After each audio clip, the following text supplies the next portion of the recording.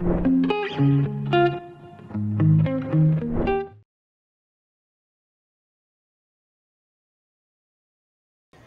everyone. I welcome you all again to Scalar Academy's YouTube channel. And in this particular session, we are going to properly understand about data science.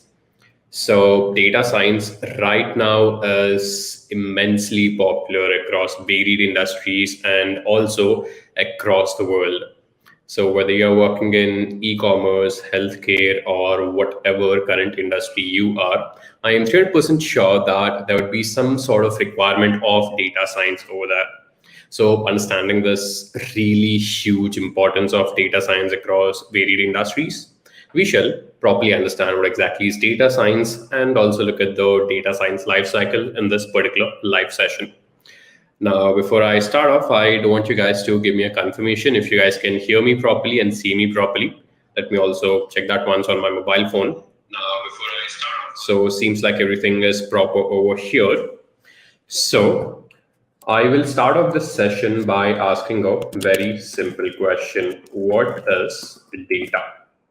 Right? Now, when we talk about data science, you can basically divide data science into two components. One is data, and then you have science on top of it. But what exactly is data? So, whenever we talk about data, just look at different things around you. On a daily basis, what is it that you're doing? So, let's say you go to Amazon or Flipkart or whatever shopping site it is, and you make some online transaction. What are you doing over there? You are generating data. Similarly, let's say you have an Instagram account and you upload pictures onto your Instagram account. What are you doing over there? Again, what you're doing is generating data. Similarly, you have a Facebook account. Let's say you put up a post that could be a written post, it could be an image, it could be a video. So what are you doing over there? You again, my friend, are generating data. Similarly, we have a lot of these streaming sites. We have YouTube, we have Vimeo, and so on. And when you upload videos onto these different streaming sites, what you're basically doing is generating data. And especially right now, we are sitting on huge amount of raw data. Now, here you have to understand the difference between data and information. So those folks who are watching right now, if you guys could let me know what is the difference between data and information, let me know. I'll wait for a bit. I'll just add that question over here. What is the difference between data and information? So let me just put that up in the chat for you folks. Now, if you guys have any idea of what is the basic difference between data and information, let me know. And it doesn't have to be perfect. Whatever you think is the difference, just put it up over here. So Vineet Khandelwal is saying data is raw. That's correct. Anyone else? Anyone has any opinion on what is the difference between data and information? Well, information is making sense of data. That's absolutely correct, Vineet. So whenever we look at data, so let's say if I give you a huge Excel sheet, and that Excel sheet probably has 10 million rows and probably 1 million columns.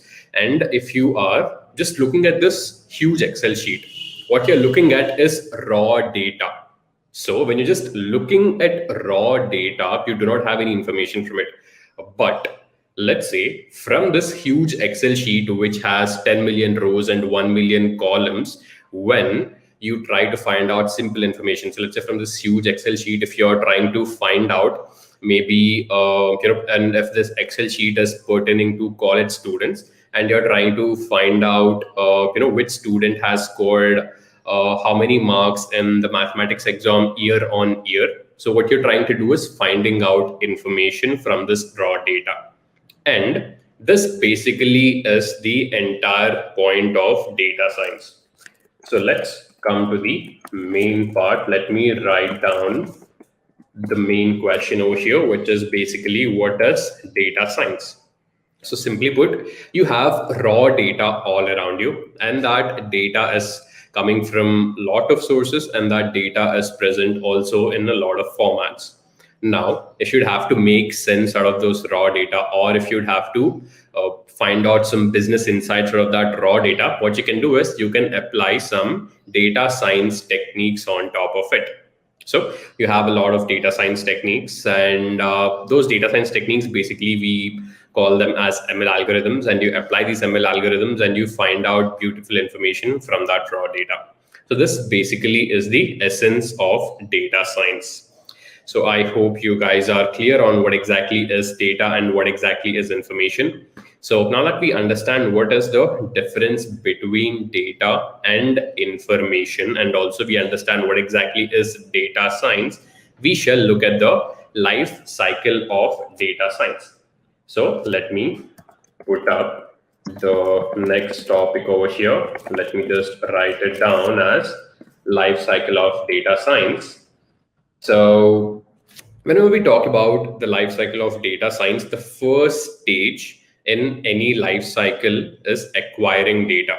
So let me just show that to you over here. So the first step in the data science life cycle is to collect data. Now, let's say you have a client coming up to you with a problem statement. Now, that problem statement could be related to any domain. It could be a healthcare domain problem. It could be an e-commerce related problem. It could be probably a blockchain related problem.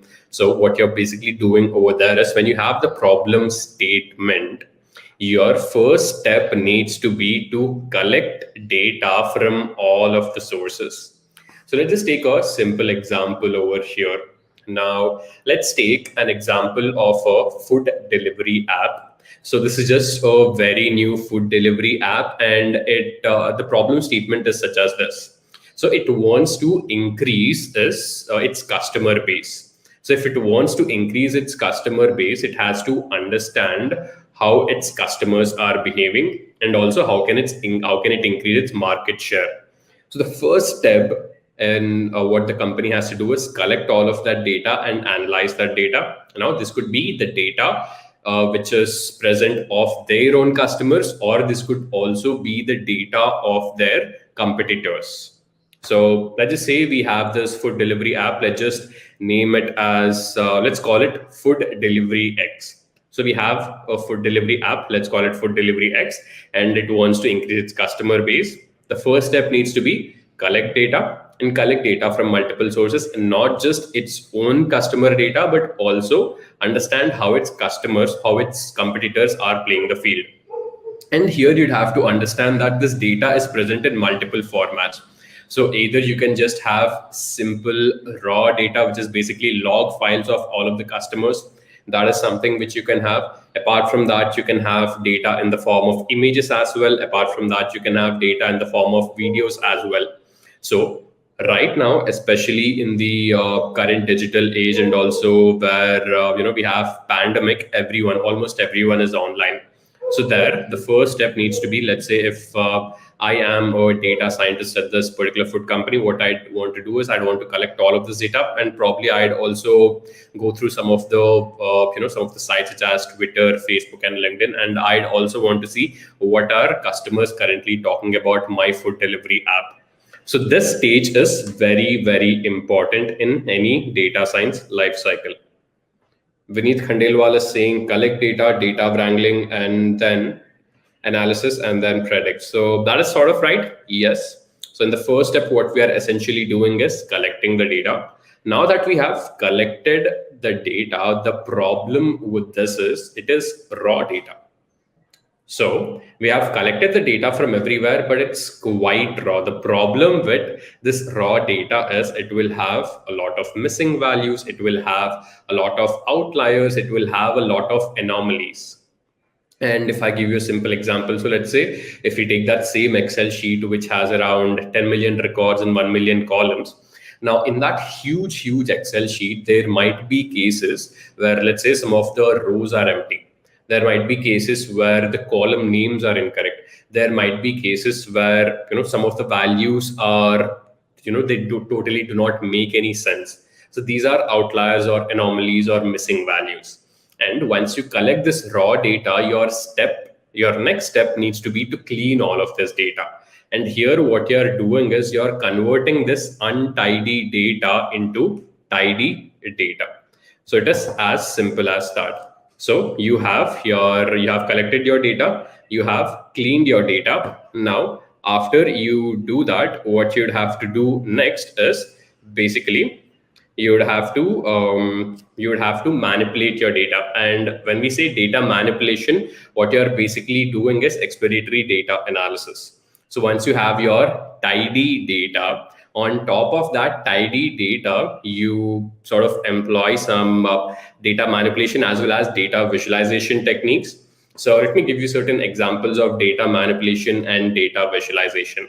So whenever we talk about data manipulation, again, we have this huge Excel sheet which has over millions of records.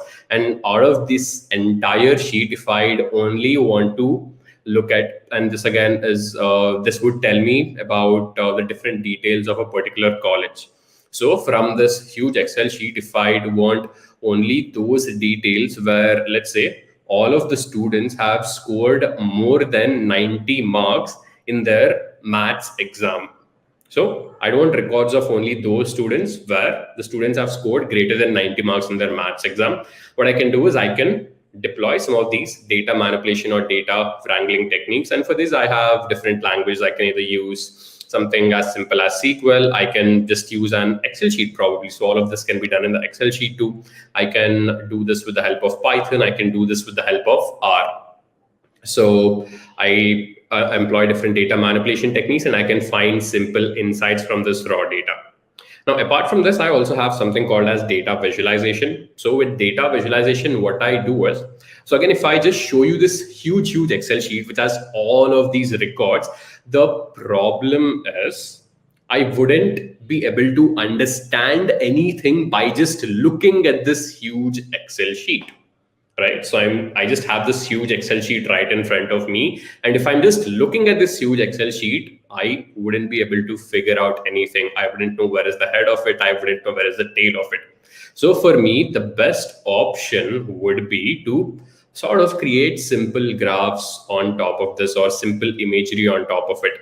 So on top of this huge Excel sheet, which has millions of records, what I can do is I can just create probably a bar chart or a pie chart or a histogram. And on the basis of that, I'll be able to understand simple insights. And also it has said, so a picture speaks more than 1,000 words, isn't it?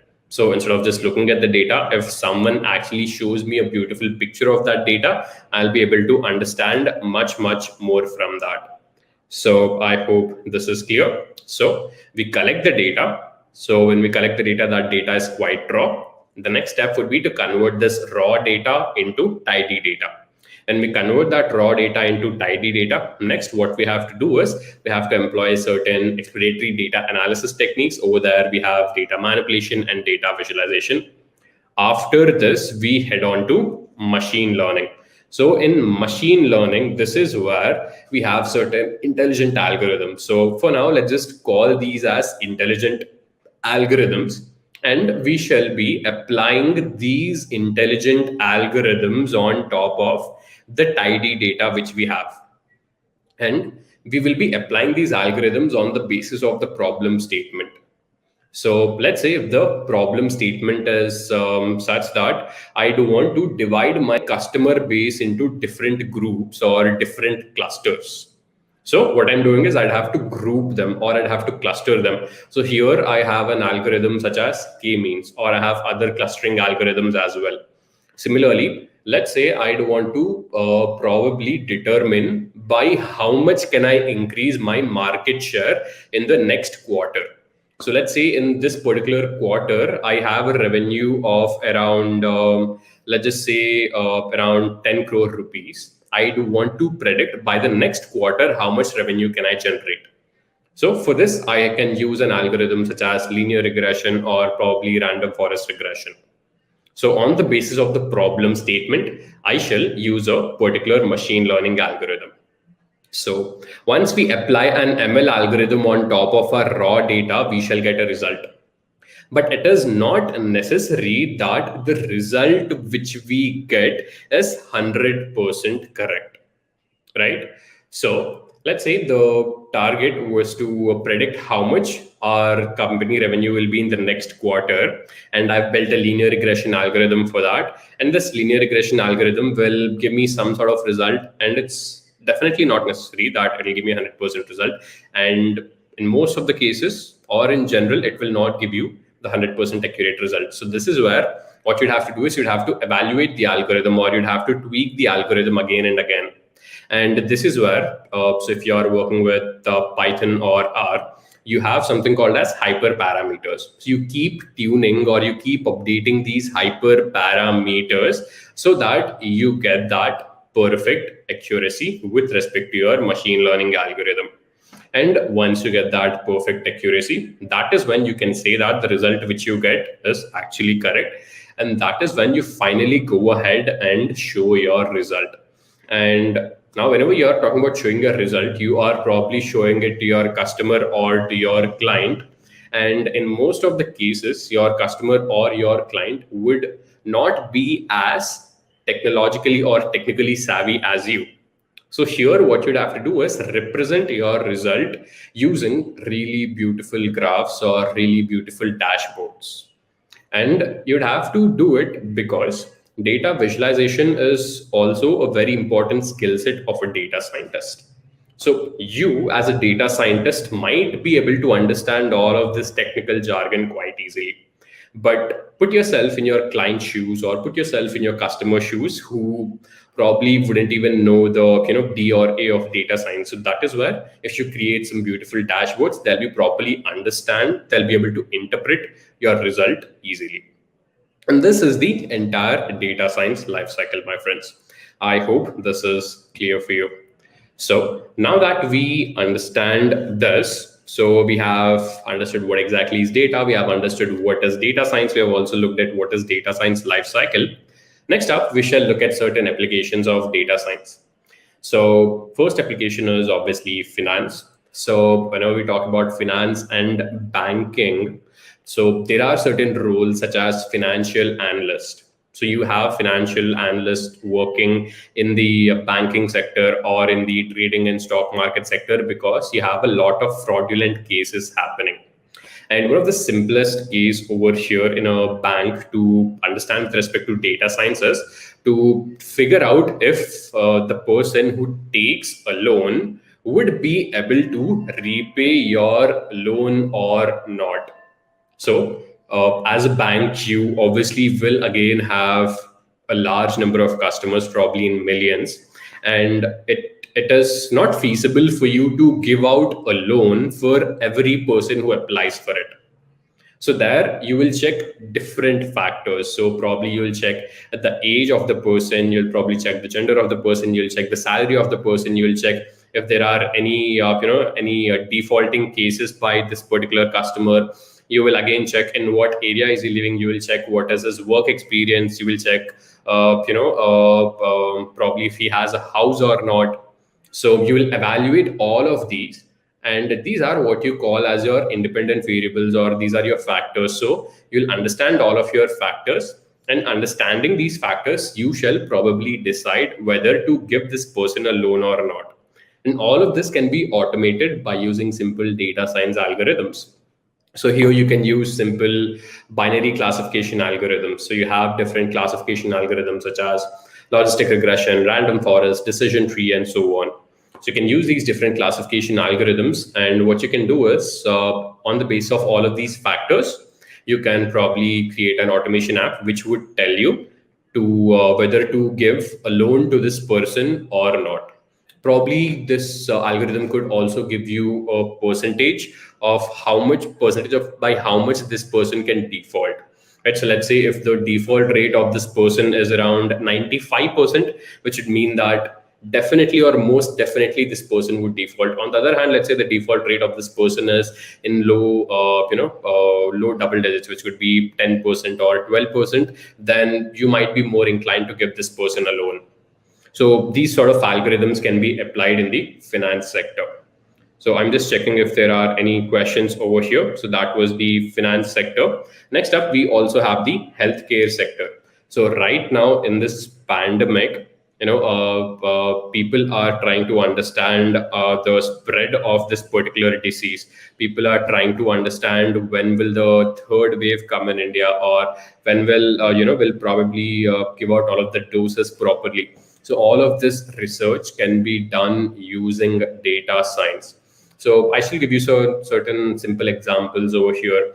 So you do not need to be an expert in data science. If you just know some basics of data science, what you can do is you can probably understand how the coronavirus has spread across different states in India, or probably even across different countries. And all of this data would be available to you across free open source sites. You have sites such as Kaggle. So you can just go on to Kaggle and you will have multiple data sets related to the spread of coronavirus and so on. So what you can do is you can just go ahead and go through that data set, browse that data set, and you can find out simple insights on, let's say, from when the pandemic started and how many cases have been increased since the last 2 years when it actually had started. You can probably compare how the virus has spread by comparing different states. So you can probably compare a state such as Karnataka and compare it with probably Maharashtra, and understand how many new cases have come up, how many people have recovered, and so on. So these are different things which you can do in the healthcare sector as well. Then next comes marketing. So marketing is something where data science is used a lot, because marketing folks, they normally have targets to increase their market share, to bring more awareness to their particular brand. And here, data science plays a vital role in understanding the customer sentiments. So here a particular and a very interesting example of data science is known as sentiment analysis. So if you're actually able to gauge the sentiment of your customer, if you're able to gauge whether your customer's sentiment is positive or negative or neutral, then on the basis of that, you can probably tweak your product. So let's say there is a shoe manufacturing company, there's a shoe brand, and it launches a latest, new shoes over there. So what it can do is the data science folks in that particular company can just go on to Twitter, Facebook, or LinkedIn and probably understand what are different customers talking about their latest launch. And if it's positive, well, that's good for them. If it's negative, that is also good for them, because they can go back and tweak their product a bit. So here, using sentiment analysis, again, you can use different algorithms, use sentiment analysis, and have probably a score over there, right? So let's say if the score is between 0 and 1, and if it is above 0.5, you can probably say that the sentiment is positive. If it is 0, or if it is less than 0.5, you can probably say that the sentiment is negative. So all of these things can be done in the marketing side of things. Then we have entertainment. So the simplest example of how data science is used in entertainment could be all of your streaming services, and one of your best streaming services, Netflix. And Netflix has this really amazing recommendation engine. And how do you think this recommendation works? Well, the answer, my friends, is data science again. So what Netflix uses is something called as user-based collaborative filtering, where it is user-based collaborative filtering and item-based collaborative filtering, where, let's say, if you normally watch something related to sitcoms. Now, let's say if I watch this TV show Friends and I add it to my watch list, since it is a sitcom, since it is a comedy genre, Netflix will recommend similar sort of shows to me. Right? So this is a simple recommendation engine, which is an example of data science. So I hope this is clear to you folks. So these are some applications of data science. So now that we've understood all of these basics, in today's particular session, what I'd want to do is I'd want to start off with one particular algorithm, which would actually be linear regression. So let me open up Jupyter Notebook over here. So I hope you guys can see this properly. So let me just write down a comment over here, linear regression, and I hope you guys can see this. And linear regression is a machine learning algorithm. Now, in machine learning algorithm, it can broadly be divided into 3 categories. So let me just write that down as well. So if we have machine learning, so you can probably divide it into supervised learning. You have something called as unsupervised learning, and you also have something called as reinforcement learning. So you have supervised learning, you have unsupervised learning, and you have reinforcement learning. Now, I'll give you a brief example of all these three different things. So let's start off with supervised learning. So let me write down supervised learning over here. And when it comes to supervised learning, what you can possibly understand over here is, let's say you have data and that data is associated with labels. So to give you a simple example, so let's say I have this water bottle with me. Now I'll just not have this water bottle, but I'll also have a label. So I'll have a text which would say water bottle. Similarly, let's say if I have this phone with me, I'll not just have this phone, but I have a text which will say that this is a phone. And this is the basic idea behind supervised learning, where you're dealing with data which has labels. And here you have something called as an independent variable and a dependent variable. So you have two things. I shall write that down. You have something called as dependent variable, and you have something called as an independent variable. And you normally try to understand how does the dependent variable change with respect to independent variable. So you can probably denote this dependent variable with y, and you can denote this independent variable with x. And what you're basically trying to find out is y as a function of x. So when you say y as a function of x, y is your dependent variable, x is your independent variable, and we are trying to understand how does y change with respect to x. And this is your simple underlying philosophy of supervised learning. And here both your x and y, you have data and you also have labels over there.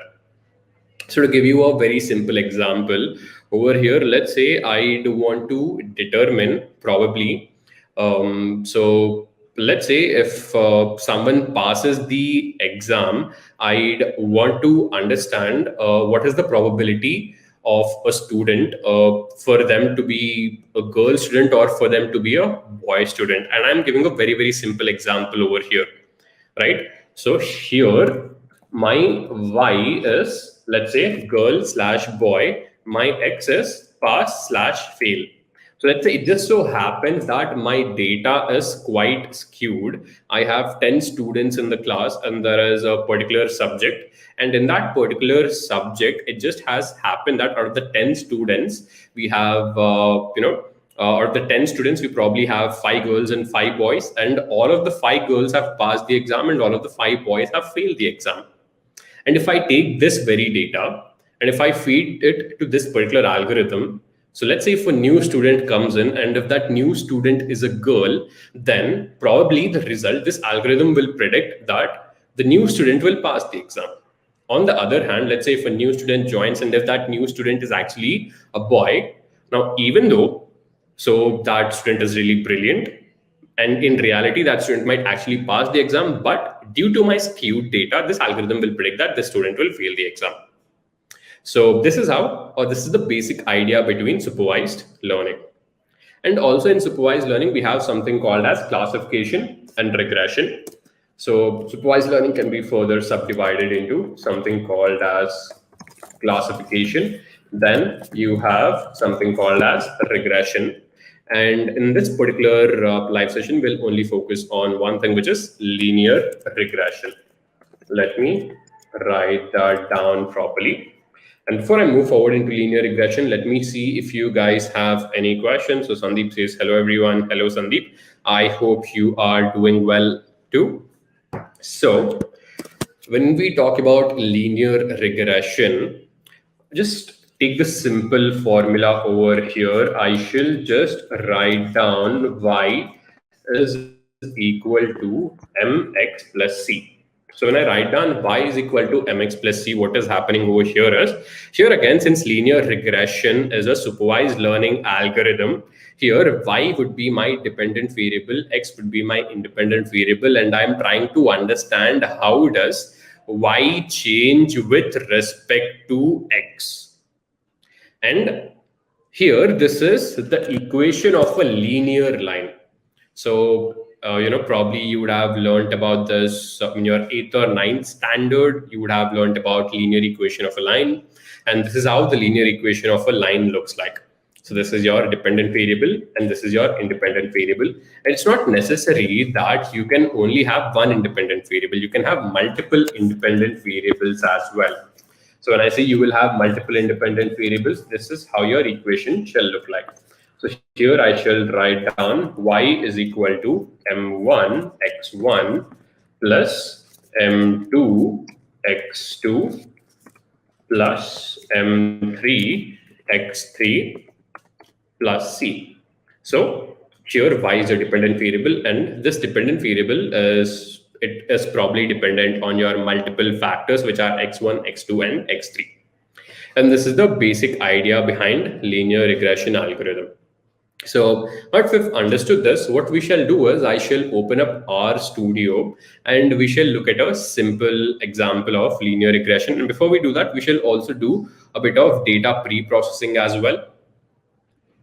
So let me just open up RStudio for you guys. So this is RStudio. So if you never used RStudio before, let me just give you a glimpse of it. This, what you see, my friends, is known as the script window. This is where probably, let's say, if you'd want to write a huge script, this is where you shall write your entire script. This is your console window. This is where you'll be executing all of your commands. So let me just write in a simple command over here, 3 plus 7. You shall see that I have successfully executed this. Then you have this environment window over here. Here you shall probably have all of the commands which you have done so far. So I have this history command, and these are all of the commands which I have executed so far. Then here you have, if you'd want to install some library, so you can just click on install over here, given the name of the library. So there would be certain libraries such as deployer. You have a library called as ggplot2. You have different libraries. You can just click on that and click on install, and all of these libraries would be installed. Now, in this particular session, we shall probably focus on both R and Python, and both of these are really important languages when it comes to implementing any of the data science tasks. And the specialty of R is it is a language which is developed by statisticians for statisticians. So if you're dealing with any statistical problem, however complex it is, then R is your best friend. It is your best tool to go with. And if you want to do probably any visualization, then R again is a really good tool for that. So there is a particular library in R called as Shiny R, and with the help of Shiny R, you can create beautiful dashboards straight out of this. So this is a simple example of RStudio for you guys. If you want to perform statistical analysis or implement data analytical tasks, R programming should be a go-to language. Understanding the importance of R language, we are bringing you this comprehensive tutorial on R programming for beginners. In this tutorial, we shall start off by working with data types and variables in R. Then we shall work with different data structures in R, such as vector, list, matrix, and data frame. Going ahead, we shall work with flow control statements in R. Following which, we shall work with deployer library for performing data manipulation operations. Finally, we shall work with ggplot2 library for data visualization. Now, before we start off with the session, I request you guys to please like the video and also subscribe to our channel. On that note, let's dive into R programming. So folks, we have opened up RStudio, and this is how the console of RStudio looks like. So we've got 4 panes over here. So this, what you see, is known as the script window. So let's say if you're writing a really long script, so this is where you'll write all of your code. So as you see, whatever code you have, you will type it out over here. So let's say if you want to write a 1,000-line code or even a 10,000-line code, and if it's a really long program, you can have all of that written over here and you can just save this particular script. Now, down over here, this what you see is the console window. And this is where you execute all of your R codes. And this, what you see, this is known as the environment window. And this over here, if you want to, let's say, import some data sets, you can go ahead and import them over here. And also you can see the history of all of the commands that you've run over here.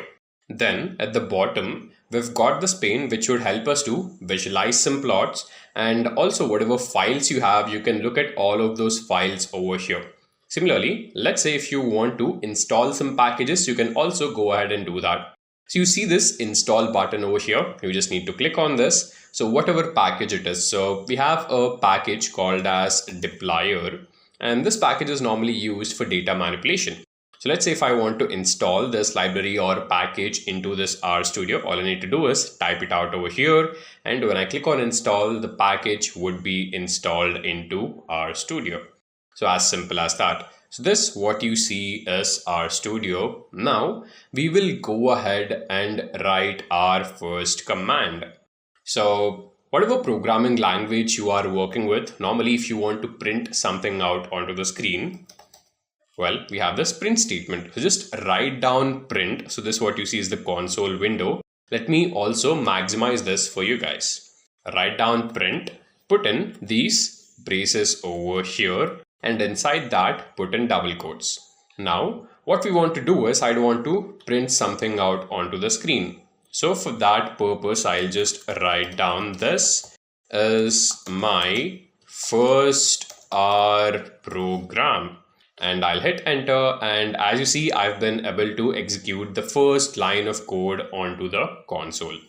So folks, you have taken the first step to learn R programming. So now that we have printed the first line onto RStudio, our next step would be to work with data. So if you are working with data, we'd have to store the data somewhere, isn't it? And this is where variables come in. So let me just add in a comment over here as variable. So what exactly is this variable? As I've told you, if you want to store something, that is when you will use this variable. So let's understand how we are supposed to store data. Now I will create a variable called as var1, and inside this I will store a number. So let's say I have a number called as 123 and I'd want to store this somewhere. So what I've done is I have created this variable called as var1, and I have this value, and I'm storing this into this variable var1. Now let me just print out var1 for you guys, and as you see, I have been able to store this value of 123 inside this variable whose name is var1. Now you'd have to remember that a variable is a temporary storage space. Now what exactly is a temporary storage space? Well, if you store a value inside a variable, you can go ahead and change that value after some time. So right now the value which is stored in var1 is 123. Now what I'd want to do is I'd want to change this value. So inside var1, now I will store 456, and let me print out var1 for you guys. And as you see, the value of var1 has been changed to 456 from 123. Similarly, I'll go ahead and store some other value. Instead of 456, let me go ahead and store 789 right now. Now also let me print out var1, and as you see, the value has been successfully changed. So with the help of a variable, we can store a certain value, and also that value can be changed whenever we want. So this is a simple introduction to variables.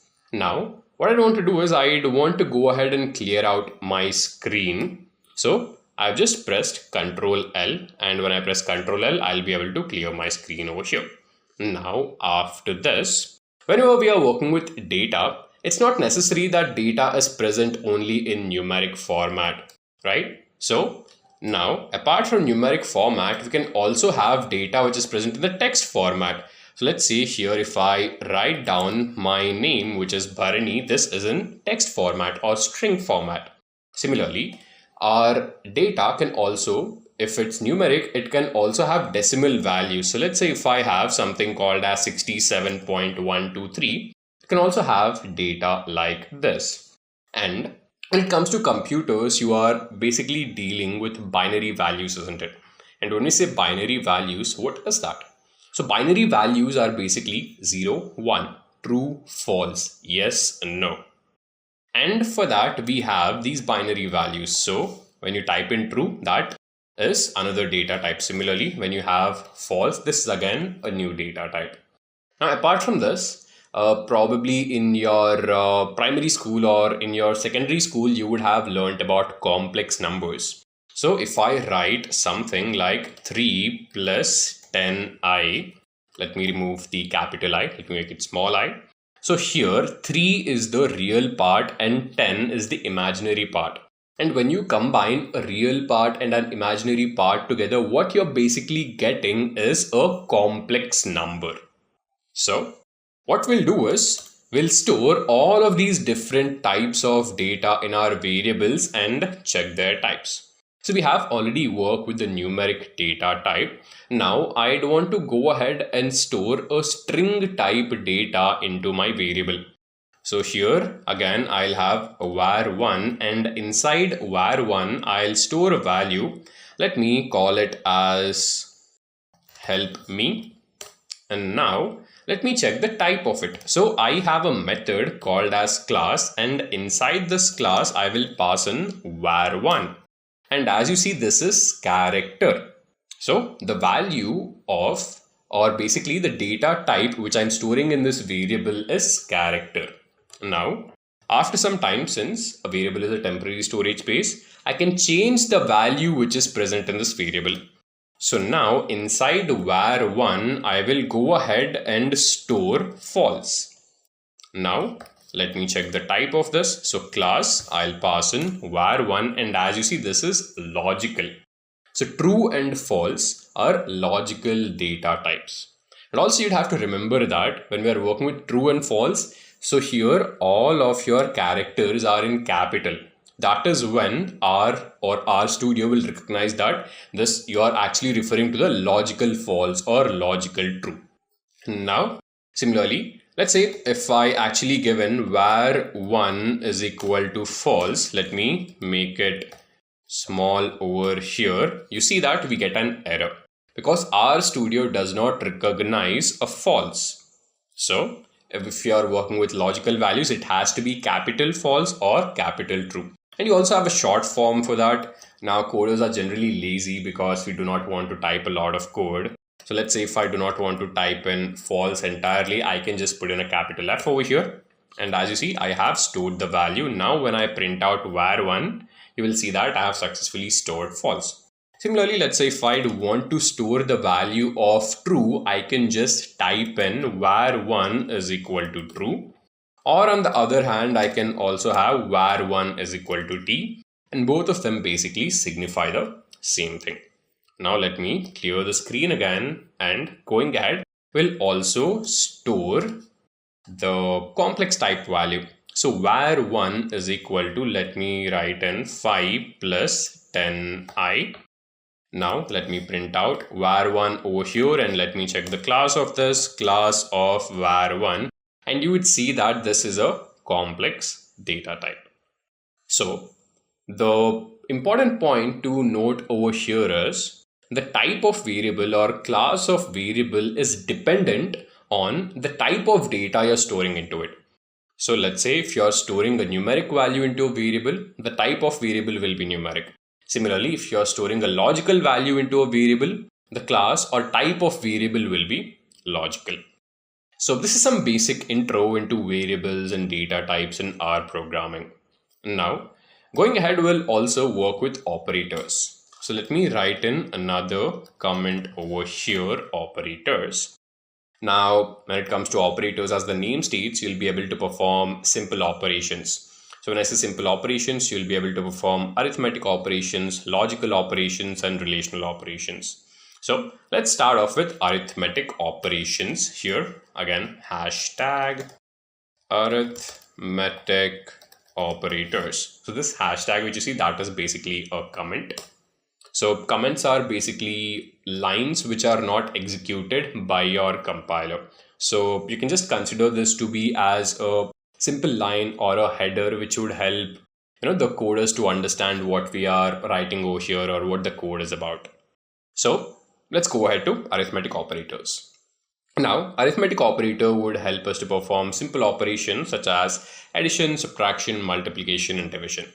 For that purpose, I will have two variables over here.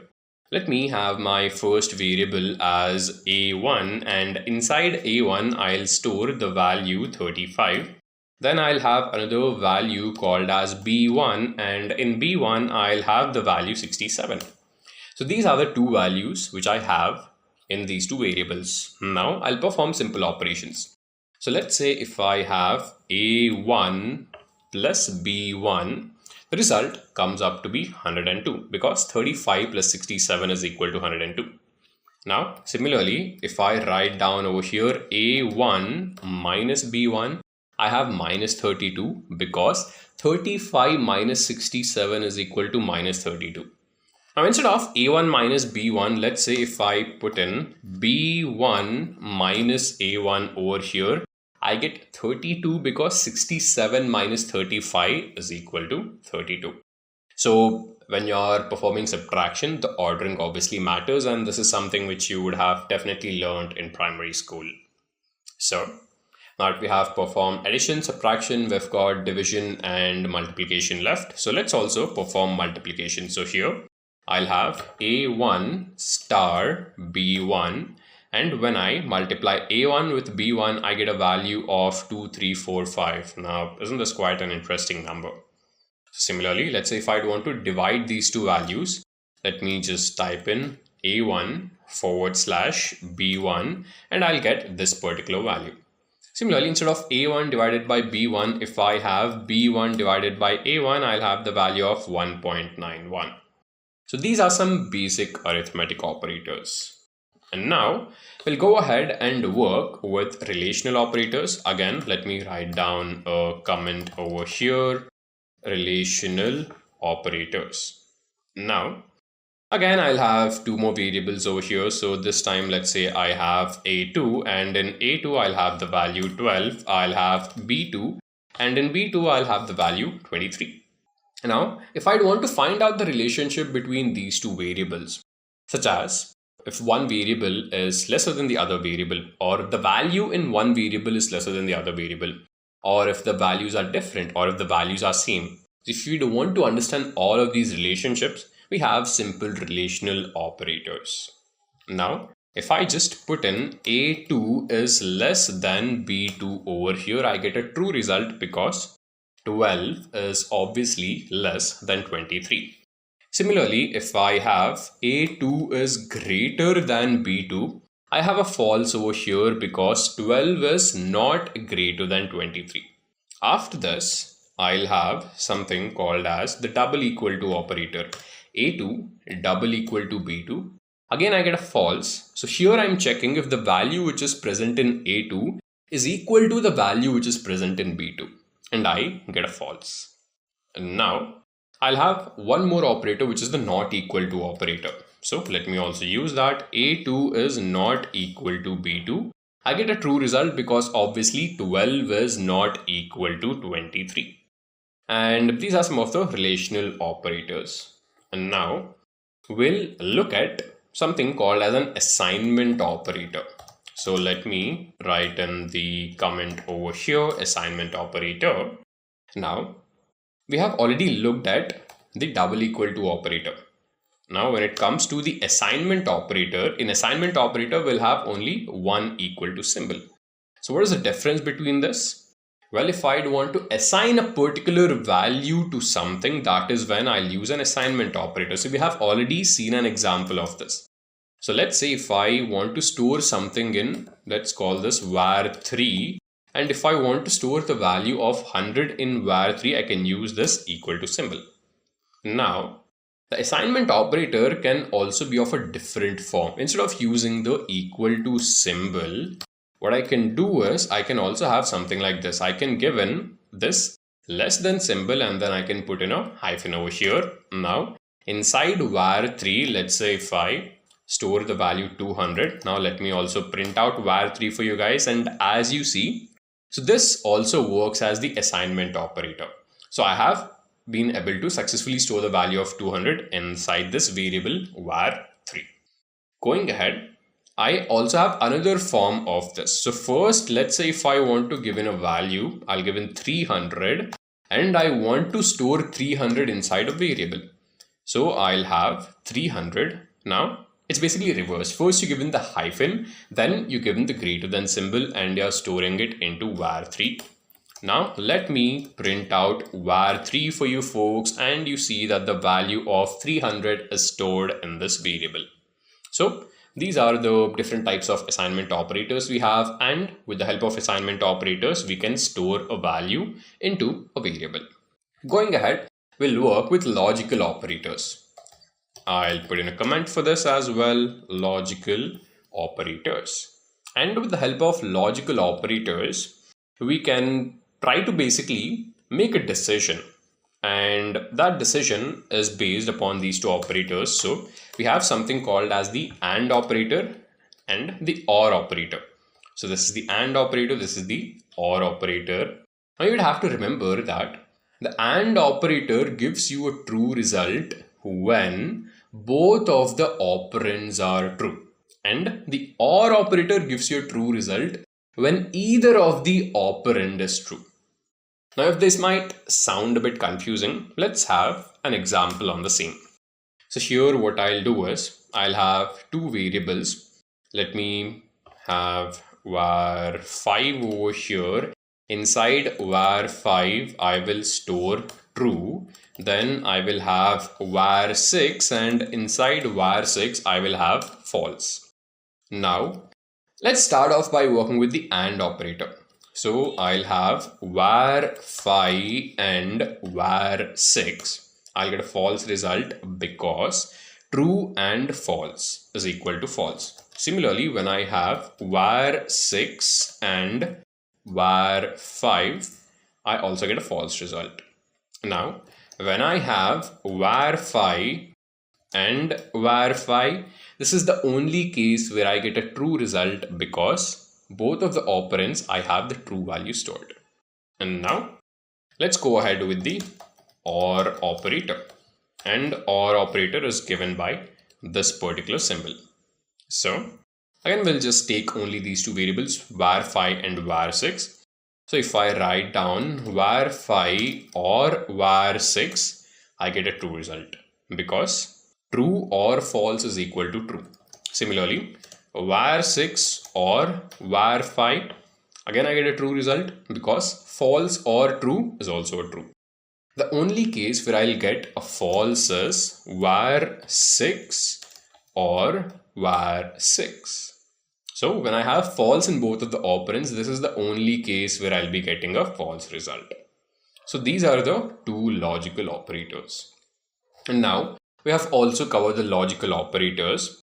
Now we will dive into something called as data structures in R. So this is quite interesting. So till now, whenever we had to store data, we've been using something called as a variable. And let me tell you a simple problem with a variable. So with a variable, you can only store one value at a time. But what if I'd want to store multiple values? So let's say you go to a supermarket and you want to take multiple things. Now, you can't keep removing whatever you store into the cart, isn't it? So let's say you go ahead and first you add, maybe you take a chocolate bar, you put it into the cart. Now you pass ahead and you actually see a chips packet. So if you're working with a variable, you'd have to remove the chocolate and you'd have to replace that chocolate with a chips packet. But what if I want to take a chocolate bar, a chips packet, a milk packet, and probably even 1 kg of rice? If I'd want to store all of these into the cart, I would need something called as data structures. And with the help of these data structures, I can store multiple values at the same time. And out of these, the simplest data structure is known as a vector. So here, I'll add this comment called as a vector. So a vector is a homogeneous data structure. And when I say homogeneous data structure, you can store elements of the same type. You can consider this to be a bit analogous to arrays in other programming languages. So if you work with maybe C, C++, or Java, you would have known about this concept called as arrays. So in arrays, what you're doing is you're storing multiple elements of the same type. Now here, let me go ahead and create a vector. I'll call this as v1. And to create a vector, I will be using this C operator. C stands for combine operator. And after this, I'll give in these parentheses, and inside the parentheses, now let's say I'd want a chips packet. After that, I'd want a milk packet, and I would also need 1 kg of rice. Let me change the name over here and let me call this my cart. Now, let me print out my cart for you guys. So what I've done is I have created a vector, and in this vector, I have stored chips, milk, and rice. Now, once I've added these items into the cart, let's say if I'd want to individually extract these items, I would have something known as indexing. So let's say if I'd want to extract chips out of this cart, so we'd have to understand the index value. So this is present at index number 1, milk is present at index number 2, and rice is present at index number 3. So here I'll just write down my cart, then I'll give in parentheses. So here I'm giving square braces, and inside the square braces, this is present at index number 1. So if I'd want to extract the chips packet out of this cart, I'll give in 1, and you see that I've been able to extract chips. Similarly, let's say if I'd want to extract a milk packet out of this, I'll change this value, I'll keep it to 2, and you see that I've been able to extract a milk packet. Similarly, if I'd want to extract the rice packet, I will give in 3. And you see that I've extracted rice.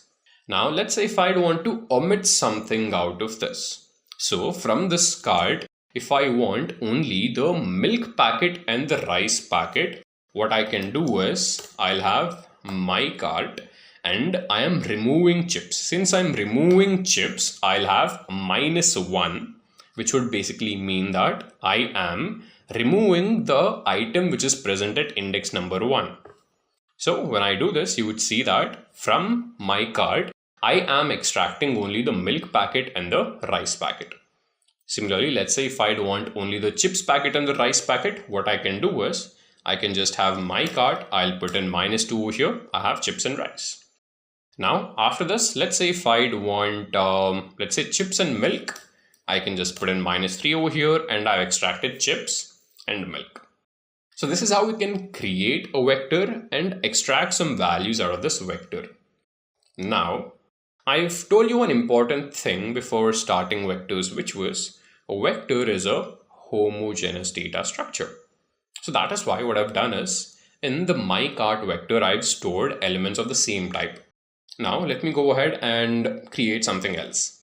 So let's say I'll have another vector called as my numbers, and inside my numbers I'll just have some random numbers over here. I'll have 23, 34, 45 and 56. Now let me print out my numbers for you guys, and you see that I have all of these values. So again, all of these. So let me also print out my cart for you guys. So I have my numbers in my cart, and let me show you the class of both of them. Class of my numbers, you would see that this is a numeric vector, and similarly I'll have class of my cart, you will see that this is a character vector. Now let me do something interesting. So let's say if I'd want to mix these two things, so I'll call this my cart numbers, and here let's say I have chips. After chips, let's say I given 30, then I write down milk, and after I write down milk, I'll given the value 40. Now I hit enter. You see that I've been able to execute this. So how is this actually a homogeneous data structure if I'm able to store a character type value and a numeric type value at the same time? Well, let me show you the magic. Now, let me check the class of this. Class of my cart numbers, you will see that this is of character type. So what has happened over here is the numeric values which you have passed inside this vector, they have been coerced into numeric, into actually character type. So in your final, let me print out the final vector, and you will see that the values of 30 and 40 which I had passed in as numeric, they have been coerced into character. And that is why the class of the vector which I've created is actually a character vector. Now, similarly, what I want to do is let me also pass in some logical values over here. Let me call this V1 random, and inside this I'll have numbers 12, 34, and after this I'll have a true value and a false value.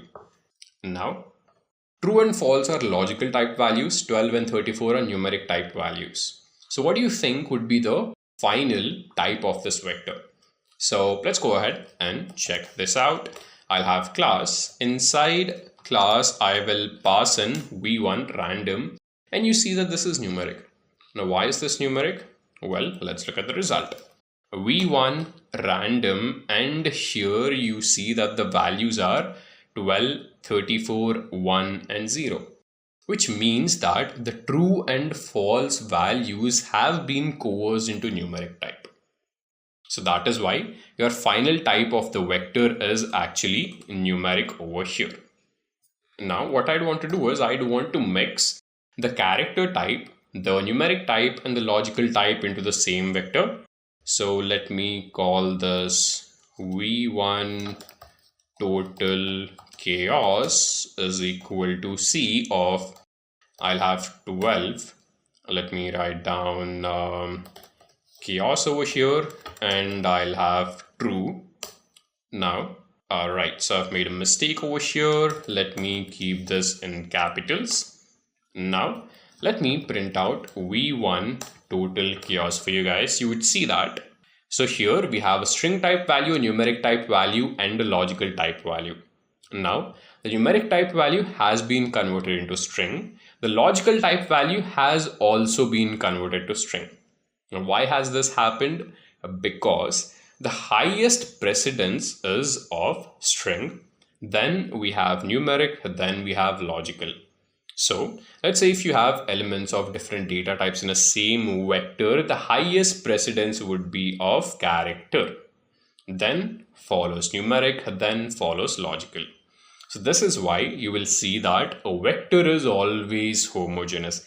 Irrespective of what elements you pass in, the final elements would be of the same type, and that is why we call a vector as a homogeneous data structure. So I hope this is quite simple to you guys and you have understood this properly. Now what I want to do is I'll introduce you folks to the next data structure, which is a list. Again, let me have a comment over here. I'll write down list. Let's start by understanding the difference between a vector and a list. So when it came to a vector, if you are adding elements of different types, the final elements would be of the same type. But let's say if I want the individual elements to maintain their identity, that is, if I have a numeric value, a logical value, and a string value, I want the numeric to stay as numeric, the string to stay as string, and the final logical value to stay as logical. We have something called as list, and your list is a heterogeneous data structure. A heterogeneous data structure basically means that you can store elements of different types, and these elements of different types will have their identity maintained. Now, let us go ahead and create a list. So let's call this my cart list. And if we are supposed to create a list, I have a method called as list in R. So let me just use this list, and inside this, what I'll have is I'll have chips. Let's say the cost of the chips packet is 20, and let's say if the billing has been done, I will have a true value over here. Now let me hit enter, And let me print out my cart list for you guys, and you will see that this is how your result looks like, and also the individual identities maintained. Chips obviously stays as a string because it has the highest precedence. 20 is numeric, stays as numeric. True is logical, stays as logical. Now, if you guys still don't believe me, let me really show it to you guys. So I'll have class. Inside class, I will pass in my cart list, and here I'll have 1 1. You will see that this is a character. So 1 1 over here, this indicates the first element, which is chips. Then I'll have 1 2. Now this is actually 2 1 over here. Let me change it. This is compartment 2 element 1. This is numeric. Then finally I will have 3 1, and you will see that this is logical. So chips stays as character, 20 stays as numeric, and true stays as logical. Now let me make something complicated over here. Let me call this my complicated list. Again, if I'm supposed to create a list, I'll have list over here. Inside this, let me have a vector over here. This is a numeric vector. I'll pass in the values 1 2 3.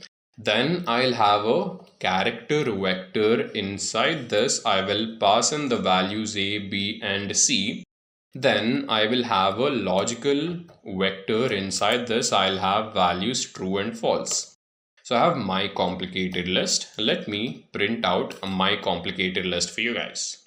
So here, as you see, I have 3 compartments, and in those 3 compartments, I have individual elements. The first compartment is for my numeric array. Second compartment is for my character array. Third compartment is for my logical array. Again, let me go ahead and check the data type of these individual values. So my complicated list, before this, let me put in class. Let me have this. Let me get this copied over here. I'll get it pasted. So my complicated list. So 1, and let me just check the first element. You will see that this is a numeric. Similarly, let's say if I have this as 2 1, this is character, and when I have 3 1, this is logical. And now what I'd want to do is, let me print out my complicated list. So now from this, let's say if I'd want to extract individual elements, let's see how can we do that. So from this entire list, let's say if I'd want to extract this particular element, which is false. So here, this is present at compartment number 3, and the index is 2. So here, let me just write down my complicated list. I'll have the compartment, which is 3. Now let's say if I just give in the compartment number, I'll have true and false. Now after this, I'll have another parenthesis, and inside the parenthesis, I'll give in an index value. So if I give in 2, which would mean that from the compartment number 3, I am extracting this false value. Similarly, let's say if I'd want to extract this number 2 from this entire list. So what I'll do is I'll have my complicated list, compartment is 1, and it is present at index number 2, and I have extracted this. So this is how we can extract individual elements from a complicated list. Now going ahead, we'll work with matrices. So let me just add in a comment over here. I'll write down matrices, and matrices are 2-dimensional data structures.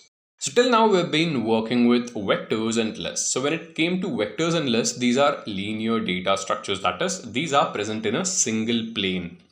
Now, if I'd want values to be stored in, let's say, more than 1 dimension, I have something called as a matrix, and your matrix is obviously present in a 2-dimensional space.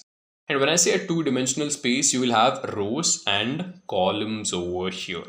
So let me just go ahead and create my first matrix.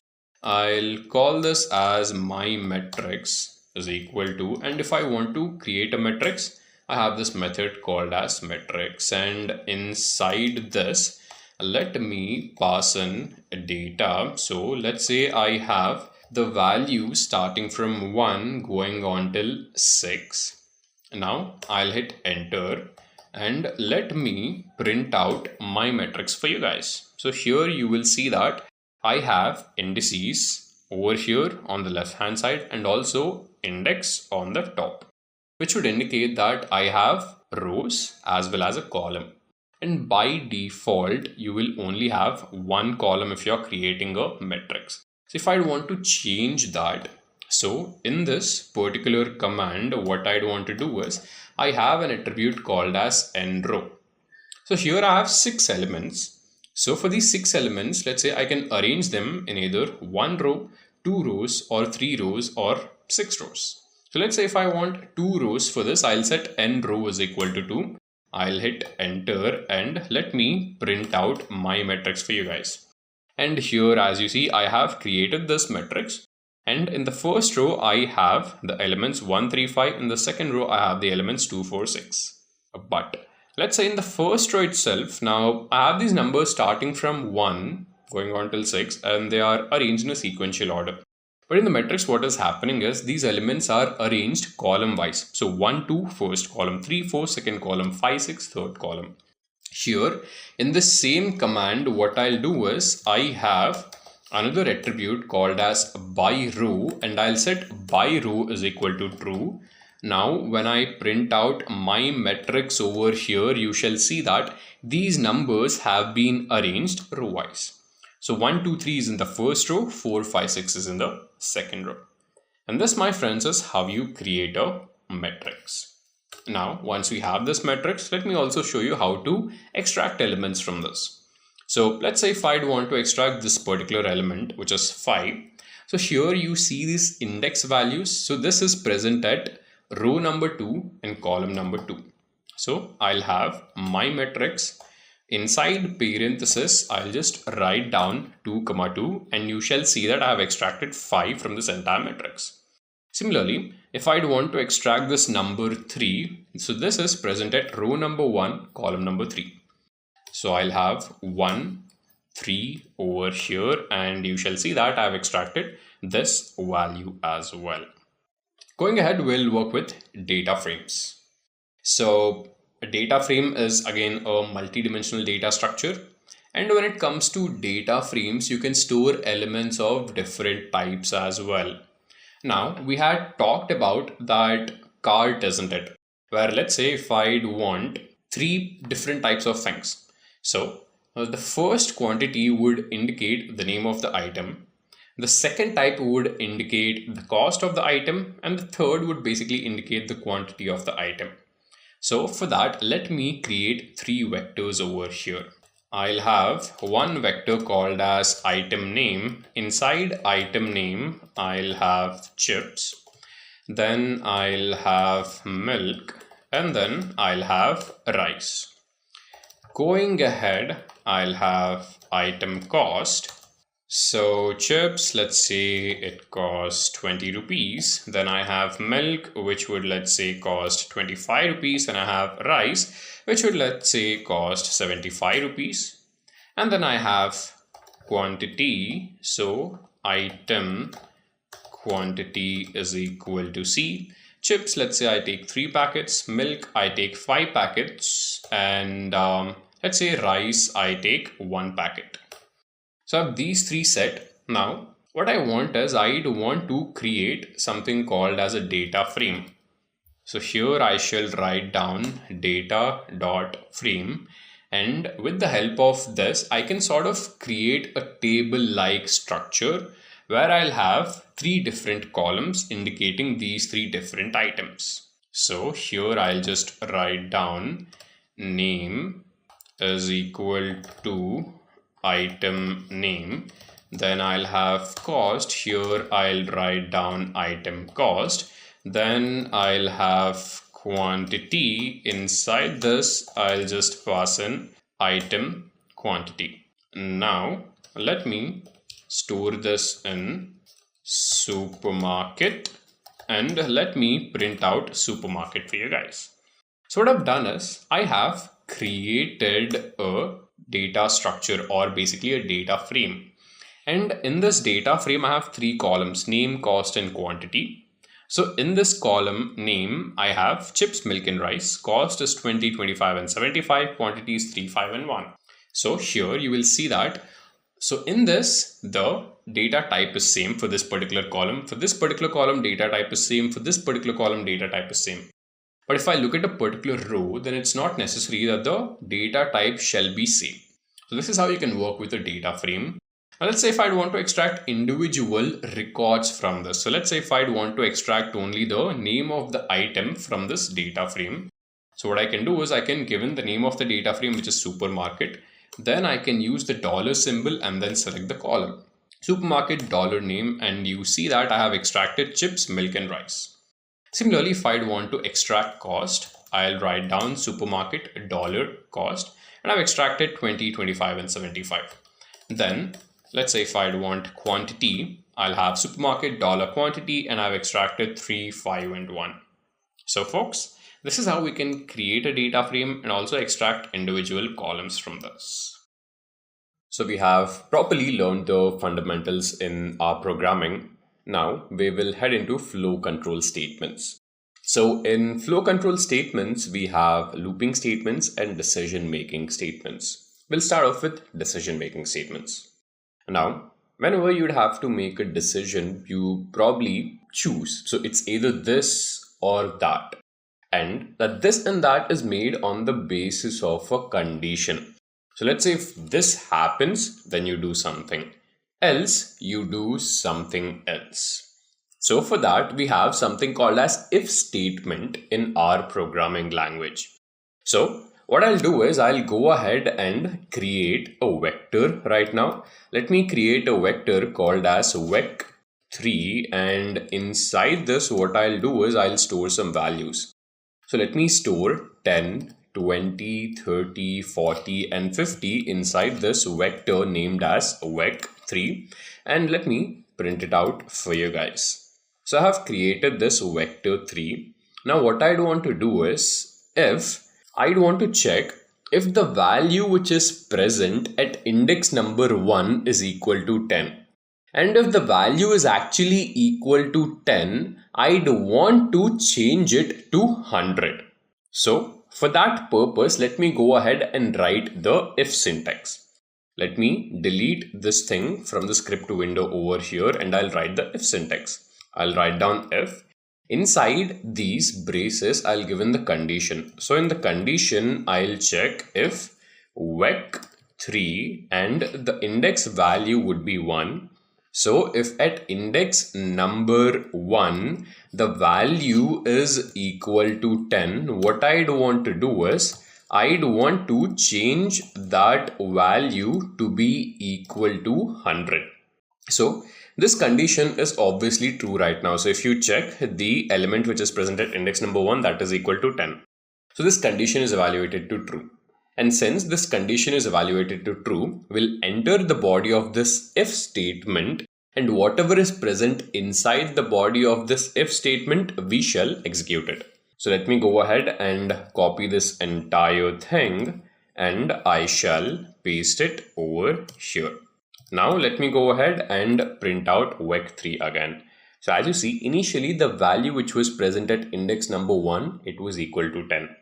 Now, after using this if statement, we have been able to change that value from 10 to 100. Now let's go ahead and look at some more examples of this. So here, let me again have vec3 printed out for you guys. And these are all of the elements. And now I'd want to check if the value which is present at index number 2, if that is equal to 30. So I'll write down if vec3, and I'm checking the value which is present at index number 2. So if vec3 index number 2 is equal to 30, what I'd want to do is I'd want to go ahead and print out, let's say index 2 is 30. Let me go ahead and paste this over here. And as you see, we do not get anything over here, and that is because this condition is false. And whatever condition, if it is evaluated to false inside the if condition, Then we will just skip out the body of the if statement. So since this is evaluated to false, I'll skip this entire body and nothing happens. Now, if I'd still want to evaluate something, so if I'd still want to print out something even if the condition is false, what I can do is I shall have something called as the else statement. So again, let me have vec3 over here. Again, I'll check the same condition. So what I'm doing is I'm checking if the element which is present at index number 2, if that is equal to 30. If that is equal to 30, I'll print out this. But that is evaluating to false. Since that is evaluating to false, what I'll do is I'll have something called as the else statement. If this is false, go ahead and do something else. Print, what I want to print is index 2 is 20. Let me copy this entire thing and I shall paste it over here. Now, as you see, what has happened over here is we have checked this particular condition first. Now, after checking this condition, since this is false, I'll skip whatever is present inside the body of if statement. I'll directly go to the else statement and I will do or execute whatever is present inside the else statement. Since I have this print statement inside this else body, I'll go ahead and print out index 2 is 20. So if and else we have covered. Now what I want to do is I'll go ahead and take three numbers. So I'll have a number called as A. I'll store the value 10 inside that. I'll have a variable called as B. I'll store the value 20 inside that. And I'll have a variable called as C. And I'll store the value 30 inside this. And using the if else statements, I'd want to check which of these variables has the highest value. So first I'll write down if A is greater than B and A is greater than C. What I'd want to do is I would want to print out A is the greatest. On the other hand, if this is evaluated to false, I can give in another condition. So to give in another condition, I shall write down else if B is greater than A and B is greater than C. If this happens, I'd want to print out B is the greatest. And if this also evaluates to false, I'll just have another else statement and inside this I'll go ahead and print out C is the greatest. Now let me go ahead, select this entire thing and let me drag this up a bit and I shall paste it over here. So now you see that I have 10 in A, 20 in B, 30 in C, and when I execute this entire piece of code over here, the first if statement, since this is false, I will not enter the body of this if statement. Then I use else if, I'm checking this condition, this is also evaluating to false. And then finally, I have the last else statement. Since these two are false, I'll just directly head to this else statement and I will execute whatever is present inside this body. And inside the body of the final else statement, I have the print statement with the help of which I'm printing out C is the greatest. So this is all about if-else statements. Now what we shall do is we will go ahead and work with looping statements. So with the help of looping statements, we can repeat a particular task. Now I'll have a variable called as I. And inside this variable I'll store the value 1. Now what I'd want to do is I'd want to add the number 1 each time to this value of I. So 1 plus 1 becomes 2, 2 plus 1 becomes 3, 3 plus 1 becomes 4 and 4 plus 1 becomes 5. Now I don't have to manually do this. If I just put it inside a loop, I will just get those incremental values. Here I have a looping statement called as while, and inside while I'll give in the condition. I'd want this while loop to run as long as the value of I is less than or equal to 5. So as long as the value of I is less than or equal to 5, I would want to print out I. And what I'll do is inside the loop as well, I will keep on incrementing the value of I. Now let me select this entire thing and I shall paste it over here in the command window. And as you see over here, with the help of this while loop, I have been able to print out 1, 2, 3, 4, and 5. Again, if you're still confused about what is happening over here, let me make this even more clear. So initially, value of I is equal to 1. And inside the while loop, I shall check if I is less than or equal to 5. Currently, value of I is 1. So is 1 less than or equal to 5? Yes, that is true. Since that is true, I'll enter this while loop and I'll print out I. So what is I? It is 1. So here I'm printing out 1. After printing out 1, I shall increment the value of I. I is equal to I plus 1. Now the value of I is equal to 2. Then I'll go back, I'll check this condition. So is 2 less than or equal to 5? Yes, that is true. Since that is true, I'll again enter this while body and I'll print out I, which is equal to 2. And again after that, I is equal to I plus 1. Now I's value becomes 3. And this process goes on until this condition over here becomes false. And this is how you keep on iterating the values. Now let's say if I do want to have this list from 1 to 10 instead of 1 to 5, all I have to do is, let me have this written properly over here. So I'll have while I is less than or equal to 10. And here, as you see, when I have executed this, I have all the numbers starting from 1 going on till 10. After the while loop, we have something called as the for loop. And the for loop is normally used to iterate over our data structures. And we have already worked with our data structures, which are vectors, lists, matrices, and data frames. So to give you guys an example, what I'll do is, I'll go ahead and again create a vector. Let me call this as vec_for. In vec_for, I'll have again the values of 10, 20, and 30. Let me select this entire thing and I'll paste it over here. Let me also print this out. And when I print out vec_for, you shall see that I have the values 10, 20, and 30. Now, using the for loop, I do want to add 100 to each element inside this vector. Let me write out the for loop syntax for you guys. I'll write for, and inside this I shall write for I in vec_for. All I have to do is print of I plus 100. Let me select this entire thing now and I shall paste it over here. And as you guys see, so for each element over here, I've been able to add 100. So 10 plus 100 is 110, 20 plus 100 is 120, 30 plus 100 is 130. Now here, if you look at the syntax properly for I in vec_for, what is happening over here is I value starts from 10 and goes on till the end of this vector. So we are iterating over our vector. Initially, I's value is 10, then it becomes 20, then it becomes 30. And as we are iterating over here, I'm just adding. So inside the body of the for loop. So initially, I is 10.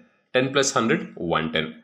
After that, I's value becomes 20. 20 plus 100 becomes 120. After that, I's value becomes 30. 30 plus 100, it is 130. So this is how you can work with for loops. So now that we have worked with looping statements, it's time to work with functions. So with the help of a function, what you're basically doing is you are ensuring that you have a piece of code that you can invoke whenever you want. And to give you guys a simple example, all of you folks must have used a calculator, isn't it? And whenever you press the addition button or the plus symbol, what happens is two numbers are automatically added. So here what is happening is you have a piece of code and that piece of code has been embedded for that plus symbol or for that addition operation. And whenever you click on that plus symbol, two numbers or how many numbers are there, all of those numbers are added. Similarly, if we are looking at subtraction, whenever you click on that minus symbol, those two numbers are being subtracted. So we'll do something like that over here. So I'll go ahead and create a function. So to create a function, you have this syntax called as function, and normally every function takes a parameter. So here inside these braces, what I am passing in is a parameter, and here the parameter is x. Now what I'd want to do is whatever value I pass inside this function, I would want to add 10 more to that particular value.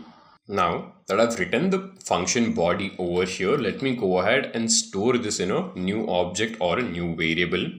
I'll call this as add 10. Let me select this entire thing and I shall paste it over here. Now what I've done is I've just created the function body, or I've defined a function. Now it's time to invoke the function or call the function. So to call the function, I'll write down add 10. And this, what you see, x is the parameter. So I'll pass in a parameter. So let's say I pass in 5 over here. What is happening is, so x is basically 5. 5 goes inside this function and I am printing out 5 plus 10, which is equal to 15. Similarly, instead of 5, if I pass in 12, what I'll get is 22 over here, because 12 plus 10 is 22. Again, over here, instead of 12, if I pass in 100, I'll have 110, because 100 plus 10 is this. It's also not necessary that you can have only one parameter inside a function. You can have as many parameters as possible. So if I want to add two values together, so here I shall create a new method called as add. Let me write this properly. Add to num. So inside this, I'll just have two parameters. So this is the function body. Inside this parameters, I'm giving two parameters, x and y. And what I want to print out, or what I want to return, is x plus y. I'll take this entire thing and I shall paste it over here. Now let me call add to num over here, and inside this, if I pass in 10 and 54, I'll get 64, because 10 plus 54 is equal to 64. Similarly, let me change these values over here. Now I'll have 31 and 90, and the final result becomes 121, because 90 plus 31 is equal to 121. So folks, this is how you can work with functions in R programming language. Now what we shall do is we will revisit data frames and work with some inbuilt functions on top of our data frame. Also, whenever you're working with R Studio, you have an inbuilt data set over here, which is known as the iris data set. So let me show you guys that data frame. I'll use the view method. Inside view, I will pass in this really famous data frame known as iris, and I'll hit enter. And this is the iris data frame. So if you want more information of this particular data frame, what you can do is just put in a question mark and then write in the name of the data frame, which is iris. And here on the right hand side, you see this help section. You have all of the information related to this iris data frame.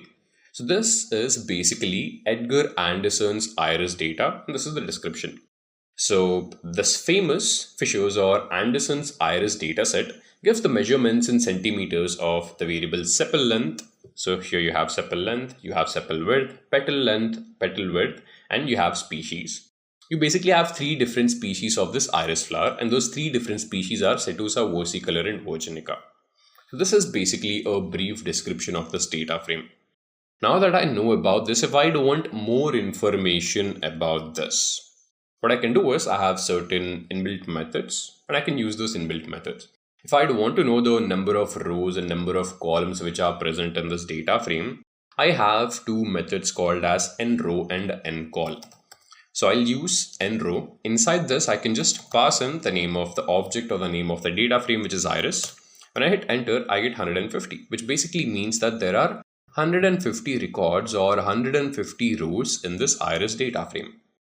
Similarly, I can use the ncol method. Inside ncol, again, I shall pass in iris. So now I get 5 because there are 5 columns in this iris data frame. 1, 2, 3, 4, and 5. So this was nrow and ncol. Now, if I want to get the number of rows and number of columns together, I have the dim method. Inside the dim method, I can just go ahead and pass in iris. And here you see that I have 150 and 5. 150 basically denotes the number of records. 5 basically denotes the number of columns. So this is set over here. After this, what I'd want to do is, let's say from this entire data frame, if I'd want to look at only the first 6 records of this iris data set, I have something called as the head method.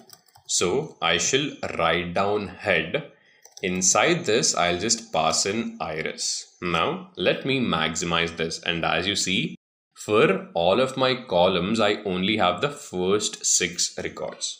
Similarly, instead of the first 6 records, let's say if I want to look at only the first 3 records, what I'll do is iris, I'll have this option of 3. Now when I hit enter, you shall see that I have only 3 records from this entire iris data frame. Similarly to the head method, we have the tail method. So if the head method gives you the top 6 records by default, the tail method would give you the bottom 6 records or the last 6 records by default. So now I shall write down tail, and inside this I will pass in the iris data frame. Let me just pass in iris. And when I hit enter, here have a look at the index numbers over here. So the index numbers start from 145 and go till 150 because these are the last 6 records which are present in this data frame. Now, instead of the last 6 records, if I want the last 3 records, I shall just put in 3 over here, tail iris 3, and you will see that the index number starts from 148 and goes up till 150 because these are the last 3 records. Now, if I want to perform simple operations on this iris data frame, I have something called as the apply method. So using the apply method, so let's say I have all of these numerical columns over here. Now, if I want to find out the minimum value across all of these numerical columns, what I can do is I can use the apply method. So let me show you how it's done. I shall write down apply, and this sort of takes in 3 parameters. Your first parameter is basically vector or a list or a matrix or a data frame. So you basically pass in a data structure inside this. Here I shall pass in iris. After that you have the margin. So for margin you can either give in 1 or 2. So if you give the margin as 1, it would mean that you are applying this across rows. If you given the margin as 2, that would mean that you are applying this function across columns. Now what I'd want is I'd want the minimum value across all of these numerical columns. So since I want only the numerical columns, I would also have to make a certain change over here. So when I use iris, this shall also include the last column. So let me give in parenthesis over here. I don't want all the records. So here, the left side of the comma denotes all of the rows. The right side of the comma denotes all of the columns. So what I'd want is, I'd want all of the columns starting from column number 1 going on till column number 4, but I do not want the last column. So from this iris data frame, I'm selecting all the rows and I'm taking only the first 4 columns. Now it's time to give the margin. I'd want to apply this function across the columns. So here I'll give in the margin value as 2. And I'd want to apply the minimum function across all of these columns. So I'll write down min. Now let me hit enter, and this is the result, as simple as that. So the minimum value which is present in the sepal length column is 4.3. Similarly, the minimum value which is present in the sepal width column is 2.0. Minimum value which is present in petal length column is 1.0, and the minimum value which is present in petal width column is 0.1. Now, if I want to find out the maximum value, all I have to do is just a little bit of change. Here, instead of min, I will keep it as max, and when I hit enter, you shall see that maximum value in sepal length column is 7.9, maximum value in sepal width column is 4.4, in petal length column is 6.9, and in petal width column it is 2.5. Now, instead of using the apply function, if I just directly want to find out the minimum value across a particular column, that can also be done. I can just use min. So this is the method. Inside the min method, I will just pass in this particular column. So if I want to pass in this particular column, that column is part of the iris data frame. So I shall write down iris $sepal length, and when I hit enter, you shall see that the value is 4.3. Now, similarly, if I want the minimum value of sepal width column, I'll have min iris I'll give sepal width, and you shall see that the value is 2. Now, if I want to tally it with the apply method, let me use this. So here you shall see that with the apply method as well, the minimum sepal length value comes out to be 4.3. The minimum sepal width value comes out to be 2.2. Now we shall work with the dplyr package in R. So this library helps us to perform various types of data mining or data manipulation operations on top of our data. And now we'll be performing all of our operations on top of the iris dataset. So let me just go ahead and open this dataset. So I'll write down view of iris, and this is our very own iris data frame, and we have already had a glance at this. Now it's time to load up the dplyr library. And if we have to load any library, I would need to write down library, and inside this I need to give in the name of it. So the name of the library is dplyr, and when I hit enter, we have successfully loaded this. Now, also at the start of the session, I've told you how to install a package or a library. So here you see this package button. Just click on this, click on install, and you need to type in the name of the library that you don't have to install. So here keep in mind that before you actually load a library, you would have to install it into your system. So first install it. Now after you install it, you can just go ahead and use library, and inside that you can give in the name of the library and you are loading it. Now that we have done this, let's perform some data manipulation operations using this. So this dplyr library has a variety of functions. Let me just write those functions down over here. So we have a function called as select. Then after that, we have a function called as filter. Going ahead, we have another function called as muted. So probably we'll be looking at these three different methods which are present in the dplyr library. So the first method, which is select, helps you to select individual columns from this entire data frame. And now from this iris data frame, let's say if I want to select the sepal length column using the select method, I'll show you how to do it. Again, since the select method is a part of the dplyr library, if you have to work with that, your first task needs to be to load the dplyr library itself. So now what I want to do is, first I'll start off by giving the name of the data frame, which is iris. After that, I will give in this operator, which is called as the pipe operator. And now this pipe operator is, you can just consider this to be sort of a connector. So if you look at a real life scenario, what is a pipe basically used for? A pipe is used to connect different things, isn't it? So let's say you have a source and you have a destination, and the pipe connects the source and the destination. So that is what this pipe operator does over here. You have something on the left hand side and you have something on the right hand side, and this symbol which you see helps connect whatever is there on the left hand side with whatever is there on the right hand side.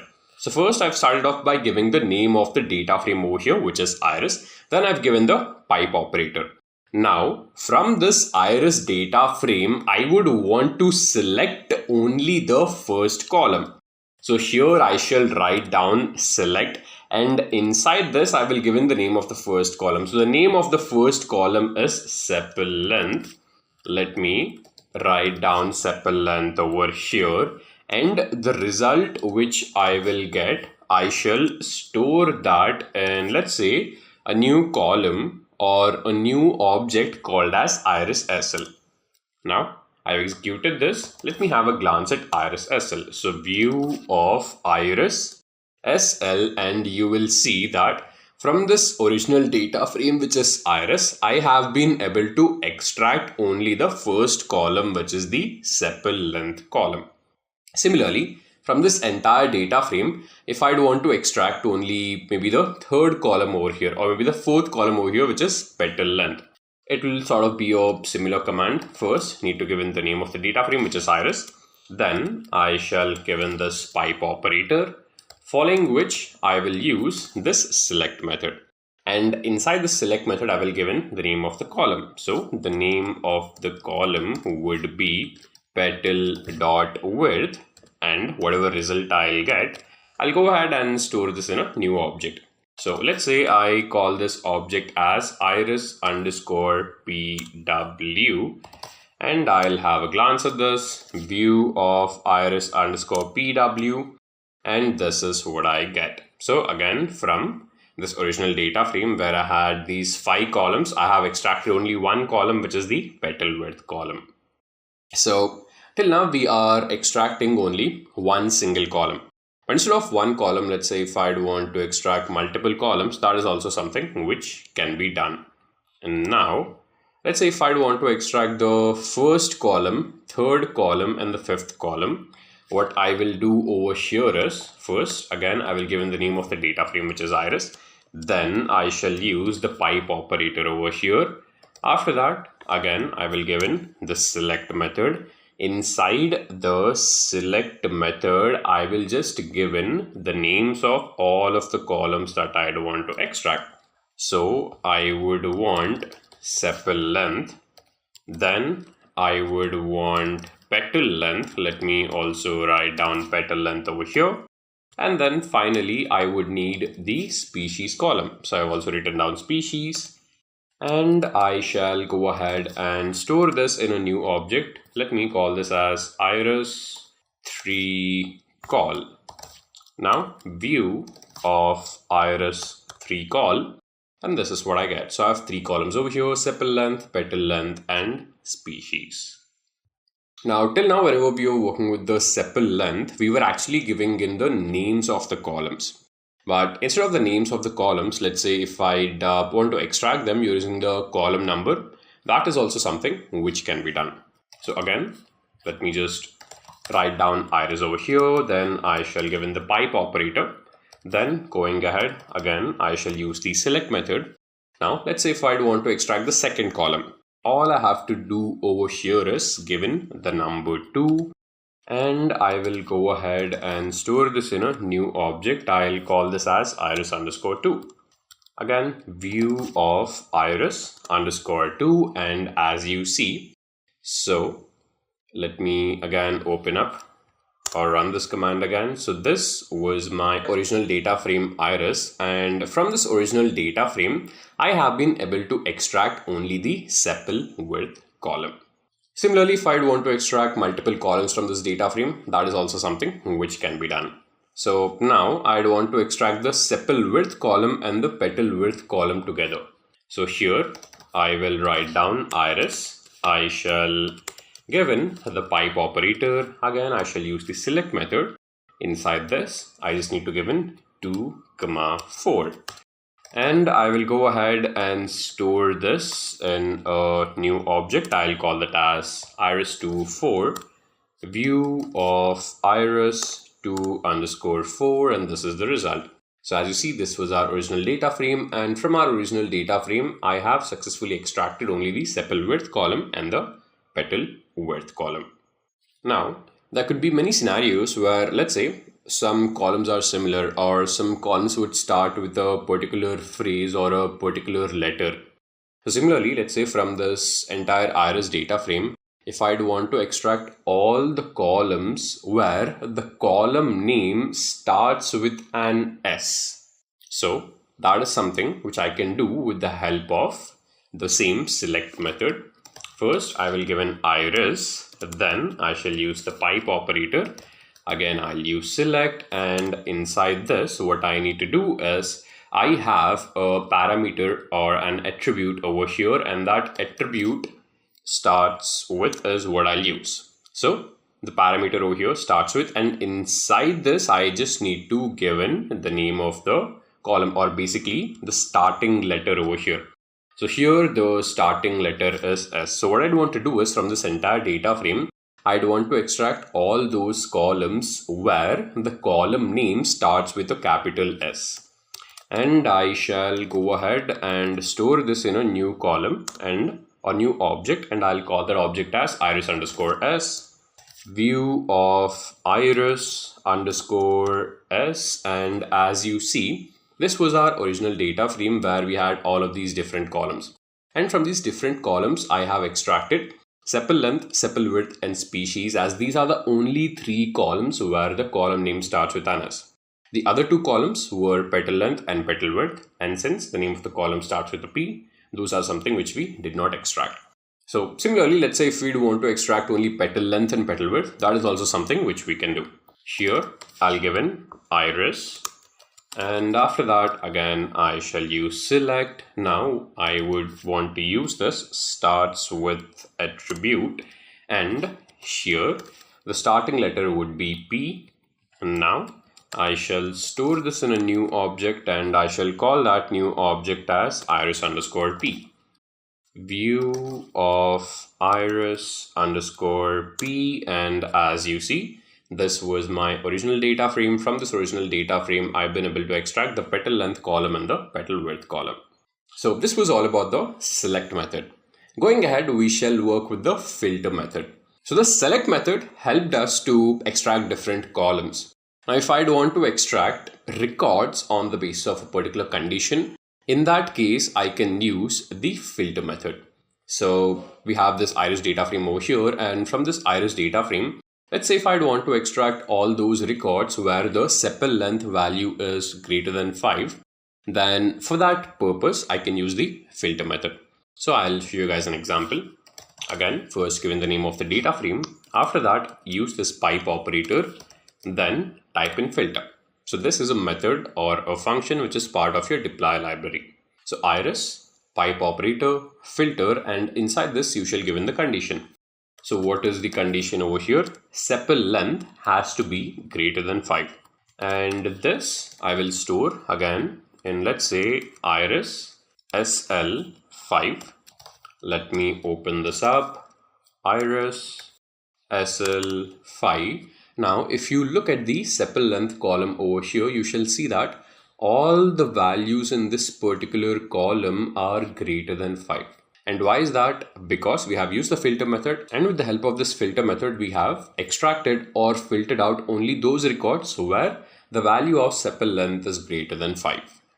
Similarly, we have this sepal width column over here. Now, from this sepal width column, if I want to extract all those records where the sepal width value is greater than 4, that is also something which we can do. So again, I'll write a similar command over here, iris, then the pipe operator. After that, I shall give in filter. And inside filter, the condition would be sepal width is greater than 4. And this I shall go ahead and store in iris SW4. Let me have a glance at this view of iris SW4. And as you see, this was our original data frame. From this, we have extracted only 3 records, which would mean that out of the 150 records, so as you see, this iris data frame has 150 records. From those 150 records, there are only 3 records present where the sepal width value is greater than 4. And also, if you look at the species column, you will see that all of those 3 species belong to Setosa. So these are the sort of interesting inferences you can make when you are performing different data mining or data manipulation operations. So till now, we have been using only one condition to extract records. Now, it's not necessary that we have to use only one condition. We can actually use multiple conditions to extract these records. So let's say if my condition is the sepal length has to be greater than 5 and the species has to be, let's say, so we've got 3 species, Setosa, versicolor and virginica. So let's say the species is equal to virginica. Let's see if you can do that. So here I shall write down iris. I'll give in the pipe operator. Then I will give in the filter method. Inside the filter method, I need to give in the first condition. So the first condition is sepal dot length is greater than 5. After that, I need to give in the second condition. So before the second condition, I'll give in the AND operator. So with the help of the AND operator, I'm combining these 2 conditions. First condition, sepal length greater than 5, and second condition needs to be, I would want the species to be equal to virginica, and I will store this in iris SL. Let me also write the spelling of virginica properly over here. and I'll write Virginica. Let me open this up. Iris underscore SL underscore Virginica. So it seems that we have got a data frame where there are no records present. This basically means that this condition or this set of conditions which you have given, no record satisfies this. That is, there is absolutely no Virginica species present whose sepal length is greater than 5. And now let me change this condition a bit. So let's say if I want all those records where sepal length is greater than 5 and species is actually equal to setosa, let me store this in iris SL underscore setosa. Let me have a glance at this view of iris SL underscore setosa. Now again we've got nil. So here it seems that the S is actually small. So whenever you are giving these conditions, you'd have to make sure that the proper nomenclature, when I say nomenclature, basically your typecasing, whether it's in small case or whether it's in capital case, that you'd have to make sure is proper. And now let me make those changes. So the first condition, sepal length greater than 5 and species is equal to setosa. And now I'll hit enter.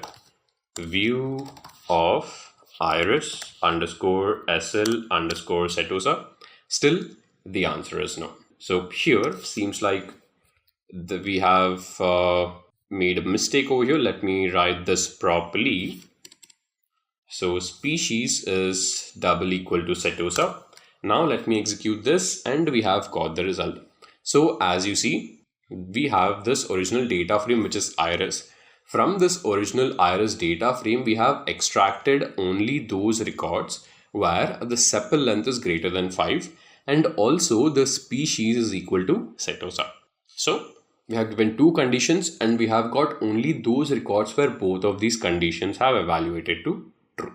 Similarly, now let's say if I do want to give in, so we've got three species again. So the third species was versicolor. Let me store this in iris SL versicolor. Let me hit enter and let me have a glance at this view of iris underscore SL underscore versicolor. And here, so as you see, we've got 47 entries. So there are total 50 species of versicolor in this data frame. Out of those 50 species, it would seem that 47 of those have a sepal length which is greater than 5. But when it came to the setosa species, you have only 22 entries. This is quite an interesting observation, isn't it? Now, similarly, let me again check it with the Virginica species. Let me make sure that the typecasing is proper. I'll write down Virginica over here, iris SL Virginica. Let me run this. I'll have a glance at this view of iris SL Virginica, and now you see we've got 49 entries. So again, there are total 50 entries of Virginica. Out of those 50 entries, 49 of them here you shall see that the sepal length is greater than 5. So this is quite an interesting observation, isn't it?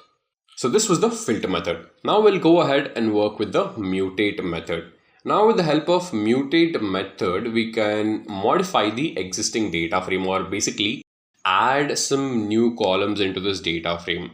So now for that, let me actually make a copy of this data frame. So I'll make a copy of this and I'll just call this as iris copy. Let me open this up, view of iris copy. So from this original data frame, I've just made a new copy out of this. Now from this copy, what I'd want to do is I'd want to add a new column. So if I'd want to add a new column, I would need to do that on the basis of some condition or some criteria, isn't it?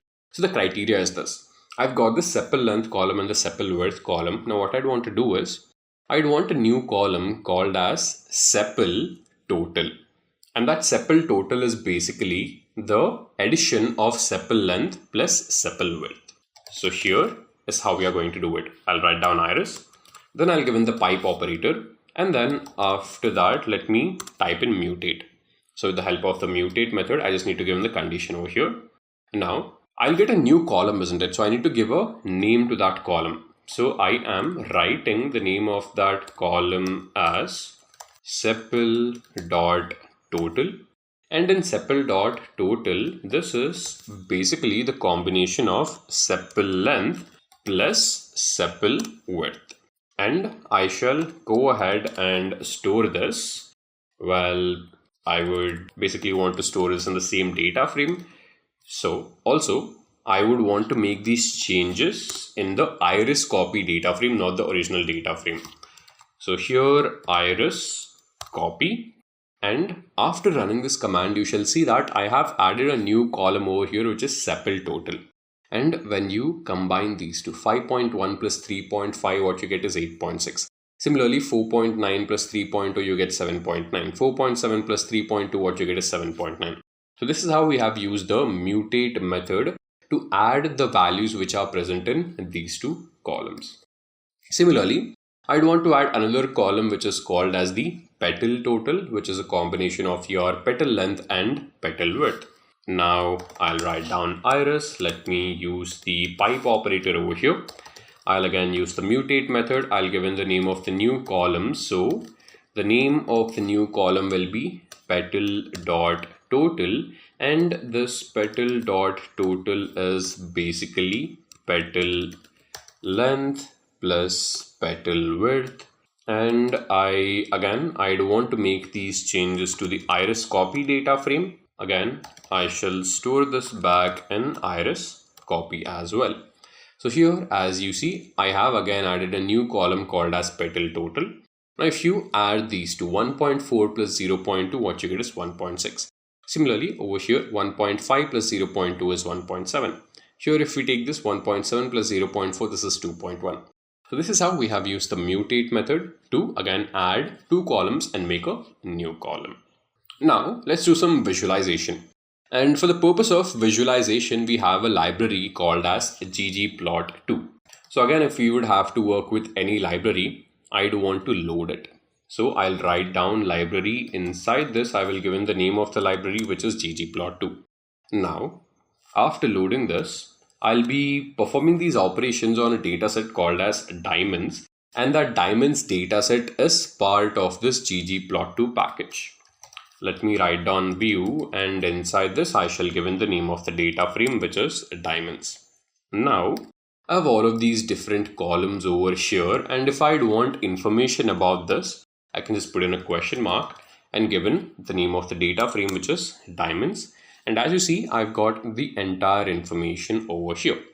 So this data frame is basically a data set containing the prices and other attributes of almost 54,000 diamonds. And these are the different variables. So we've got this price column over here, which is price in US dollars. And the price varies from $326 to $18,000. Then we've got this carat column over here, and this would tell us about the weight of the diamond. Then we've got the cut. So here, this would tell us the quality of the cut, which could be fair, good, very good, premium, and ideal. Going ahead, we've got the color over here. Again, this would tell us the diamond color from D to J, D being the best and J being the worst. So like this, you can find out the information about all of the columns which you have over here. Now, what I'd want to do is, I would want to make a histogram for this price column. And you'd have to understand that whenever you are working with a histogram, you are normally using a histogram to understand the distribution of a continuous numerical value. So here this price is obviously a continuous numerical value, and that is why I'll be using a histogram. And for that purpose, I would need to work with the ggplot2 library. I have already loaded this library, and this ggplot2, it is based on something known as grammar of graphics. So whenever you're learning a new language, every language has a set of grammatical instructions, isn't it? And grammar is what forms the base of any language. Similarly, if you look at visualization, you can also consider visualization to be a form of language. And since visualization is a language, it will also have some sort of grammatical instructions. So this ggplot2 library is based on those grammatical instructions. So you can consider that there are different layers in ggplot2. So the first layer is the data layer. After that, we have something known as the aesthetics layer. And on the aesthetics layer, we basically map our different parameters onto the different aesthetics, or different columns onto the different aesthetics. Then we have something called as the geometry layer. So when you're making different graphs, you can make a scatter plot, bar plot, histogram, line plot, area plot, and so on. So all of these are considered as different geometries. So what Grammar of Graphics states is, you start off with the data layer, and on top of that data layer, you stack different layers on top of it. So at the bottom, you have the data layer. Above that, you keep the aesthetic layer. Above that, you keep the geometry layer. So for now, in this session, we'll look at only these three layers. And if we'd have to add anything else, we'll look at them later on. So now, since I'd want to make a histogram for this particular column, I'd have to start off by writing ggplot. So ggplot is obviously part of ggplot2 library. And I am starting off by setting the data layer. So data is equal to diamonds. This would mean that I am mapping this diamonds data set onto the data layer, or this diamonds data frame onto the data layer. After that, I will have the aesthetic layer. So all of these different columns which you see, I can map those columns onto a particular aesthetic. So let's say if I'd have to map something onto the x-axis or onto the y-axis, here, these are your aesthetics. So now what I'm doing is, I am mapping the price column onto the x aesthetic, which would basically mean that I am mapping the price column onto the x-axis. So here I shall write down x is equal to price, and now I shall run this. So when I execute this, you shall see that on the x-axis I have the price column, and here obviously the price starts from 0, goes on till greater than $15,000. And now I have the data layer, which is this diamonds, and on top of that I've also mapped the price layer. Now I would want to stack another layer on top of this, which is the geometry layer. And since I'd want to make a histogram, what I'd want to do is, I'll use this plus symbol, and I have these different geometry layers over here. So from all of these different geometry layers, what I'd want is the geom histogram, because I'd want to make a histogram. Now I've selected geom histogram, and I'll just click on enter. And as you see, I have successfully created this histogram over here. Let me also zoom this for you folks. And as you see, this is our histogram, and on the x-axis, the price over here ranges from 0 to greater than $18,000, obviously. And if you look at this particular graph, it is sort of clear that most of the diamonds, their price range would be between 0 to $5,000. And there are very few diamonds whose price range would be greater than $5,000. Now, this plot seems a bit bland, isn't it? So what I'd want to do is, I'd want to add some color to this plot. So there are two types of colors. Since this is basically an entire area, I can add a boundary color to this, and I can add a fill color to this. So I have the same command over here inside this. I'll add a parameter called as fill, and inside fill I'll probably give a color. Let's say I given the orange color, and as you see, I have filled this histogram with this orange color. And now I can also give a boundary color. So for the boundary color, I have another parameter called as call, and I shall give the boundary color as red. Now when I run this, you shall see that I have also added a boundary color over here. So this is how, what I can do is, I can add a fill color to this and also add a boundary color to this. Going ahead, I want to similarly understand the distribution of a categorical column. I've got this column which is cut. So cut is a categorical column because I have all of these different categories over here. So you have to understand that whenever you want to understand the distribution of a numerical column, you use a histogram. And whenever you want to understand the distribution of a categorical column, you use a bar plot. So if I want to visualize this, I will make a bar plot. Now I'll again write down a ggplot. I'll use data, and for the data layer, I will map the cut column.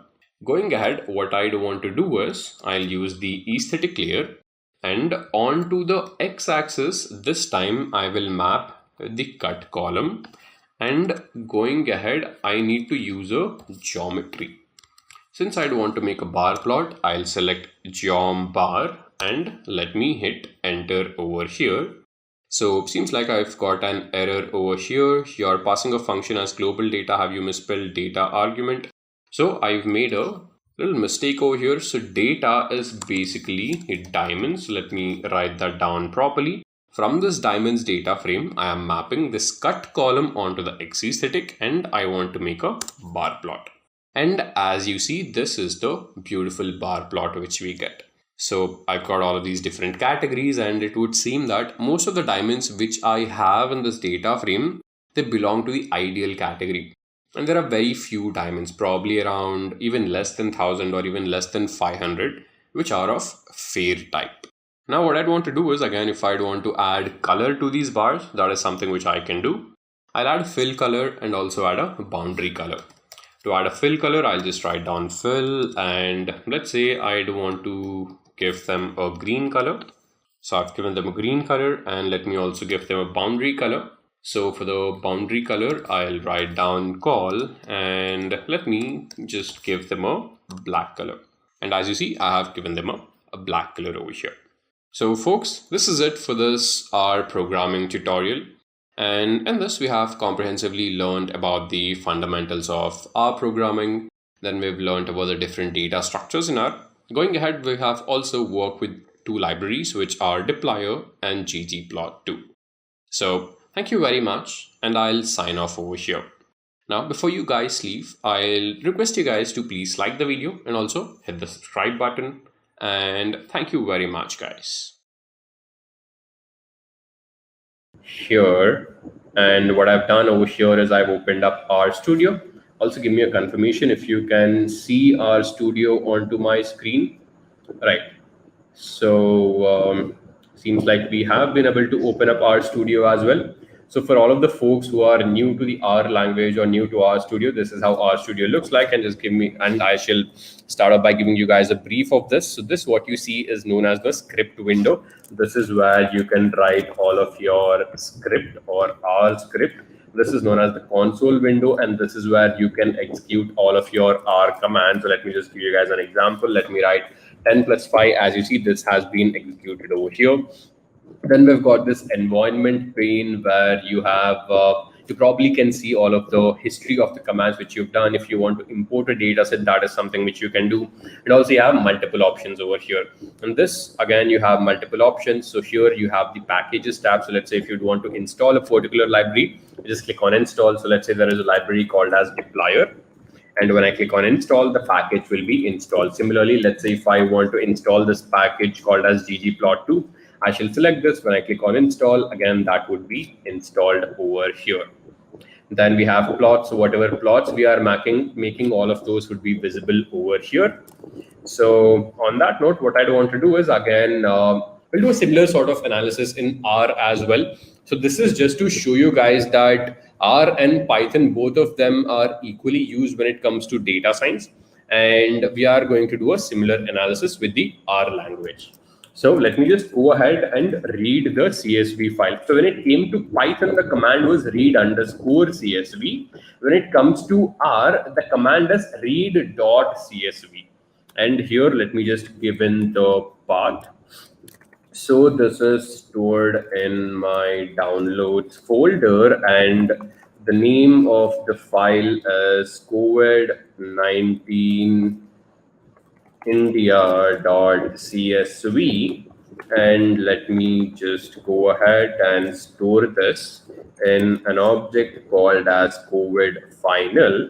So now that I've stored this, if I would want to show this data frame to you guys, I have this method called as view, and inside this I shall just pass in this data frame. So I shall write down COVID final.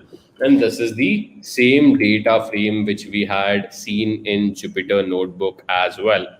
So we've got date, time, state, confirmed national, confirmed foreign national, cured, deaths, and confirmed. Now again, out of all of these different columns over here, what I'd want to do is I'd want to select only a particular set of columns. So for that purpose, I would need to use a library called as deployer. So here, let me write down library of deployer. And deployer is a library which is mostly used for data wrangling and data manipulation. And inside this deployer library, I'll have a method called as select. And with the help of that select method, I can select only some individual columns from this entire data frame. So I shall write down COVID final, which is the name of this data frame. Now this, what I've given over here is known as the pipe operator. So with the help of the pipe operator, I can connect one object with different objects or one object with another function. So COVID final, and after this, what I'd want to do is I would want to give the select method. Just give me a second, guys. I am just opening the same stream in my phone as well so that I can look at the comments as well. Just give me a second.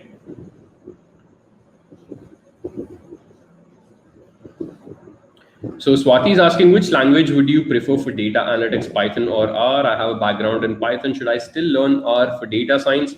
Well, the answer is pretty simple. So in the industry, both of these languages are used. And also, since you know Python, I would also suggest you to learn R as well, as it is not really that difficult. The script or the syntax of both of these languages is quite similar. And if you already know Python, then I can assure you that you can learn R probably in a span of 2 to 3 weeks. So at max, it needs to take you 3 weeks to learn the basic syntax of R, and you can start, doing all of these basic data science applications with R. Because when it comes to the industry, both of these languages are equally used, and it would be better if you know two languages. So two is always better than one. So I'd suggest if you know this, then it's obviously better. So COVID-19 select, and over here, I just need to give in all of the columns which I'd want to select. So I'd want the date column. I'd want the state union territory column. So let me just write that down properly. After this, I would need the cured column over here. Then I would need the deaths column. After that, I would need the confirmed column. So now that I have selected all of these columns, let me just go ahead and store it back to COVID final. And as you see from the original data frame, I've been able to select only these particular columns. Again, what I do want to do is from all of these columns, I do want to rename them. Basically, I do want to convert them to lowercase. So again, for this, I have a method called as rename. So here, let me write down COVID final. I shall give in the pipe operator, and I have the rename method. And this is also very simple. So here, what I want to do is, first I need to give in the name to which I'd want to change it, which is the new name, and I need to give an equal to. After that, I need to give in the old name. So for this date column, the original name is date with D capital. So I'd want to change that to date with D small. So I shall just write down date is equal to date. Similarly, I've got state.union territory. I just want to change that to state. So I shall just write down state is equal to, then I shall give in the original name of the column, which is state.union territory. Similarly, I've got cured, where C is capital. I do want to convert that to small case. So cured is equal to cured. Then I've got the deaths column. Again, D, I will make it small. Then I shall select deaths from over here. And then finally, I've got this confirmed column where, again, I need to make C to be small. I shall write confirmed, and I shall give in the original column name over here. Let me just go ahead and store it back into COVID final. Can't rename columns that don't exist. So here, what I've done is I have written this to be small as well. Let me make it capital. Now let me run this, and as you see, the changes have been effected. So date, initially D was capital, that has been changed to small. This was state.union territory, which has been changed to state. And the rest of the three columns also, they've been converted from title case to small case. Now, after this, similarly, what I'd want to do is I'd want to extract all of the records where the date is equal to 24th June 2021. Now, before that, let me also show you the head method and the tail method in RStudio as well. So the head method, here you shall just write down head and you shall give in the name of the object. So the name of the object is COVID final over here. And this is how the result looks like. So when it came to Python, by default, when you use the head method, you got the first 5 records. And when it comes to R, when you use the head method, by default, you shall get the first 6 records. Now, let's say if I don't want the first 6 records, if I actually want the first 10 records, here I shall just put in a comma, I shall write down 10, I'll hit enter, and as you see, I have the first 10 records from this. Similarly, let's say if I want only the first 3 records, let me just change this to 3. I'll hit enter, and as you see, I have only the first 3 records from this. So this is how the head method works. Now, let me also use the tail method. Inside this, I shall pass in COVID final. When I run this, this is the result which I get. Also, by default, I have the last 6 records from this data frame. So this is also clear. After this, what I want to do is, since the last date, let me run this again. So let me show you the date over here. As you see, the last date is this, or the latest date is this, which is 24th of June, 2021. Let me select this. And what I'd want to do from this entire data frame is, I'd want to extract only those records where the date is equal to 24 June 2021. So for that purpose, let me again write down COVID final. Then I shall give in the pipe operator. After the pipe operator, I would want to give in the filter function. Again, this filter function is part of the deployer library. So if you haven't loaded the deployer library, you will not be able to work with this filter function. And with the help of the filter function, I'll be able to probably extract records from my original data frame on the basis of a condition. So here, let me just give in the condition filter where date is equal to this. And again, I shall go ahead and store this in a new object. I shall store this in something called as latest cases. Let me show you guys this object of latest cases. And as you see, I've got 36 entries, which would basically mean that I've got different combination of all of the states and union territories over here. And the date, if you look at this particular column, you would see that this is 24 June 2021. So across all the rows, you shall see that this is constant, and the constant value is equal to 24 June 2021. So hope this is clear as well. Now, now that we have this, what again I'd want to do is I'd probably want to extract only the top 5 records with the maximum number of cases. So for this, I shall write down latest cases. And here, when it came to Python, we had something called as sort values. When it comes to R, we have something called as the arrange method. So again, arrange method is part of deployer. So here I shall write down latest cases. I shall write down arrange, and I want to arrange this in descending order. So I shall write down DESC, and I want to arrange this with respect to the confirmed column. So when I hit enter, this is what I get. So let me actually store this back into latest cases descending. So view of latest cases descending, and this is what I shall have over here. And as you see, the first record which you see is Maharashtra, and the maximum number of confirmed cases, this is what I have over here.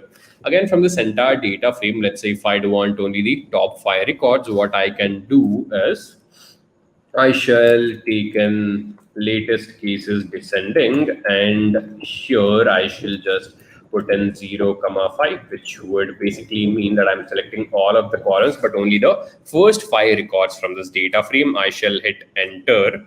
Now this is a bit chaotic, so let me just go ahead and store this in a new object, call it as top 5 max cases, and I shall show you how does top 5 max cases look like. So these are the top 5 states with the maximum number of confirmed cases. So this again is interesting, isn't it? So again, let me just go ahead and make a bar plot for this. So when it comes to R, we have this plotting library called as ggplot2. So let me just go ahead and load that. So here I shall write down library of ggplot2.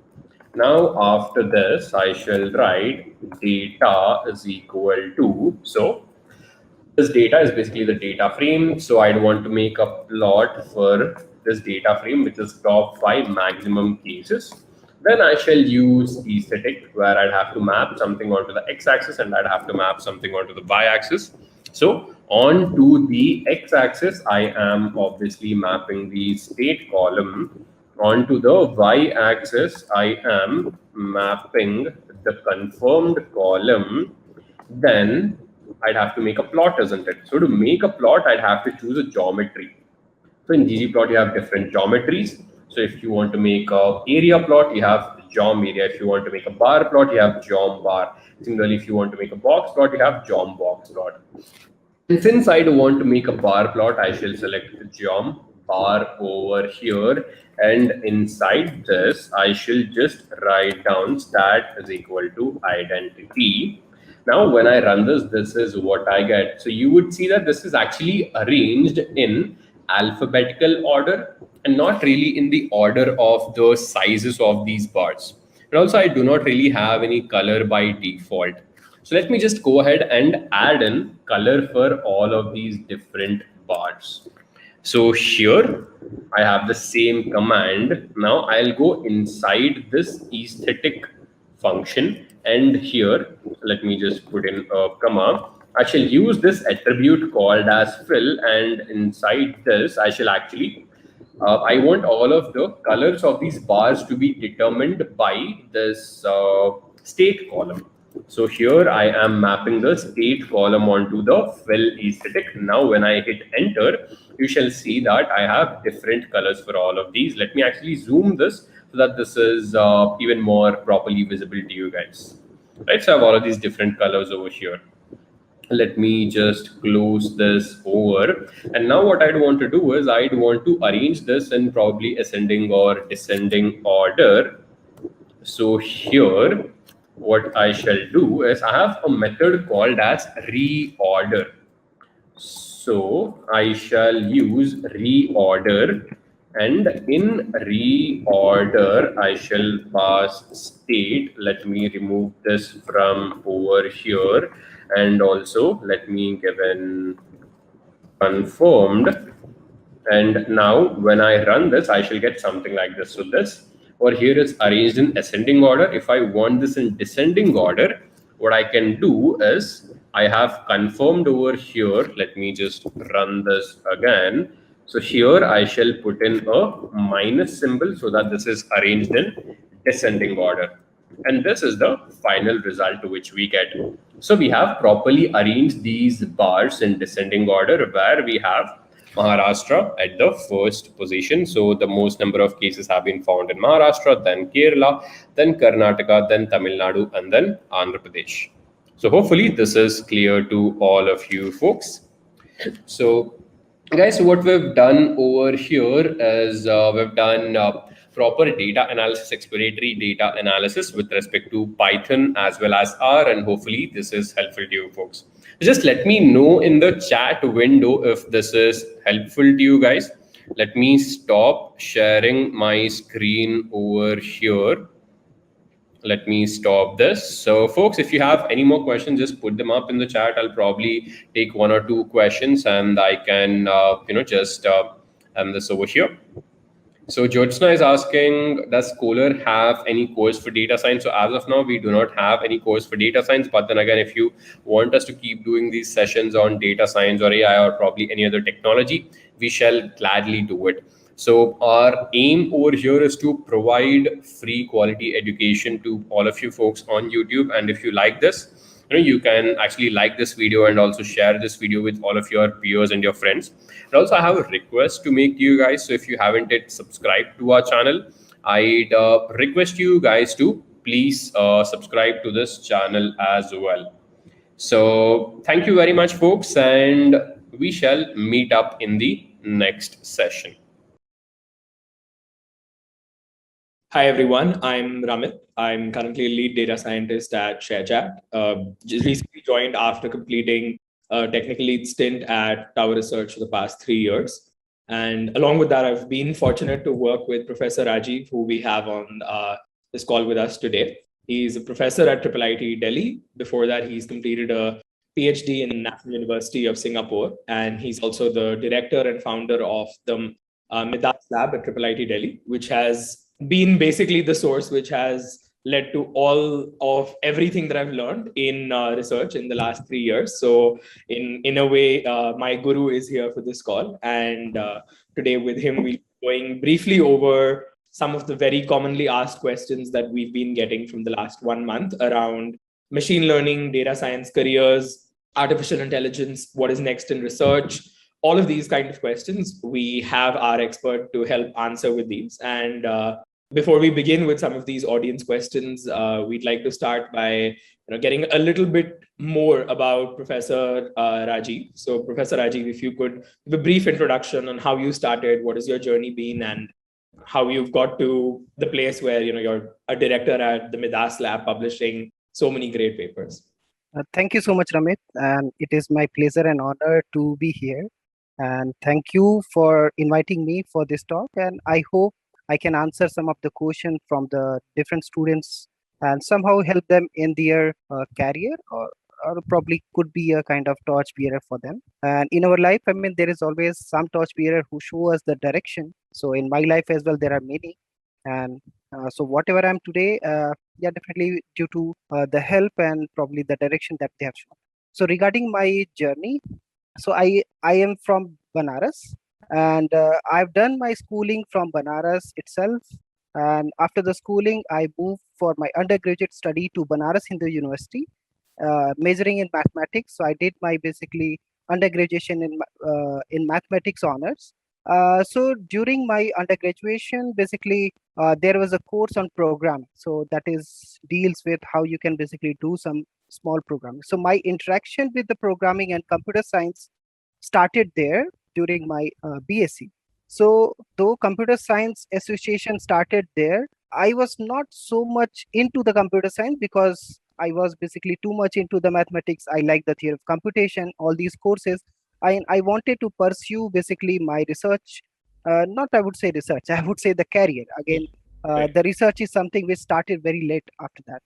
So since I was from a kind of humble background, so though I wanted to do higher studies, but I have realized it's better to probably look for the career which can also give you good job profile. And during that time, my elder brother basically was doing his BTech from MNNIT Allahabad. So that is very well known, at least in the area of computer science, electronics, and all those.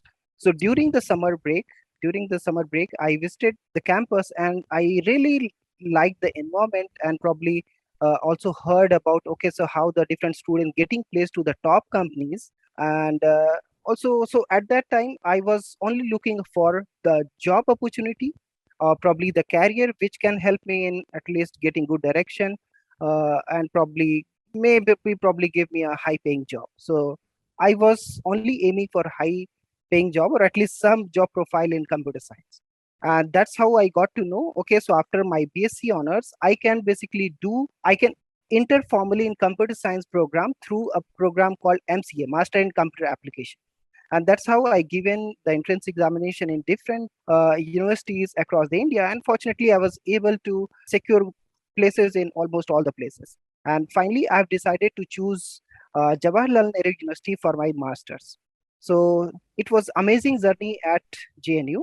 For my master's, I learned and gone through all the fundamental courses of the computer science, starting from probability statistics to linear algebra to any algorithm and programming and data science, not data science, data structure, operating system, and all those. So that is formally has given me 3 years education in computer science. And since we are located in Delhi, we also attract a number of good companies. And after my MCA, I got placed to a company called Erisent Communication. So in Gurgaon. So that's how I moved to software industry after my masters. And since somewhere in my mind, I wanted to pursue higher studies, but during my early days, I have seen, at least I have struggled in terms of money, in terms of facilities. So I really wanted to go for job. So I started my job at Edison Technology as a software engineer. And but after working for a year, I would say approximately 1.5 years, I have realized that so probably software industry is not the best place for me, at least at that moment, because actually that was the time when the recession enters in India. So that is 2005, when I mean a lot of things is happening globally in terms of recession. So Right. I have seen that. So despite, I mean, I was doing well. It was a good job. It was very good learning profile. But one thing I've realized that like the amount of effort and work I am doing, I'm not probably getting the outcome for that. And it's basically more 9 to 5 job, and probably there is not much to learn, because when we were in, I mean, usually at least in me, when I was in my masters, I've gone through, I mean, very competitive programming, all those programming. And but once you come into the company, I mean, during the study, you study linked list, you list Yeah. very complex program. But once you reach to the companies, my experience was very, very different. I mean, you have given us programming stack, and now you need to just focus on some part and Mm. uh, don't have to probably mess that up. So at least the learning experience which I was getting, I was not very much satisfied. So I consulted my brother. So fortunately, my family and brothers are very, very supportive, and they said, okay, so if you don't like, I mean, it's fine. I mean, whatever our past was, but at least both of us are kind of in good position to support you in case you want to go for higher studies. So they have motivated me to basically, okay, so you can, if you want, go for higher studies. And that's how after 1.5 years, I left my job around October 2009. So at that time, I did not have any clue how to go for higher studies, because I have completed Master of Computer Application, which is treated more as a application. Mm. I would say the degree, it's kind of towards more, not towards well known for the research, I would say. And in fact, that is true as well, because we have not taught, and we were not doing any research as part of the course. It's more like towards the computer science applications. So I spoke to a number of people, what can be done. So one of my seniors from JNU basically just got admitted to National University of Singapore for his PhD. And I spoke to him, I spoke to a number of people as well. Okay, so, and I thought, okay, so let me apply to the different places where I can probably do research. I can enjoy at least what I have probably envisioned earlier. So that's how I left my job. I did not had anything in my hand, in no offer or so. So after exploring a number of places, I found, okay, so what are the places where basically you can apply for PhD? So in India, I have looked for ISC. Okay, I look for TIFR, Tata Institute of Fundamental Research, and I found that, okay, so these are amazing places, even IITs, where basically you can go for higher studies. So okay, so these are the places I thought, okay, I can apply. So I have given again. I basically, since I've taken break in October, I have basically prepared for GATE, because that is the way you can go for, at least go for master's program or the PhD program in India. So that is, I in one direction I started looking for that opportunity. In parallel, I have started applying for PhD abroad as well, because I mean, one thing definitely, I mean, I wanted to pursue research, but at the same time, I would like to explore the world as well. Because usually I travel, I like traveling. So when I spoke to a number of people, I found that, okay, so during PhD is also something, it's not only do research, but also get opportunity to visit different places and all those.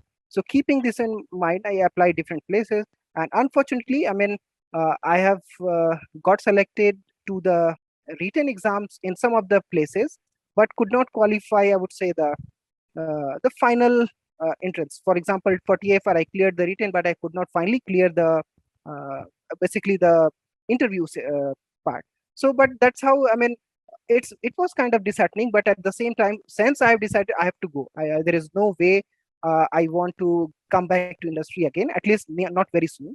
So I decided, okay, let's go for GATE as well. So through the GATE, I mean, I prepared for 2-3 months by myself and given the GATE exam in February, I think, yeah, February 2010, and that's how, I mean, fortunately, I was able to secure good ranks and got a couple of offers for my MTech, because some of my seniors basically suggested, since MCA is not treated more as a research oriented program, so it's better to basically go for MTech, which is well known in not only in India but also abroad, which can help you in giving the good PhD offers.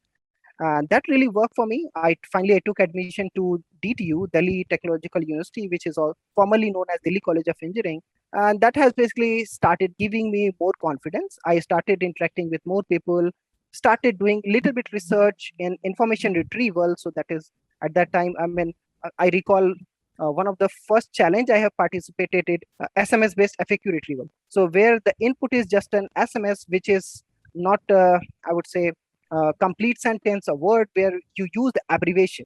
So that's how I started my journey in basically the information retrieval direction, and that has also finally yielded into one of the paper at the FIRE conference, for Forum for Information Retrieval, and I have attended my first conference at IT Bombay, and that has given me further confidence and also basically the motivation to pursue further. As I mentioned, in your life, there will be always a number of people who motivate you and support you during this journey as well. A number of people and my professor and colleagues, friends supported me throughout this.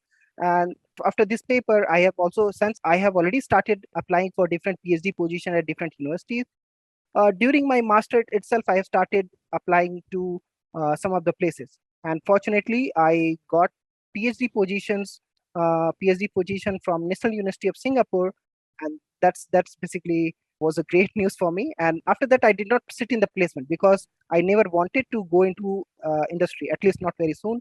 So I got my PhD offer in between the masters during my MTech at DTU, and I did not sit in the placements, and I joined PhD program at NUS Singapore. And after reaching there, one thing I realized, I mean, definitely why universities, despite Singapore is very, very small as compared to India, but they have many world-class universities like NUS, NTU, and recently they started SUTD and SMU, which are also doing equally very, very well. So the reason being they are excelling in the research because they do understand we need to provide all the facility, all the infrastructure to the students, and definitely, I mean, they also need to probably have the world class facility, resources, teachers, and everything. So I really struggled in the first semester because it was a transition for me where I have studied. I'm not criticizing like the courses or rigorness in Indian institutes, at least where I have studied, but I have seen, like, at least as compared to what I have gone through before, there was tremendous or multiple, I would say, the multiple times tougher curriculum and probably the rigorness I've seen. So in the first semester, I struggled, but fortunately, I worked hard and I settled there and I started my research there under the supervision of Professor Roger Zimmerman, a great person, a great supervisor who always encourage and motivate to pursue whatever you like. I mean, he has given me the flexibility. Okay, so you are free to do anything, and we will figure out later how to basically stitch all the work together, because anyways, whatever the work you're going to do is somehow related, so you don't have to worry too much about PhD at the moment. Right now, your focus should be learning.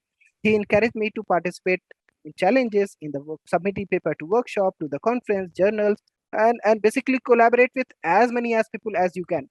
Meet at the people, build your network, and that thing basically helped me a lot in basically growing in my career, at least what I follow.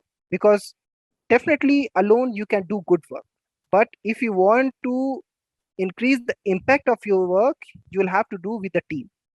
And that is the fundamental thing I always follow. And that is the reason whatever I'm doing today at Triple IT Delhi, probably I will cover more details on that. It's all due to the amazing students, colleagues, collaborators, friends I have. Because I mean, together we can do great work. And that's how I started my PhD journey at NU Singapore. I was fortunate to learn a lot of from him, my colleagues, my friends. Even that has helped me to visit approximately 15 to 16 countries during my PhD itself, to explore, to learn from the different people, different culture. And it was amazing journey. And after that, I wanted to come back to India. I wanted to join academia. And so around my PhD thesis submission, I have basically discussed with a couple of seniors and my supervisor mentors, where should I apply? So many of them suggested, the Triple IT Delhi is the place where you should go, you should look for. And that is the reason I have only applied to Triple IT Delhi, nowhere else in India. And I was very fortunate to get the position there even before I have I've done my PhD defense. Right. And so it's great supportive environment at Triple IT Delhi, and that's why basically, despite it is just 11 years old, it is excelling in different research areas. So be it in computer science, be in SCI, and so on. So before joining to Triple IT Delhi, I have requested, I wanted to have a postdoc experience before my PhD, and Triple IT Delhi has kindly agreed me to allow me to basically do my postdoc. I had a couple of offers, but since I had planned to come back to India soon after this, so I had offer from Singapore, some of the places in Europe. And so thanks to everyone. So finally, I have joined Singapore Management University because that is closer to the area I was working, social media computing. And after working there, learning a lot. And there basically I have seen, so during my association with SMU, so I have learned that, so before joining SMU, people say, you're going to join a management university. Then I got to know management is not only about people, management is not only about business. Management is also about data. And Right. that's how the data I have, though I was dealing with data earlier, but my association with the SMU has taught me basically, okay, so the data management, data science is something, which is great area. And that is the time basically a lot of focus has started on machine learning, deep learning. I would say specifically deep learning. Machine learning was people were working earlier. So, and that's how the time of 2000 like 18, 17, when a lot of papers have started coming using deep learning. And that has also interested me. Okay, so it's the time to look into the deep learning. It's time to probably jump into the deep learning. That's how basically my work started more into the deep learning areas and so on. So during my PhD, I was mainly focusing on multimodal data around us. Because one thing I've realized, one modality is not enough. One modality is not enough. So in that case, you need to look at all the sensory information or all the information which are available with you. So in that case, you can think of human is the best examples of multimedia system, because human can process information, human can say something, speak. So kind of audio, visual, speech, touch, and other sensors that you can have. So I have realized this is definitely going to be an amazing direction, and a lot of work and applications you can build around that. Because my most of my work is revolves around some kind of applications. Because definitely, of course, there are a number of direction and the areas, research area, which are equally good and probably excelling in different direction. But it's all about interest. So my interest is all towards the application, so that because whatever you can build, you can show to the people, you can use them directly, and so on. So that's how I started during my PhD. I focus on a lot of on the building some kind of multimedia systems and building demos, building prototype, and so. And that's how once I joined Triple IT Delhi, immediately after joining, I had a vision to start a multimedia lab. But with the help of a couple of colleagues and my initial, I would say, collaborator and the students, including you, Ramit, I have started MIDAS Lab. So MIDAS stands for Multimodal Digital Media Analysis Lab, which leverages the multimodal data around us and use advances in machine learning, deep learning to solve a number of interesting problems around us. So that's how I would say I probably become a bit long introduction, but that's how my journey through the research and how I come to IIIT Delhi. No, I think that's really helpful for a lot of people watching this, because turns out there's a big audience who is interested in machine learning and data science, but does not necessarily know where to start. And I think you are a great example of saying that we don't have to start with an undergraduate machine learning course. Having a mathematics background, being someone who is not started with computer engineering or computer science, going all the way to publishing deep learning papers today and having their own lab as CS faculty in one of the best research institutes in India. I think the length and description of the journey is probably something that people are going to ask for more. They would want to know more details, that how did you do X, how did you do Y? But I think, and in fact, a lot of the audience questions we have are around this. There are people who've asked, do we need to have a bachelor's degree in computer science to start? There are people who've asked, how do you go from India to universities abroad? What is the process? Would people want to go to Singapore? Would they want to go to Europe? There are all sorts of questions like these, and we can start taking some more of them. But I think a good number of the questions have already been answered through this introduction. So thank you for that. Great. So one of the first questions related to the machine learning field that has been asked is, how important is machine learning as compared to some of the other fields like software engineering, database management, web development, full stack, etc., especially given that more recently there's been a boom in AI, machine learning, data science kind of jobs. So do you have any opinions on, should students focus on machine learning because it's a more booming field, or how does it compare with some of these other software engineering heavy fields?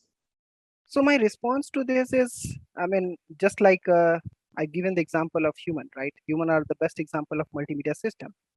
And one example I have given also earlier, of course, we as a team, or as I would say together, you can do a lot of things.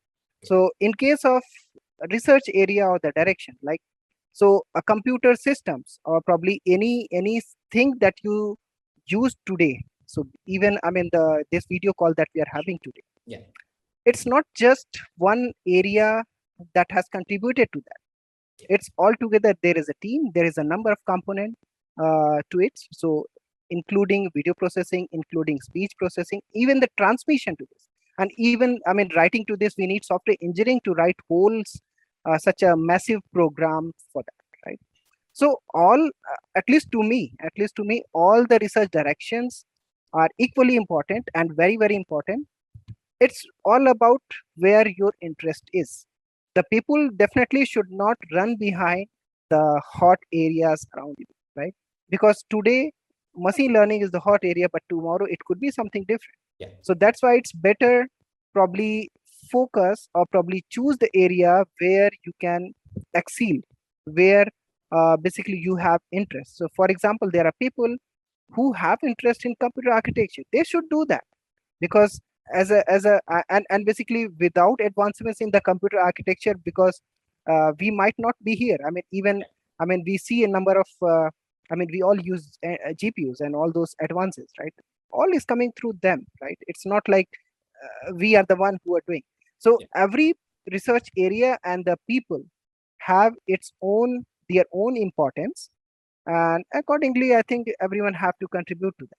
So like in my case, I focus more on, I would say, the application. That's why basically I focus less on theory. I focus less on, I would say, the core machine learning or deep learning research. I focus more on just use. I'm more applied machine learning researcher.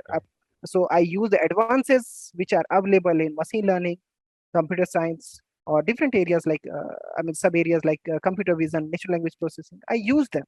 I basically assemble them and to come up with solving some problem. So to me, all the research areas are equally important. You should go behind what you like more, and basically people can also assess. And one thing, because I would like to share my experience, because once I've started applying for PhD program, I have more interest in theoretical computer science, because I was from mathematical background. I thought, okay, so I could be, and now I have studied computer science, so I could probably contribute more on theoretical computer science. I was good at that as well, and I was, I would say, had a grade and all. Quite good grade as well. So, but as I said, after joining MTech, I started working on information retrieval specifically. I found it more interesting because, again, so not to criticize theoretical computer science, it's more about what I like more. Yeah. And that's how my association and probably area shifted towards information retrieval, data science, and finally that text processing has helped me to further grow towards not only text but also, okay, so you're already doing natural language processing. How about go for speech processing? How about go for video processing? And that's how I expanded to from one modality to the multiple modality and so on. So I think the answer to the question in short is there's so many different fields and everything keeps making advances of their own. They're all interrelated. And this is something I agree with. In fact, my career choices have also been many, where there are different cases where one needs to decide, between finance and tower research or AI and ShareChat. And I think, not to say that AI is booming right now, so one would do it, but eventually I think you choose what interests you the most because that's where you will exceed the most. So one of the next questions is another interesting question, and I think I know some of the answer for this.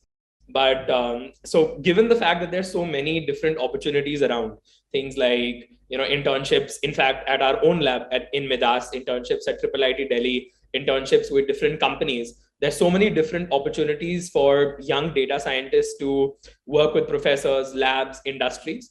How does one go about finding such opportunities? LinkedIn is obviously one such way. But what would you recommend? How do people keep in touch with what all opportunities are there? And how do they pick between so many different opportunities, between, let's say, a research lab versus interning at an industrial position as a data scientist? So I think it's a very interesting question. And before that, probably I just want to add, it also depends on the students and probably what career choice they want to make. Because at least what all the application I receive at IIIT Delhi at Midas, one thing I've noticed that majority of the application that I receive who are interested in higher studies, right? And that makes sense because probably we were doing some research which is visible to the community, which is visible to the people, and at least the initial students who have also probably got benefited by the kind of research they do. Right, and that basically helped them. So and definitely, there are many students who are doing internship at the top places like industrial companies, I would say, for Google, Microsoft, and Amazon, and so on, just to name a few, right? So it's all about, again, what your preference is, what your basically the aim is. If you are interested in software engineering, software development, go for the companies like which basically work in the area you want to work in. So for example, if people interested in finance, they should go for Tower Research, Goldman Sachs, and number of companies are there. If the people interested in so for example, building some kind of web development based thing, so there are companies which are there which are excelling in that, right? So in a way, if you are interested in software development and related, again, so there are people who may be interested in I want to probably learn and I want to basically contribute how to make 4G, 5G, and advances, LTE, and so on, right? So in that case, they need to look for and they want to build their career in so as a software developer or in probably consultant and architect and in those directions. So in that case, they should go for the companies. If the student interested in higher studies, my recommendation, and based on my experience, it has worked for them as well, go for probably some well-known research, not well-known, I would say, let me correct. So you should go for some research lab or at least some professor who can basically work with you closely and help you in formulating the problem statement, finalizing the problem statement, helping you probably in some possible direction, doing some brainstorming, and not only because completing the work is easy, taking it to the logical conclusion is something takes time, because I have seen that most of the, at least not most, majority of the students I have seen, they want to have everything immediately, but in the research it takes time, right? In software development, you start working, you probably come up with some visible output in a week or probably a month or so, but in research it takes time. And so that is something you will learn, at least get the first taste of research while working with the research lab or some professor, India or abroad, and so on. So the choice is depends on where you want to go for. If you are willing to go for higher studies, I think so be it like masters, because the reason being the people can say, okay, so I want to go higher studies, but not for PhD, but only for masters, and after that I want to go for IT companies, right? So based on my experience, I mean, when you apply to any reputed universities, right, you see a massive number of application. I mean, the universities got, right, university get the huge number of application, and you have to, and they have to basically, they need to be very selective because they don't have any options for that, right? So what are the ways basically you can, and you will only be get selected if you probably somehow distinguish yourself from the rest of the profiles. How you can do so? One possibility could be great. Okay, one possibility could be, so where are you from? So for example, some people from IITs, some people from NITs, some people even from some normal schools, right? Some people probably, I mean, able to probably, they are quite proficient in English, because earlier, I mean, the GRE, TOEFL, all these are also a good requirement for admission, right? Something you can change, something you cannot. So for example, I had a couple of students, they're not from IITs. Okay, so if they're not IITs, if they don't do something extra, they won't be distinguished themselves from the rest of the application. Similarly, I mean, there are people who are quite good at programming, quite good at probably other things, but not at English, because English may not be their first language, and probably they are probably from some place who haven't given them enough practice or the time for that. I mean, that's perfectly fine. Again, so how such people can basically excel, how such people can get admission to, say, for Stanford, MIT, UPenn, or Columbia University, and so on. So research at least is the way, because something they cannot change, but this something they can build and probably make a kind of add as an extra thing in their profile. And research is something they can do. And other people can say, okay, so I can also do the research in companies. I mean, I can mention that. The one thing I have noticed, at least based on my so limited, I would say, the experience so far, anyone can write anything, but there is no validity. So for example, I build a robot which work and interact well. Probably I build a software which probably do X, Y, and Z, right? But there is no validity for that. Anybody can write in anything. But in the research, if you write something, a research paper will be published, and you can mention the link, and that people can verify. And that, so it's more about the credibility. I mean, the people understand it, reputation, I would say. I mean, so that's how something, despite you're lacking in some aspect, the research can give you that additional aspect to get admission to the top universities. And after that, again, so you can make your own choice, whether again go for higher studies, for PhD, or probably you can go for IT industry. Again, it's your choice. Right. Yeah. No. So I think that's very helpful in understanding for some of the people where, as people who are just starting data science, there are multiple options. And I'd say two good ways of distinguishing them based on Professor Rajiv's answer would be more industry-oriented data science and more academic-oriented data science. Academic-oriented data science can be more focused if you're interested in pursuing a master's, a PhD. Perhaps it's also it's one of the ways in which people think about data science jobs abroad. I think 7 or 8 questions here are about how do we start data science jobs outside of India? And it might not be very easy to get some of these jobs directly from India, but one of the ways of becoming a data science in, let's say, Amazon US, Google US, things like this, Europe, Singapore, would be to do a master's degree, gain some more skills, more specific to a global machine learning and AI kind of spectrum. And based on those, apply for master's, PhD, get jobs abroad. The more industrial aspect of data science is where you focus on problems that are happening within India. A good example is what we do at ShareChat, for example, where it's not something that deals with solving research problems or writing research papers every day, but we're solving industry level problems to make tangible impact. A difference I've seen myself is in research, we write papers, we get this validation from conferences, our work is presented, gets covered by newspapers, everything. But it takes a while for it to reach an actual user. Whereas in industry, your work starts with the user where innovation might be limited. So I would suggest for most people, it's good to get a blend of both. If you're early in your career, in fact, that's something what I've done. Early in my career, I was focused in industry with software development, but I tried to balance my time and work with the Midas Lab in IIIT Delhi. And that's allowed me to get some academic exposure, publications as well. So although it might take some extra effort, the idea should be if you're in undergrad, or even if not in undergrad, many research labs, including with us, in fact, a lot in IIIT Delhi, are welcoming applications from candidates of all age groups, all backgrounds, everything. The only idea is you should have an interest in data science, and it's never too late to start. So my suggestion, in alignment with Professor Rajiv's, is let's try both, see what makes more sense. And if higher studies, academia seems more sense, then more research oriented. If your interests lie more towards industry, maybe more data scientist type of roles, the intersection of this often ends up becoming something like the research scientist kind of role at organizations like Google, where your work not just limited to only industrial problems or research, but kind of doing both. So before you go next, I just want to add one more thing.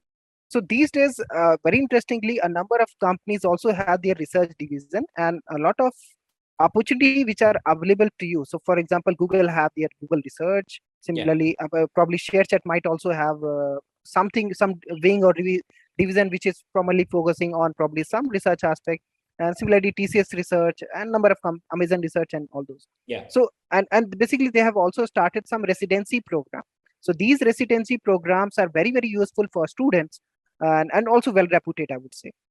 So that they can explore, which give them a blend of, I would say, the research as well as the industrial perspective of any work. And to add to that, I think it's a very good point. Answering the first part of the question, where how do you learn about such opportunities? I think one thing that I've learned through has been, again, LinkedIn, or even Twitter for that matter. If you think a certain position looks interesting, try reaching out to those people on LinkedIn. Interestingly, if you send messages on LinkedIn, initially I used to be scared of sending them, but over time I've learned that people are willing to help you. They're happy to talk about the kind of work they do. Reach out to people, try to understand what do they do as a data scientist. Do they solve more industrial problems? Does their data science job have a research flavor? Do they target publications? And you'll get a sense. Data science as a career also has multiple different variations, like software engineering has full stack, backend, routes where you could be more of an architect or you could become more of a software engineering manager. Similarly, data science has multiple of such aspects, and it's good to explore as many of these as possible younger in your career. Yeah. So before you go to next question, I just probably I did not answer the last question fully. So because you asked about like what are the ways or probably the source where the people should approach. So LinkedIn definitely is the one way. Another thing is not every people are active or equally active on LinkedIn, right? There are a number of popular researchers, at least probably I can give the perspective of academia. The number of researchers who are doing excellent work, but they're not active on LinkedIn, right? So the best way would be, you need to look at their lab website, their profile, and you also need to probably, because once you finalize, okay, which area you want to probably explore, you also need to do a kind of background work to find out what are the people you need to follow. So in that case, again, so different, and these people you can find in different ways. For example, in my case, I wanted to search, okay, so what are the people in information retrieval? If you just do information retrieval something on Google Scholar, so Google Scholar will give you a list of papers. And again, so it's just one source where you'll find a list of papers. You can look at, okay, so these are the people which are in my proximity, or probably something even you can approach. And again, so you, at least in the era of globalization, proximity is not an issue. You can also approach to any people located anywhere. And that's what I always teach to, I always basically encourage. And that's how basically I got motivated from my professor at NUS. He said, contact anyone. And contact anyone and probably reach out to them, make a network, and probably tell about what work you are doing, what interests you are, and probably what they are doing, and so on. So one thing I just want to add here, it's not like just approaching them. It's not just like approaching them through LinkedIn or email or probably finding these people. It's also about how you approach them, right?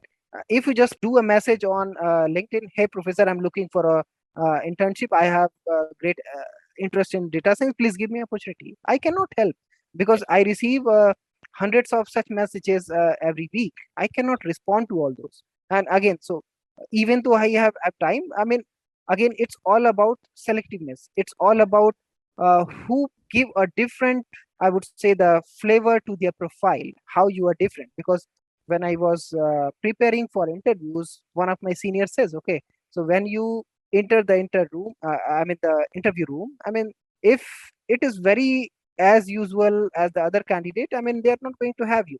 So Yeah. probably what different you can do.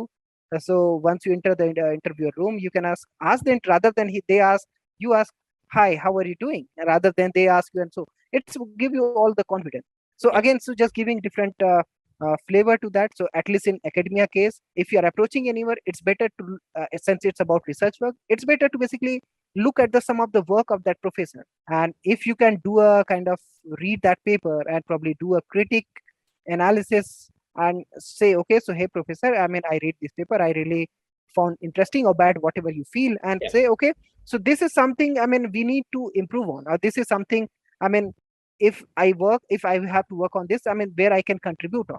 So if you highlight that, then definitely your profile grab my attention and anyone's attention.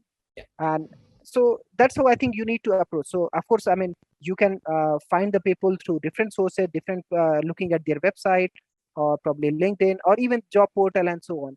But in order to distinguish yourself again, you need to probably find better ways to approach them.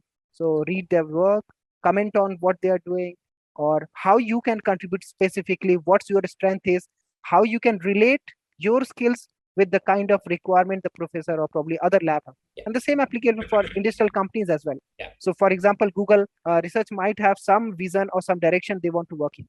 Yeah. So if you're applying them, you need to somehow relate them either in interview, either in while applying, and all these are matters. All these things are matters. I think in short, and this is something I learned also after I think a year or two of approaching people. There's so many people like us, right? The industry is so competitive.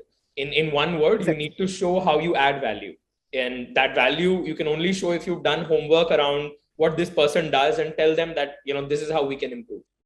And it's actually good that you've brought this point up, because the next questions are actually about this, that what should students be doing when they try to approach different labs? For example, if they want to come from Midas or they want to go for an industrial job, I think we've already answered part of it, which is around developing value.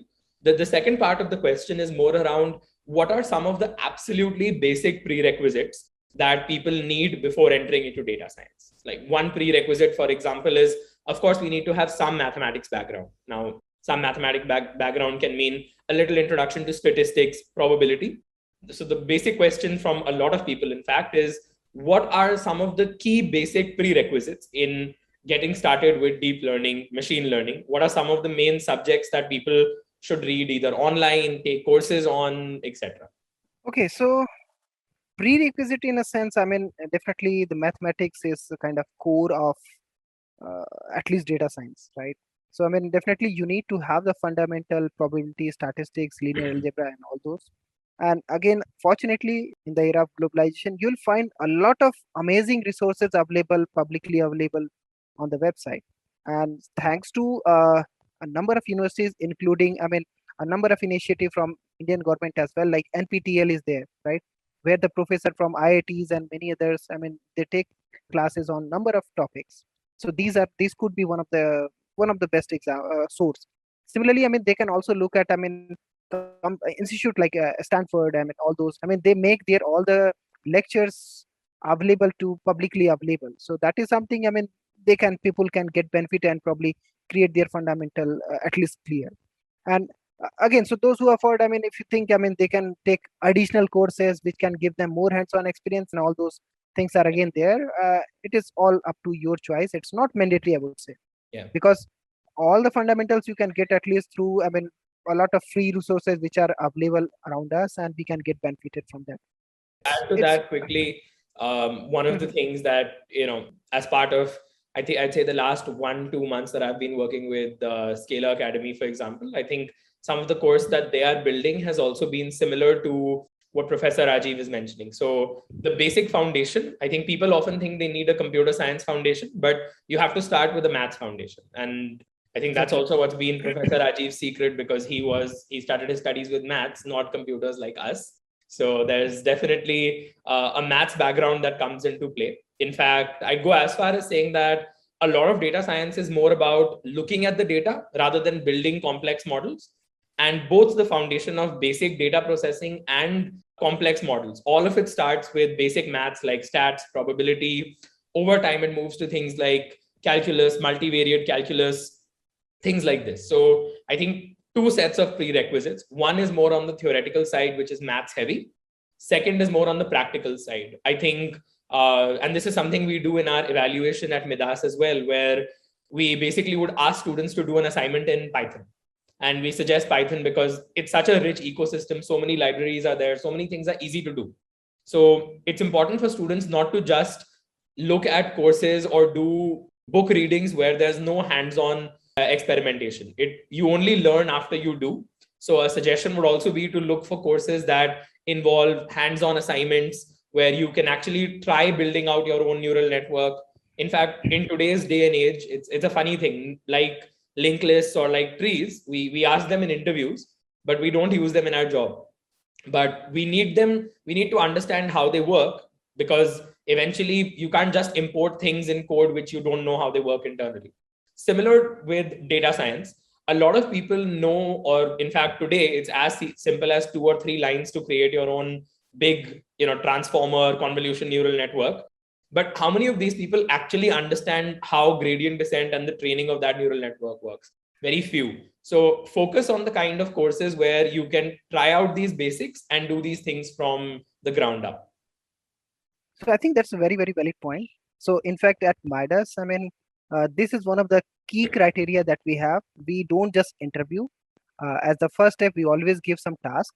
Yeah. And because we receive humongous, a huge number of applications. I think last year was more than 1,000. So I can. Yeah. So, and the first criteria that we give, you need to give we give some task and ask them, and basically a lot of application filter out, because that also help us to check the motivation of the student as well. And usually all the application that we received, the students who complete the task, we try to give a lot of attention to all those submissions, go them thoroughly and look for probably what are the students who can go for the next round of interview or so. But one thing I really want to highlight, it may probably sound not so good, but it's very selective. I would say the very competitive process. Yeah. Because recently, while discussing with one of my colleagues, he said, so competition is just like a way like this. If you want to get admission to a PhD program, you need to complete half of the PhD work to get the admission. Yeah. So because it's very competitive, the same thing applies here as well. If you want to get enrolled to some well-reputed industry or probably the lab or anyone, you need to also add value to that, and because it's very competitive, so don't just probably go through the book. You also need to do some hands-on, do the practice, so that you can help in the. Definitely, our expectation is not like, we want you to probably be expert in machine learning, but at least we expect you to have some understanding. And during the interview, we ask this basic simple questions, right? So what is gradient descent? What is linear algebra? What is all those? And all those, very simple questions related to that to check your foundation. Yeah, agreed. I think for anyone who is looking to start in data science, whether you're someone who's just starting out fresh with undergraduate, or it's someone who has multiple years of experience in industry, there are multiple parts. One, people that look at are the mathematical basics. How well do you understand things like linear algebra, calculus? How well do you understand basic machine learning algorithms? This doesn't mean you are solving problem like sentiment classification on Twitter. It means simple things like, do you understand how a basic neural network is trained? And the third and most important thing, which often helps people who are already in software engineering or even students who've studied data structures algorithms, is the coding aspect of it. As much of machine learning as you learn theoretically, even in research, and people often forget this, even when we write research papers, a lot of the time goes in coding. So it's important to not just have theoretical skills, but also to be able to implement these with practical coding. And there's altogether a new world now which focuses on ML operations.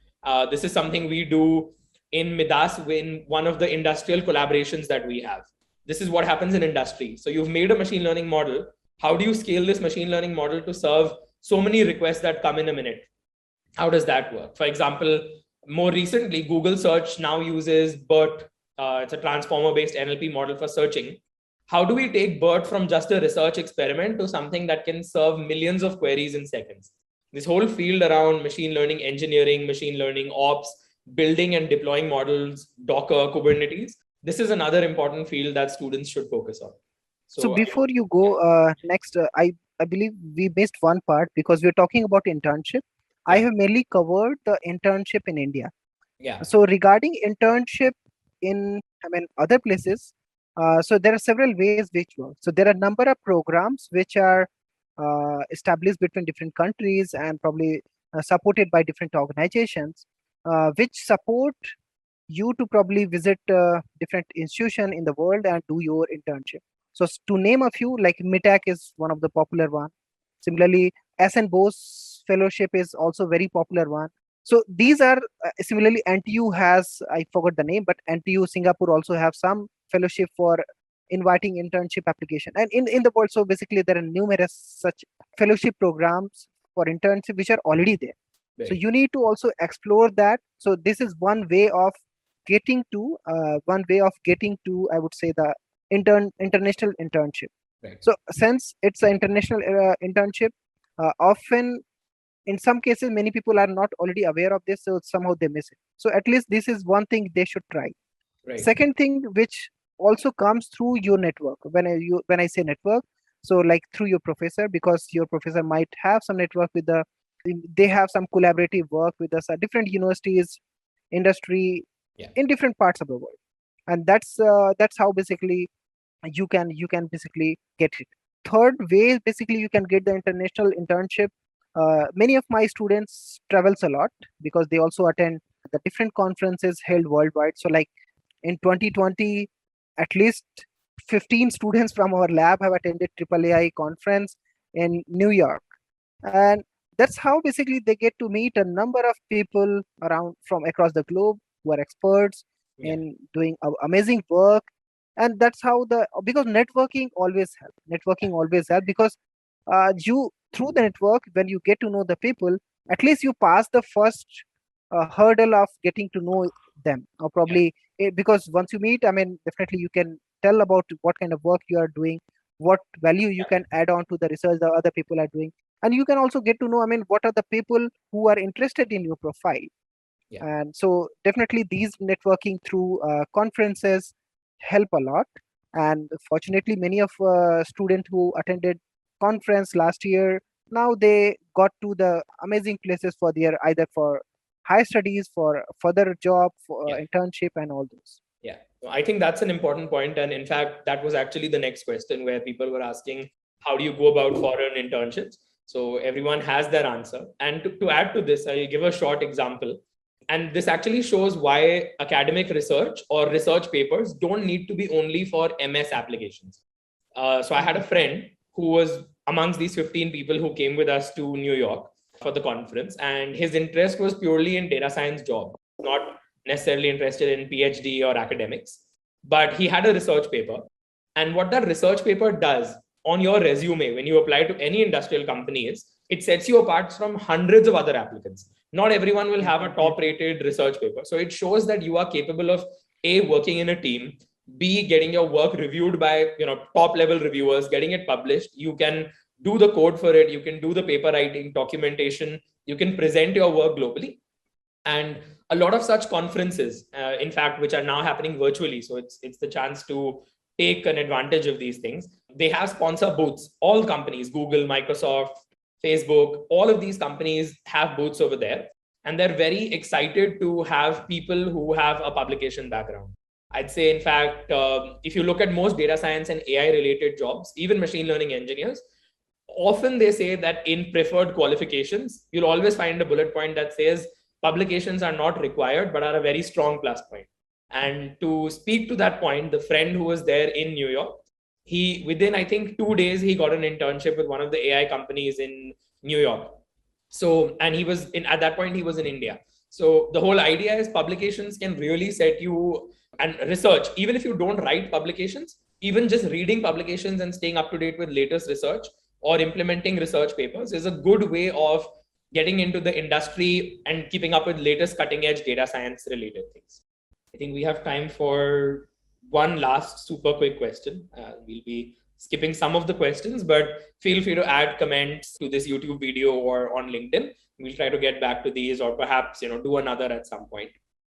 Okay, so yeah, I think this is a good question. This says, how would you say that preparation or the career path for someone in data science is different when they have multiple years of experience? So basically, a few people are worried that it's been a few years that they have done software engineering. In fact, like you had done some software engineering, I've done 3 years of software engineering. So some people are worried that they've already crossed 10 plus years of experience or 5 plus years of experience. How do we shift from software engineering to data science now? What kind of skills do we need to build up? What is the easiest way of maybe trying to get into data science while being in a software industry related job? I think it's a very, very interesting and very good question. And I think experience matters, right? I mean, so even though you don't have experience in data science, right? So whatever the experience you have acquired, be it software development, software engineering, is going to help you, because you have different approach, or probably you have learned a lot, which will help you in quickly, which will help you basically quickly learn something new. Because at least in academia, if you see, I mean, the trend changes very quickly. Like before the deep learning, for example, deep learning, at least in the conferences, getting a lot of I mean, the most of the people started using deep learning for different problems around probably late. I mean, not late. I would say around 2014, 2015. You'll see a lot of papers coming in the deep learning. So the people who, even though who are not working in area of artificial intelligence and deep learning, switch to that. And at that time, probably their experience in the academia would be 30 years, 20 years, 35 years, and so on. So it's never too late. I mean, even though you have, and that's how people switch, right? Because you can switch to a new area, you can switch to something really else. But the practice you had over the years, over the month, is not like quick learning, bit learning in different ways, and so on. So at least to me, I mean, it is going to be helpful, because whatever the new skill that you have to learn, I mean, it's basically few week or probably few months task.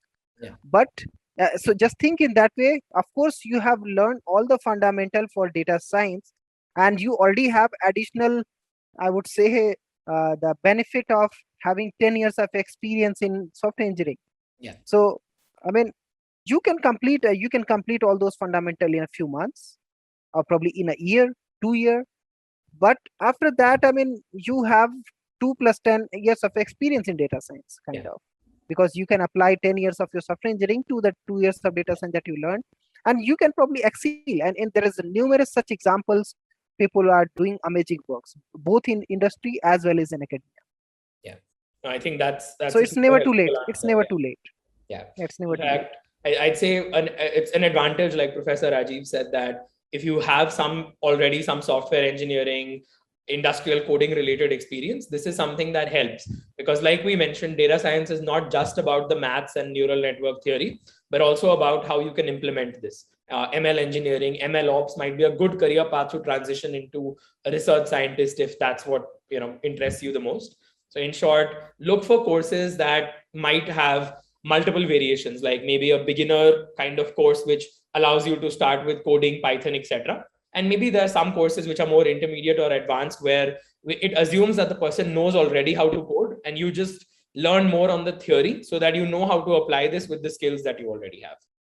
Awesome. So although we do have, I think, more than 20 more questions to go over, but we're almost crossing an hour now. So we'll stop bothering Professor Rajiv with so many more questions. And I'd like to thank you for taking the time out. I know it's a weekday and everything, and I know how busy you are. So from that perspective, we're really grateful to have you. And for the audience, if you have questions, more questions, follow-ups on any of these things, we're always reachable through the comments on LinkedIn, YouTube, through the email IDs that we have of the lab. And we're always there to help people who want to start a career in data science. And I think a tagline that I've picked up from what Professor Rajiv has said, that it's never too late. So keep that in mind, and best wishes to people starting their data science career and journey. Thank you so much, Ramit. And it's my pleasure, and it's great interacting with you. And I hope our interaction can help some of the brilliant mind and bright minds. And so with that hope, yeah, let's wish them best of luck. And just for, I mean, some of the students' reference, in case they want to apply for the Midas Lab, we always basically post the different opportunity on our social media pages. And again, so you can also look to those pages, follow them, and get the latest updates from there. Thank you so much. Awesome. Thank you, everyone. Bye-bye. With the significant amount of resources these days, it is not at all surprising that if a person gets confused on how to start or maybe even build a career in machine learning. So in this video, we'll be talking about how exactly can a person start his or her career in machine learning, what are the important skills that will give you that boost to secure a job in the field of ML, and what are some of the most average salary trends in this field. So without further delay, let us get right into it. Let us first understand what ML is. Machine learning can be defined as the science of making computers learn automatically. With machine learning, the computers can make decisions and predict outcomes without any human intervention. The whole process is achieved using algorithms which play an important role in building machine learning models, which can then be applied to a variety of other applications. Keeping in mind the definition of machine learning, now let us look at what are some of the most useful skills that one can learn to land a job role in machine learning. Firstly, mathematics and statistics are an integral part of machine learning. That being said, not all the mathematical concepts are relevant to ML. Some of the most important ones that are in fact relevant to ML are linear algebra, probability distributions, and calculus. One reason as to why maths is a prerequisite for ML is that mathematics is essential for applying the algorithms correctly and testing different hypotheses. With the knowledge of maths and statistics, one can pick up intuitions and learn the ML techniques really fast and accurately. Adding one or two programming languages to your portfolio is a great way to build foundations in machine learning. There are different programming languages in the current scenario, but the most suitable ones for machine learning are Python and R. The fact that Python is a high-level language makes it easy to understand and implement. An added advantage is that Python is so popular in today's world, so you'll have answers to almost every question related to Python on the internet, because the community is that vast. R is a low-level language which does the same thing that Python does, but most of the time it is used for data analysis and exploratory work. Having ML knowledge is another key aspect in building a career in machine learning. This includes both machine learning libraries and algorithms. For example, the Python machine learning libraries are the most preferred libraries used for machine learning. They deal with anything and everything related to machine learning. Libraries are basically a set of useful functions that get rid of writing the code from scratch. This in turn helps to reduce code redundancy and saves so much time.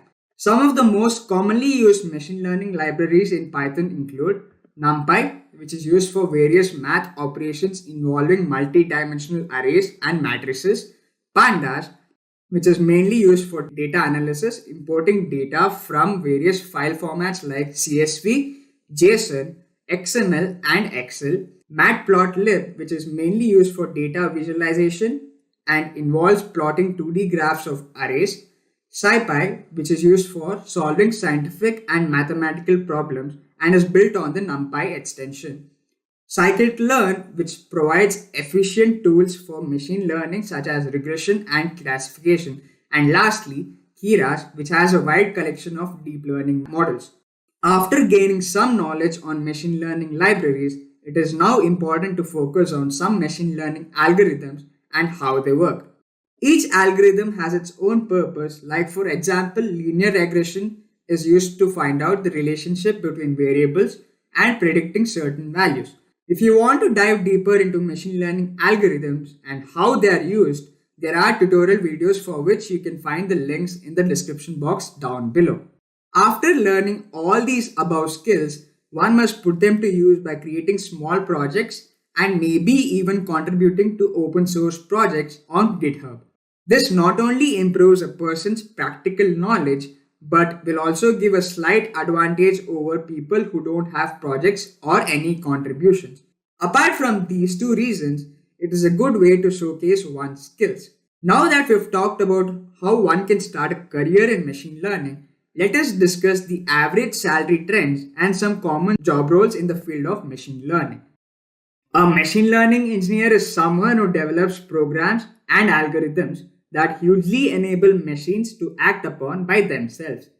A typical machine learning engineer in India earns about 7,60,000 rupees per annum, whereas the same job in the US will fetch you around 147,807 US dollars per annum. A data scientist designs algorithms and prediction models to mainly analyze the data. The average base salary for a data scientist in India is about 9 lakhs, and in the US it is 119,000 USD in a year. Principal scientist is someone who does research and comes up with innovative and impact driven machine learning projects. The job role also involves coordinating with stakeholders and other teams. This is one of the most high paying jobs in machine learning, and it will fetch you around 15 lakhs per annum in India and 141,000 USD per annum in the US.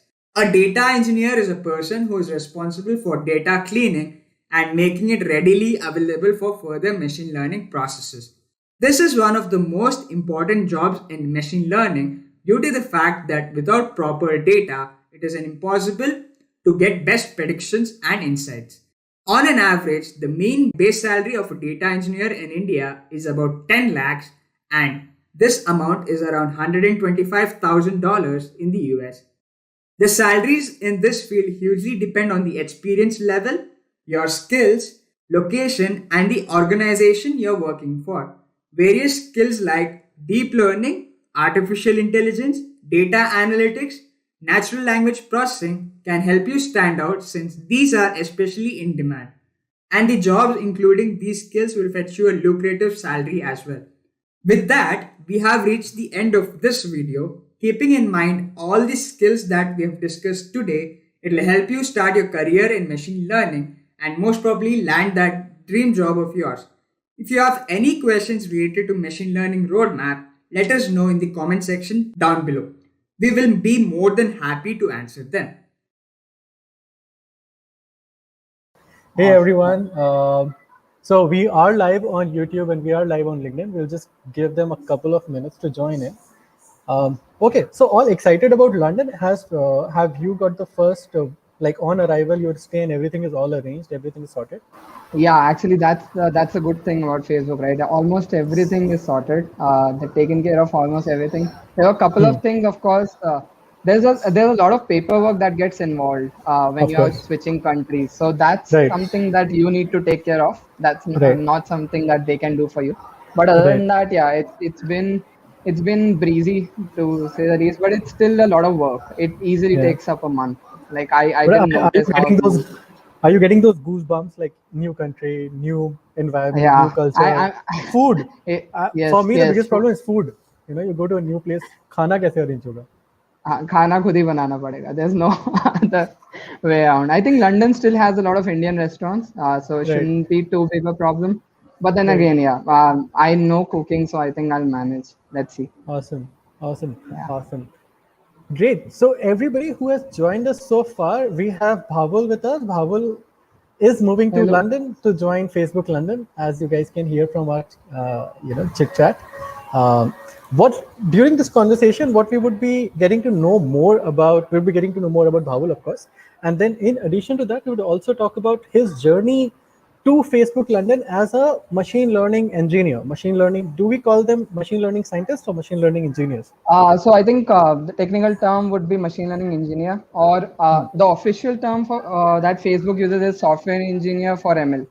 So that's what they call it. But honestly, there's just a lot of variance now in the industry. There's data science engineer, there's machine learning engineer, there's AI engineer, there's software engineer for ML. All of them kind of mean the same thing. There's data scientist, there's research scientist, right? So in my previous company, I was called research scientist, and I'm going to be doing the same sort of work essentially. Right.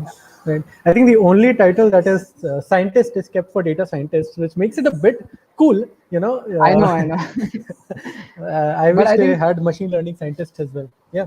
yeah. So I think outside, I'm not, although some startups are using scientist terms to hire anybody who does ML. Right. Usually, these fan companies or any big company giants, they reserve the scientist terms only for those who have a PhD.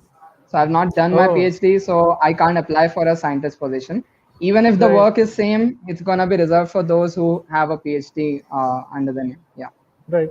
I'm familiar with this particular terminology for Volvo, because I think Volvo follows the exact same thing. Yeah, Yeah. even if you have done your masters, you can only be a data analyst or a software engineer, but the scientist term is only reserved when you have a PhD in the topic. So Right. pretty Right. interesting. Pretty interesting. Yeah. But you have also been a data scientist, right? Yeah. How different is it? Is it significantly different? Is it exactly the same? No, it's kind of the same. So it kind of depends. Honestly, company to company, it differs. Even now, although things have changed and streamlined quite a bit since like I started with my ML career, but even now, I think it depends a lot from company to company. So you could be given a title of research scientist, but then a work might involve mostly data analysis. So that can Right. still happen, and the other way around could also be true, right? You could be called a software engineer, forget about having any ML thing in your position, but then you might Right. be working on some cool ML stuff. So it Hmm. comes down to company. I think job description is where you get to know about what you're gonna be dealing with. Amazing, amazing, amazing. And we'll talk all about that. But first of all, I mean, I would want to know more about Bhavul, who you are, where Yeah. do you come from? So where are you from, Bhavul? Where are you staying right now? Yeah, so I'm in Delhi. I'm from Delhi only. Delhi is my Okay. hometown. I've been brought up here only, and then I moved to Goa. I studied there. I studied in BITS Pilani Goa Hmm. campus for 5 years. I did my Hmm. computer science bachelor's there and masters in mathematics. Why Uh, Goa? so th- Why not BITS Pilani, the main campus? no, I Goa is just better. Also, I did not score high enough, honestly, to get Pilani campus either. So I was like, We were just fine, talking Goa to is good. Yeah, we Yeah, were just talking to Mohit last week, right? And Mohit said, yeah. I just wanted to go to Goa because I mean, Goa, it would Uh, be so much fun. I think if you send anybody to Goa after a year, Yeah, they would choose Goa over other campuses. So it's true, it's true. I'm pretty sure. Even if somebody was initially planning for Pilani, Goa Yeah. does have that sort of a vibe to it. Yeah, Right. I mean, yeah. the work and play balanced, because I Yes. doubt the work and play will be balanced in Pilani or Kharagpur or Kanpur or any of those True. cities for matter. Yeah, Right. can't really say because I've not been there, but I love Goa. If I wish there were big or any good companies in Goa, I would have stayed in Goa. It's just as simple as Completely that. agreed. Completely agreed. I was talking to this design firm a couple of years back. They were based Yeah. out of Goa, and I think some of the best creative work is done in Goa for unknown reasons. Uh, Amazing. So, Uh, BITS Pilani, computer science. yeah. Um, was that your first interaction with computers, or have you been coding for long? No, no. So my first interaction with computers would have been back in sixth or seventh standard. But that was not coding. I think I started coding in ninth standard ish when again, just like Mohit, I think I was introduced to HTML and these sort of things, web designing sort of thing. But from Hmm. sixth standard itself, I did a lot of graphic design. So I worked with a lot of Photoshop Yeah. during that time, and I Wow. designed a bunch of things for some websites back then. Hmm. uh, then it went on to front end. In the college, I did some front end work, some designing work, just kind of carrying on to whatever I had learned during school time. But my proper coding experience started in 11th standard when C++ was taught in my school. Hmm. So that's where I was fascinated. Honestly, I was very fascinated by a simple for loop, what it could do, and what all we could accomplish by writing a simple program, right? Right. And that fascination has been there for each and every sort of subfield in computer science. So it was always a known for me that I'm gonna take computer science up. So I was sure from then on that if I'm going into a college, it doesn't matter which college it is, but I want to make sure it's computer science. That Right. I was pretty sure of.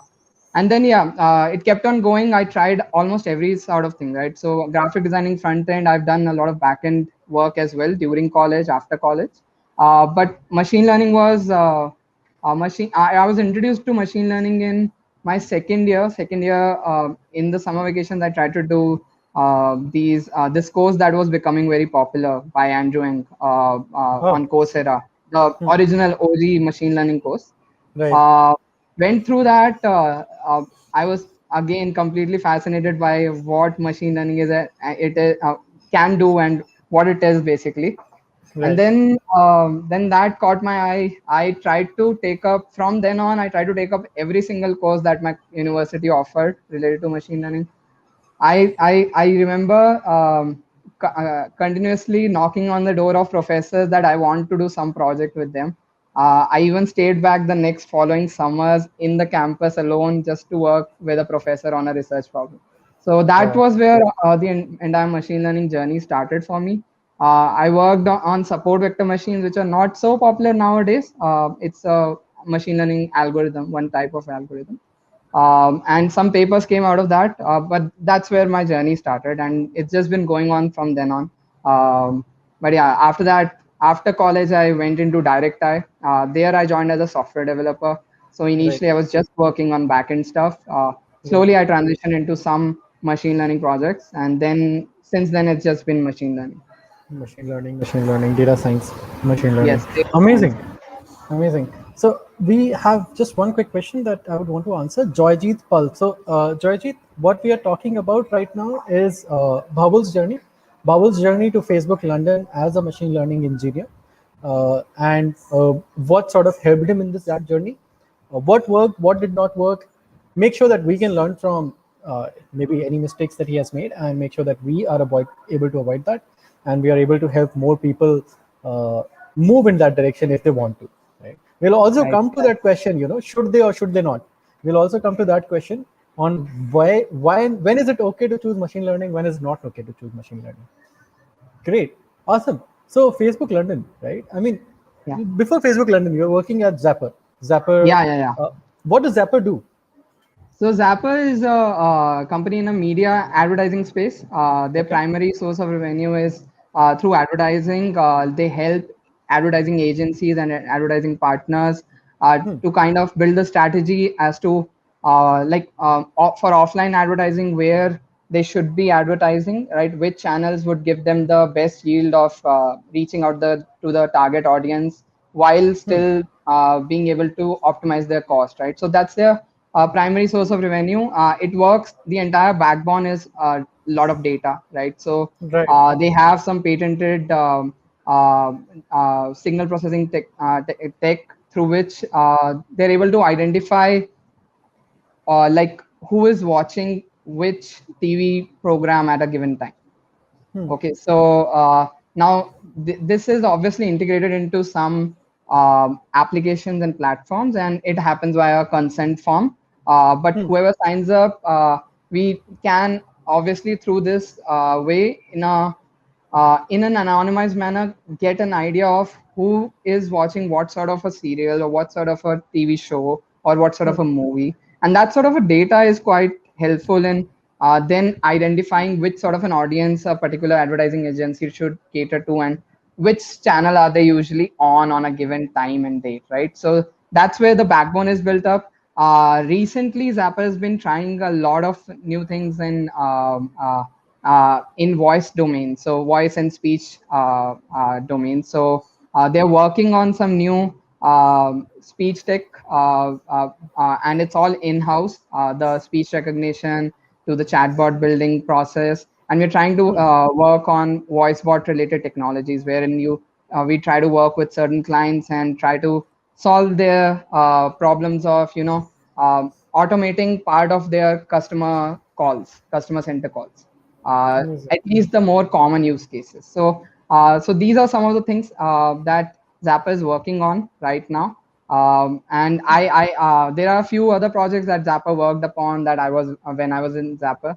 Now it's been a month. I miss Zapper quite a lot. It was an amazing place to work, actually, Right. and it gave No, me I the think opportunity to actually own up a lot of modules and work on all the cool machine learning stuff there. right. I think, I mean, this actually brings me to a very interesting learning that I got just a couple of days back. Right.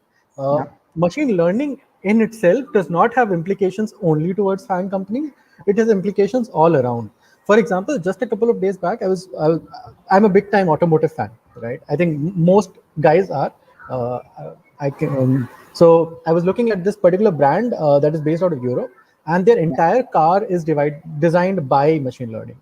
So not a single person is involved, and they have brought down cost by 95%. So Nice. 99%, sorry. So the cost to develop a hypercar usually is 500 million. Just because a machine is doing it and no human is involved, the cost to develop that car was just 5 million. 500 That's million, amazing. 5 million. Yeah. And Yeah. I think the implications of machine learning is very, very wide, right? It's Yeah. across the industries, and I think that is one of the biggest places for people to experiment, learn, and try. That's So true. among all of these opportunities, what made you choose Facebook? Because Facebook has been doing the same thing for a very long time, at least to the outside world. No, yeah, that's true. So, uh, Facebook was always one of the dream places to be. Whether you believe it or not, they do work on certain very challenging problems. Like some of the problems that I'm particularly interested in, for example, is fake news detection. For example, right? That's a very crucial problem that we are all facing, especially if we have looked at our parents' WhatsApp groups. I think we've all seen these problems. So Yeah. problems like that, a problem like preserving integrity while still maintaining freedom over a social network, right? These are some of the things that I'm particularly interested about. So Facebook seemed like one such place where I get to work on these. I was even happier when I got to know that these teams are specifically placed in London itself. There are a bunch of other teams as well in London, but this was something that attracted me quite a lot. Although it was not a outbound scenario, I was reached out by a HR from Facebook, and that's where it all started. Like that got me flowing, got the thought flowing that hey, maybe this would be a great idea and let's try it out. And Right. then this entire thought process began, and I gave it all my time that was required. Yeah. How was that preparation? I mean, for example, let's say when the HR reached out to you, did you immediately interview, or did you take some time off for preparing first? No, I took a lot of time. So I think this is where my journey would differ from quite a lot of folks. My entire interview process lasted over 6 months, and that would be a Wow. surprise to almost everyone, I guess. The reason being, even though this is a machine learning role, Facebook as such, even though it's a tech giant, right? It tries to work in very small teams, like small startups of their own. Right. Okay, so they Right. they still try to retain that sort of a culture within them, that you should be bold, you should try to move fast, and you should try to own as much as you can and build things completely, right? So it kind of Right. gives you that uh, all the positives of having a tech giant, as well as also all the kind of ownership and freedom that you need in a startup, right? Now with Facebook, what was happening is, even though it's a machine learning role, it's very unlike all the other companies that will take machine learning rounds. So usually other companies will end up asking you, taking 2 or 3 technical rounds. All of them will be machine learning based. So if you've been working in the ML space, you need a few revisions and you can kind of crack them. Okay, and you can crack most of those rounds if you've been working in machine learning or if you have studied well enough. Um, in Facebook, it was not that way. So in Facebook, it was primarily a software engineering interview with a one ML round in between. So what that meant was that I had to kind of relearn everything that I had learned back in college time. Go back to the basics. All the basics, right? Data structure algorithm, I had completely forgotten about all of that. So Right. so it was a lot of relearning. It was also a lot of new learnings, right? System design is something that I got to work on here or there during my first job, a little bit in Zapper as well. But again, I had not worked at the scale of Facebook. Like I had never built a system which would scale for say 10 million users or 100 million users, right? I got to work on that in Zapper at a particular time where I got to think about that. But usually, software engineers would get to do that more often than a person who's working in the ML space. Right. Uh, yeah, so that was something that had not occurred so many times that it had become natural to me. So these were things that I had to learn. So I took my own comfortable time. One lesson that I would want everyone to take from here is that uh, I personally used to feel very anxious that hey, I should probably not ask for more than like 2 weeks of time or 3 weeks of time from the HR. But it's Right. completely fine. You know, I through my preparation, one day I was reading some blog where a particular guy, some lead engineer, had basically broken down how much it costs to a company to hire a person or reject a person, right? Any candidate that gets rejected, a company loses close to $5,000 on them. Wow. And that's a huge cost to a company, right? Yeah. So if they would be more happy if you take your own time and prepare well and then Right. appear for the interview, because they're going to lose more than you would actually Right. from a business, right? So yeah, so that's what I can talk more in details as to what rounds were there and how much time I took for each of them. But yeah, I took my time. Yeah.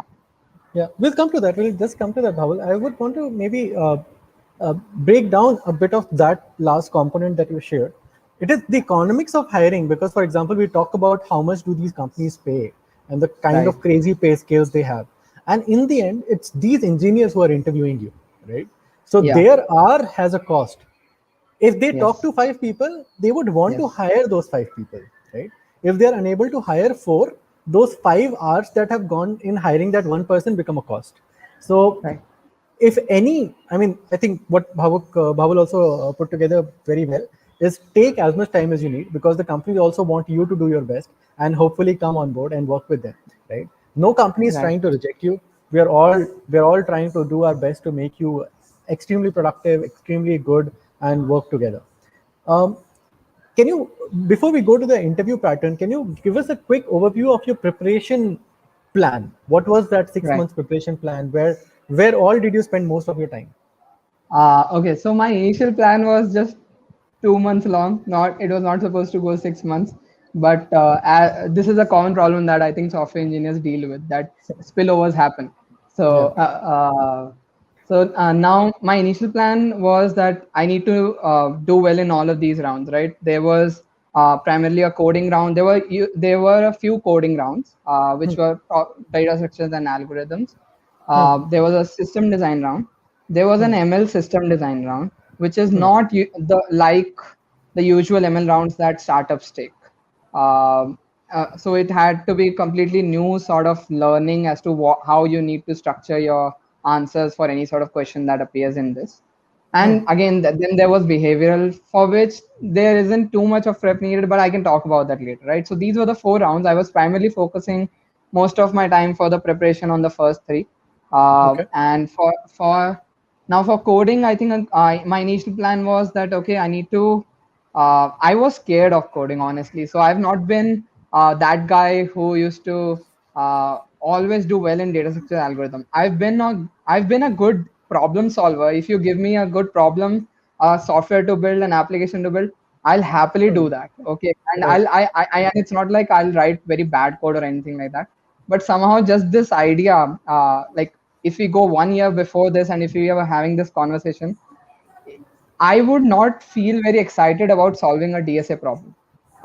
And the Got it. reason for that was simple, that it was more like a puzzle, and I did not see it impacting anybody out there other than me. Of course, it could impact me, but there was no social impact to it. Right. And that somehow used to keep me from away from it unless there's a need. But here there Got was it. a need. There was a big need. So Right. at so at this point, I try to prepare a plan. There was a book named Cracking the Coding Interview. So that Right. was my first part, that I need to go through that book completely.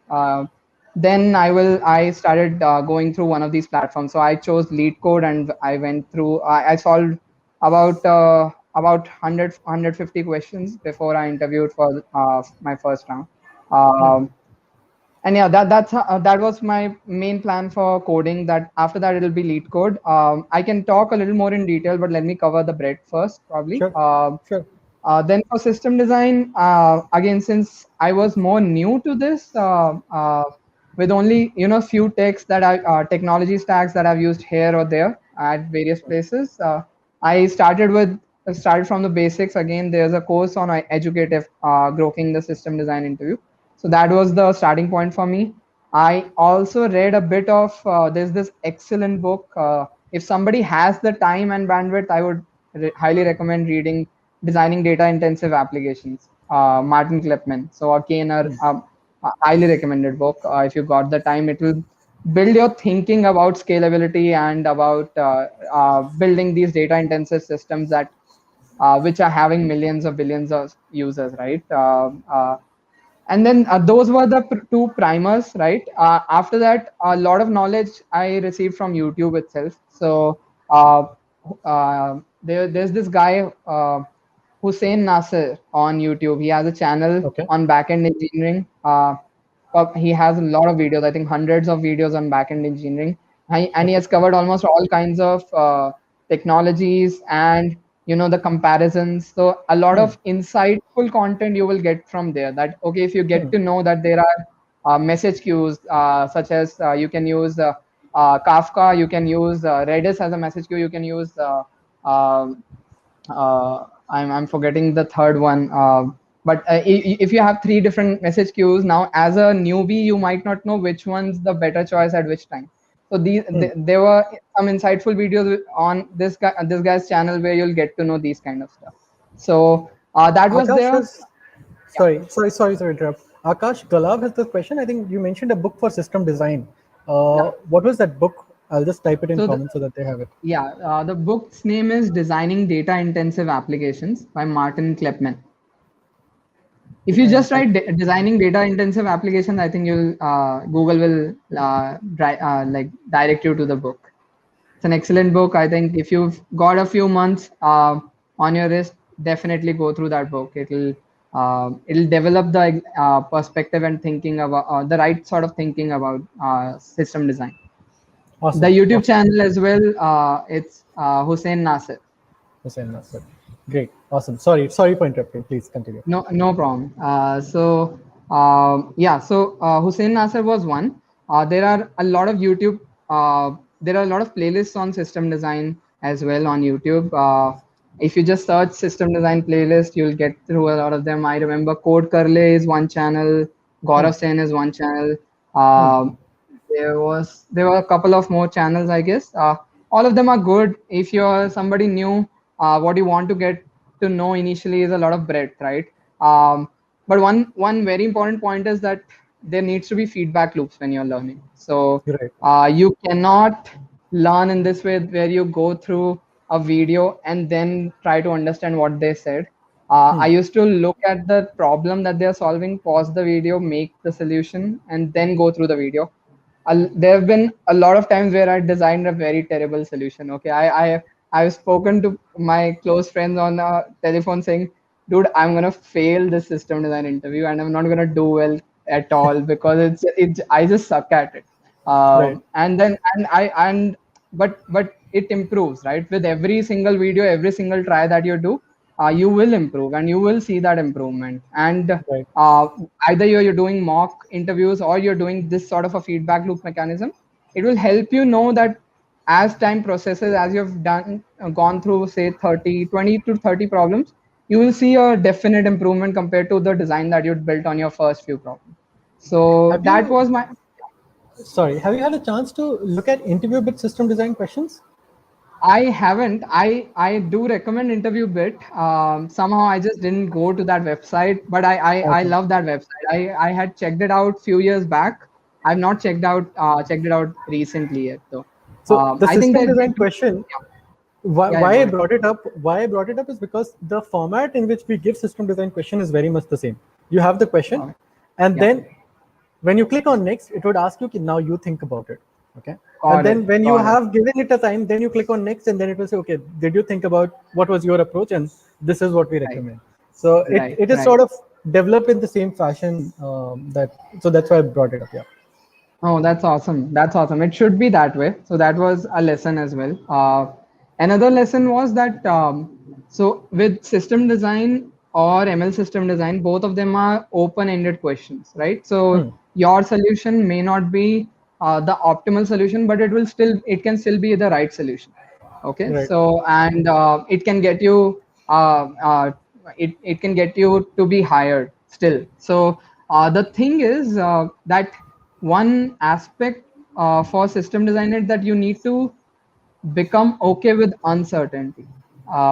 Like when Okay. you are coming up, when you're going for an interview, most likely in these fan companies, you're going to come up with a problem that you've never heard before Okay. with these open-ended problems. So you're not going to see the kind of problems that are mentioned online on these platforms. Most likely you will not. For system design, ML system design, it will be something new.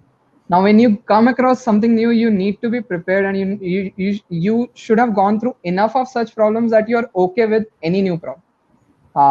And that's another thing that I learned, that which makes mock interviews very, very crucial for system design, I think, because you are experiencing that exact same nervousness, anxiety, whatever goes on in an interview, and you have to experience it so many times that you become okay. Now throw me a problem and I'll try to take a stab at it. Right? It should not be that, Right. oh shit, I've not seen this problem at all. I don't know which pattern it belongs to and what should I do with it. You have to get from there to this other place where you get a problem and you're in that mode that, okay, I'll take a stab at it and this is what I'm thinking about. I have a question at this point. So, for example, let's say system design, is it specific to the level at which you were interviewing, or is that asked across all levels? That's a very good question. So I think Facebook has levels in their hierarchies for software engineers. So from I'm not sure of their E3 levels and below, but E4 and onwards, which is categorized from senior engineers to tech lead to so on, managerial positions. I think Right. system design stays as a constant round of interview. Some positions will even face 2 system design interviews. So that also happens. Okay. Got it. Got it. Got it. Amazing. Awesome. And I had another question on the previous pointer that you mentioned, that you were preparing on lead code. Now, one of the challenges that I've heard from people who prepare on lead code or any open-ended platform is that you can solve a lot of problems and then you can still not cover everything, right? So what Yes. was your approach to make sure that you have some self-discipline to make sure that you cover a bit of everything and not just stick to something that you like? Because that's what people end up doing, you know?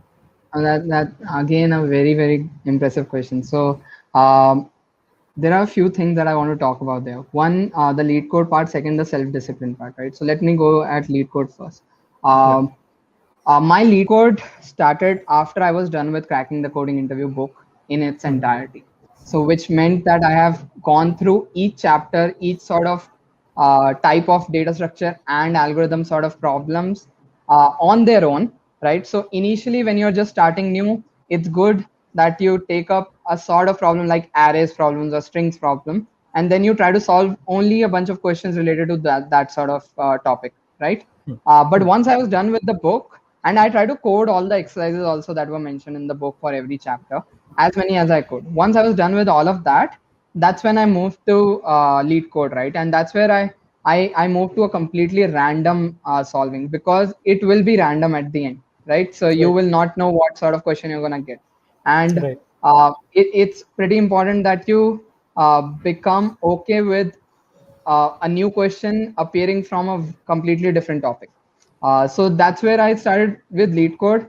Another thing that I tried on lead code was I used some extension to hide the difficulty level altogether.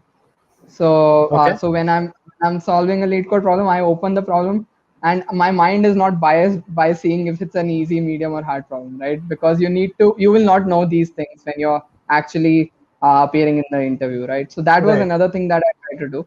Right. And that used to make me very happy when I used to solve a hard question in like 20 minutes or 15 minutes. That used to And then happen realize sometimes. it's a hard problem. Yeah, then realize it's a hard problem. So there are some extensions like that. If you just search for lead code, in Chrome extension, I think you'll get through one of those, No, I which think if hides the somebody from LeetCode is listening, please, this is a very important feature feedback.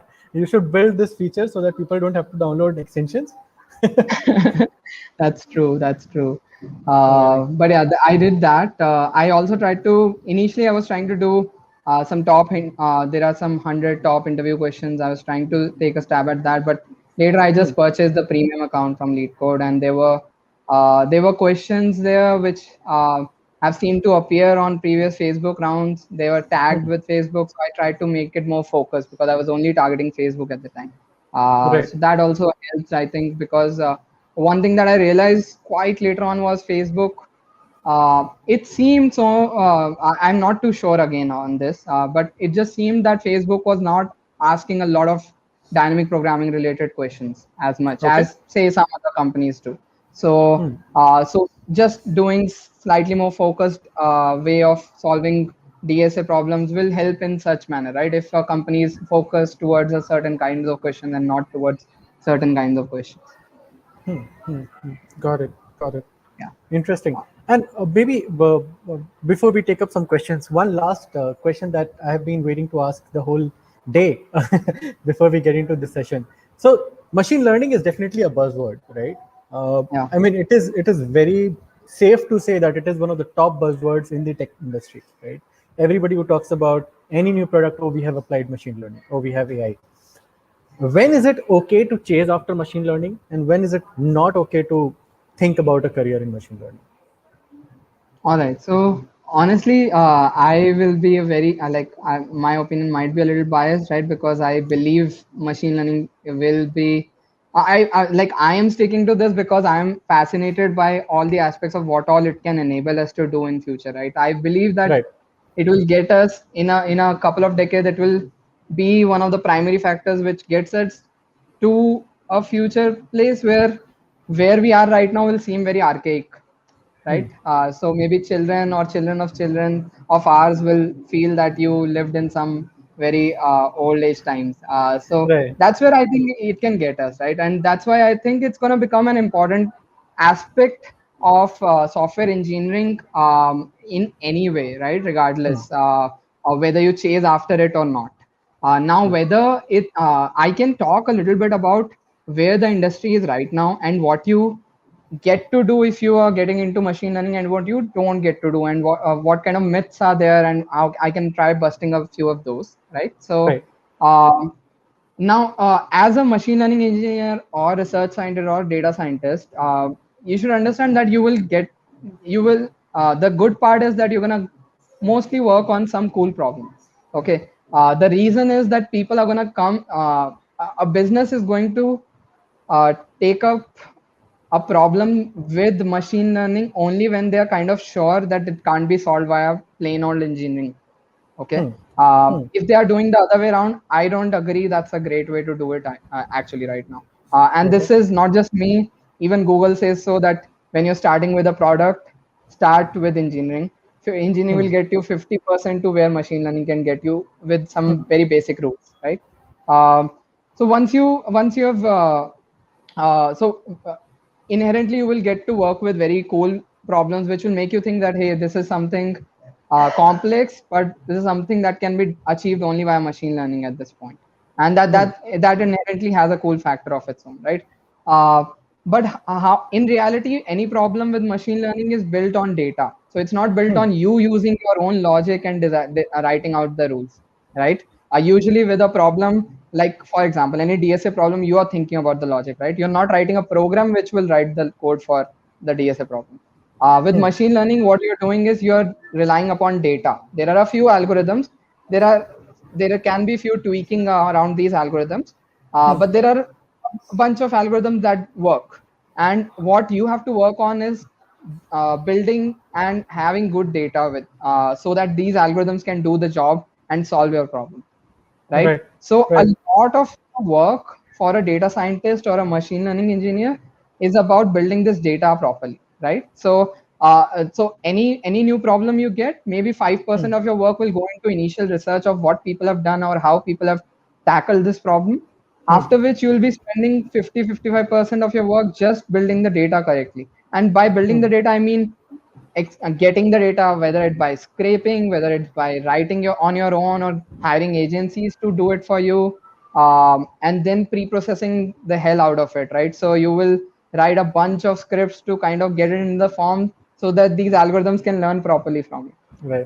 And then there's the cool part, which everyone thinks is cool, and which every course also teaches you online, right? Most of the courses, when they're teaching machine learning, are going to talk about these algorithms, that what are these algorithms and how they can learn to do something, right? Right. It is the core aspect, but in your job, it's going to take up only 10 to 20% of your time.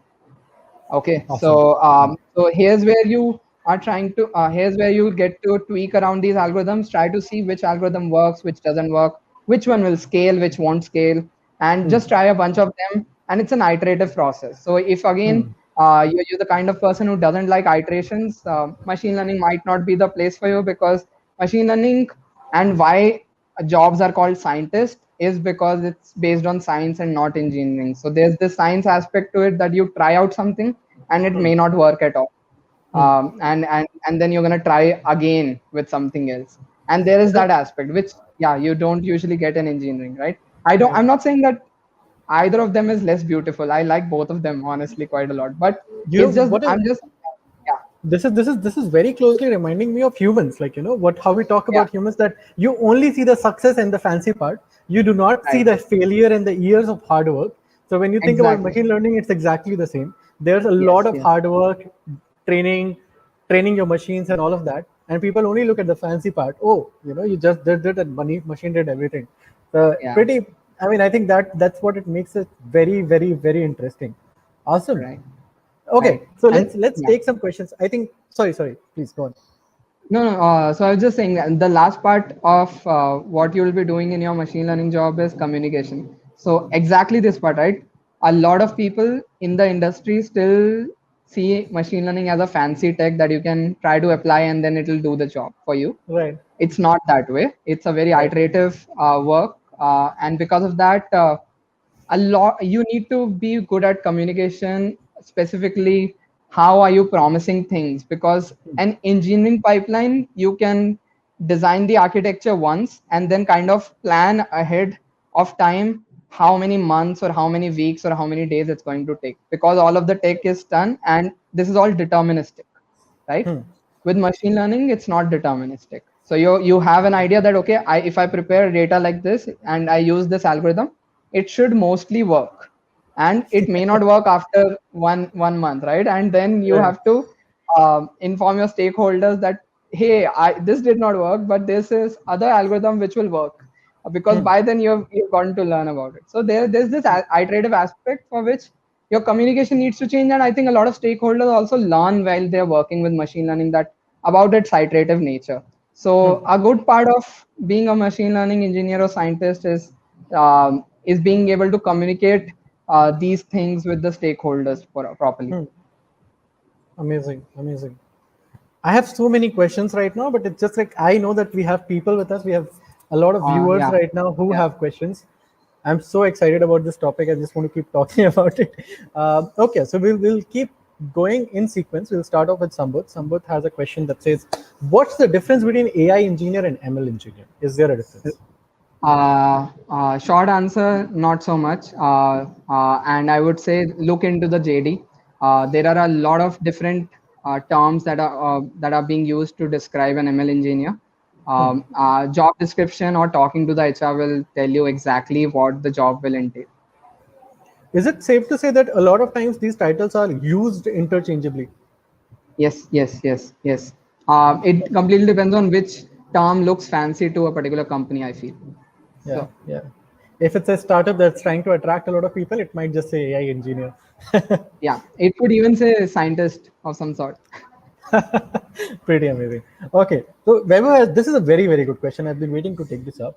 Can you explain any DSA problems, any DSA topics that are not needed in data science at all?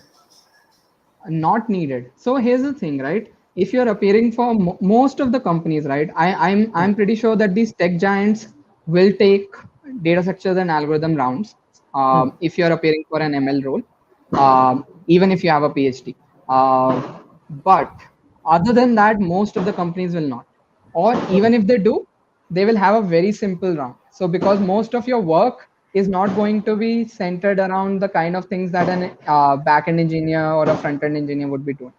So the work in itself is quite different, right? There is some aspect of coding involved. Of course, you need to be a good coder, but Right. then DSA is something that on which not a lot of people test you, right? Most startups will not. Some will, but even they will be usually simple problems. So as long as you have some basic knowledge, you've done some top 50, 75 most asked questions in DSA, you'll be sorted, I think. Awesome, awesome. But is it like if somebody has a very strong base in DSA, I think it doesn't hurt. It's always good. No, it doesn't hurt at all. It helps only, right? Because I think one thing that I learned by solving a DSA is it does train your mind quite a lot. Right. Thinking Intuition logically. building. Yeah, intuition building. Yes. Amazing, amazing. I think we have covered this to a certain extent, but if you could, like, for example, how many rounds did you have? How many were machine learning and how many were DSA and how many were design? Yeah. So there will be total 6 rounds that you will have usually. One would be a screening round initially, tech screening, which will be a DSA round. And this is an elimination round. So if you do well, you proceed to on-site rounds. If you don't, you're out. On-site, once you've proceeded to on-site, you will have all the rounds. There'll be 5 rounds there. There'll be 2 coding rounds again, which are again same DSA sort of rounds. Could be slightly harder problems.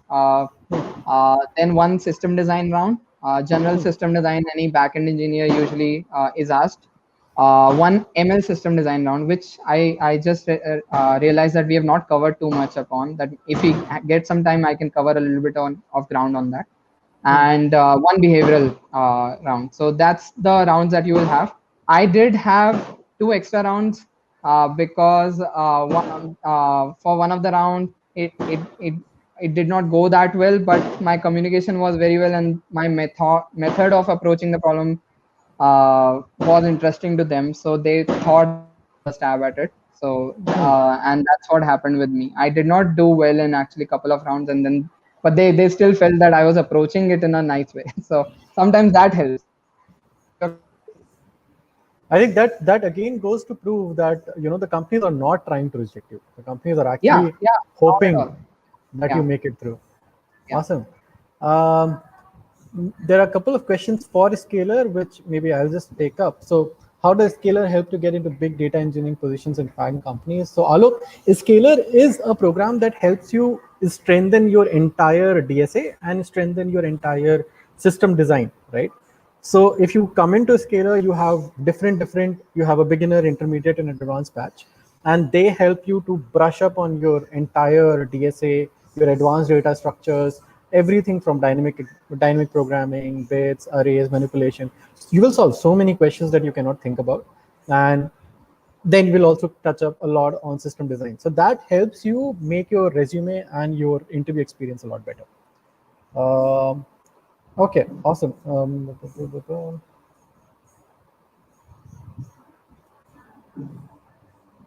Just going through all of these questions. This is such a good skill. You were talking to me and still reading all the questions. I just can't do that right now. It becomes so difficult. Kudos. I think we have covered this. Maybe just a bit about what do you think got you the call? Got me the caller. That's an interesting story. I'll try to shorten it. So I regularly try to keep myself updated with machine learning as a field, right? There's a lot of interesting stuff happening every day. And I usually do this via some newsletters. Now, one of the times there was this GPT-3. I don't know how many people in the audience have heard of it, but it was an algorithm that came out that did a lot of things at once without training it automatically, right? So, and it was done by OpenAI, the company headed by Elon Musk. So, so they when it came out, before it got all the mainstream attention, I had basically just posted a simple post on LinkedIn about it, about my own thoughts about it. And somehow the next day I had received a message from the Facebook HR that are you interested in this sort of an opportunity. So I am not saying that it's completely a causation aspect there. It could just be two completely different things, right? But I do think that it could have been possible due to that. But yeah, that's when they reached out. I think the lesson there is that if you get to know about something, just share it on some social media. It might help you. You never know who's reading it. Right. Just put yourself out there. The more you Yeah. share, the more you talk to people, the more eyeballs you have. The only recollection of OpenAI that I have is that OpenAI came to play Dota. I think Yeah. OpenAI Yeah. had a Dota game against Dendi, Yes. one-on-one pudge game. It was a pretty amazing game. So that is my only recollection of OpenAI. Yeah. But pretty amazing, right? We have somebody from college. So Amar is in the second year of his college, and he knows some basic machine learning. What should be his pathway? Great question, Amar. Amar, I'd suggest try to do as many projects as you can. Um, the real experience of working on a machine learning project will make you learn about aspects other than just the algorithm aspect. So a lot of courses and materials online will teach you about algorithms, but in your machine learning job, you're going to deal with data processing a lot. You're going to deal with which should be the metrics, how should you deploy it, what is A/B experimentation, A/B testing, a bunch of things, right? That come up only when you have a project with you. So I would suggest try to work on some projects. It could just be simple as Kaggle competitions. Kaggle is a website where there are usually machine learning competitions. So they will pose a problem and a data set, and you just work on it, right? Or it could be something that you just think of on your own, right? And then try a stab at it. Open source it, do not open source it, sell it. That's on you. But I would say as much as possible, get like practical experience. And if you want some resources on courses, if you still need to learn more, fast.ai is the platform I recommend the most. Deeplearning.ai is another website that has a lot of good courses now. So these are two platforms that'll give you a lot of content if you want to learn about different aspects of machine learning. Awesome, awesome. We have another good question from Prabhat, which is like, if you look at the career growth, is there any pros and cons of ML versus software development? Honestly, I do not believe it to be so. I think, yeah, forget about software engineer. You pick up any position, right? Everyone's making an impact, and it may not just be Facebook anywhere, right? When a product is coming together, there is a lot of engineering, a lot of product management, a lot of designing, a lot of machine learning that's going into it, a lot of QA work, testing work is going into it, right? And each of them are equally important, I feel. So I would suggest whatever technology excites you the most, try to follow that. Like listen what seems to be exciting. What if you and if you are at that place where you don't know what's exciting, just try out a bunch, right? Maybe in the course of next 6 months, pick something from machine learning, pick something from backend engineering, pick something from front end, right? Maybe pick up React here, pick up Kafka in backend, pick up trying to do some Kaggle competition on machine learning, and try all of them and see which seems most exciting to you, right? And then go ahead with that. Right. Pretty amazing. I mean, I think we have another follow-up question from Weber. I think we discussed about Amar's career journey. What skills should a fresher have when they are approaching data science? Do data science jobs expect a lot from a fresher? Nowadays, I know software engineering expects a lot. Like even if you're a fresher in software engineering, you should have done a lot of work. Yeah, so I think machine learning has always I don't think that a lot is expected from freshers. So what's expected is that you are willing to learn. As a fresher, I think that's the most important aspect, right? If you really want to learn to do this well, right? The passion aspect or the willing to learn and solve problems, that aspect is the first most critical thing for me to hire somebody. The other things would be that yeah, you need to have show some sort of interest, right, in some way on your resume. That will help a lot. There will be nowadays, I think a lot of companies have opened up taking freshers for machine learning positions. When I was sitting in my campus placements, there used to be only one, maybe couple of companies that will come for this. Yeah. Most of the companies were not in 2015, most of the companies were not hiring for machine learning roles out of college. Now there are a lot of companies, so there is a good chance that you get through. Just try to show a little bit of interest through projects or through the work you've done, through research papers, anything, right? If you've done some courses and some projects, I think that'll show a good range of interest, and that can get you through. But they're going to ask you same machine learning algorithm related stuff only. They're not going to expect things like ML system design, for example, from a fresh. So it's going to be mostly knowledge based, and what algorithm would you use? What is how can you explain this algorithm? Can you explain something like decision trees, random forest? Why one is better in this situation? What would you use? Things like that. Right. I think projects are very, very critical, whether we talk about machine learning, whether we talk about software development. Projects show that you like to build things. You don't just like to the theory aspect of it. Right. Now, Sambhu has a very good question. Like, for example, how important is it to understand the maths behind the algorithms? And how deeply must we dig into the mathematical aspect? That's an amazing Before we question. get into that, do you love maths? I like maths. The aspects that are involved in machine learning. Somehow those are my favorite aspects of math. I did do a master's in mathematics from BITS Pilani while studying there, besides computer science. So, but there are also some aspects of maths that I do not like so much. There is an entire field on abstract mathematics. Wasn't my cup of tea, but probability, statistics, and algebra and calculus. These are the four things that will come play a role somewhere in machine learning, right? And these are the things that will cover that you need to cover. Now there are very good places to go now. You can try to check out StatQuest as a YouTube channel. Can I type these somewhere? Or Yeah, you can maybe post I'll type. yeah, you can post a comment. Yes. StatQuest, and then there's 3 blue, 1 brown, right? So you can try to cover a lot of math ground behind algorithms and behind what goes into machine learning just through these two channels to start with.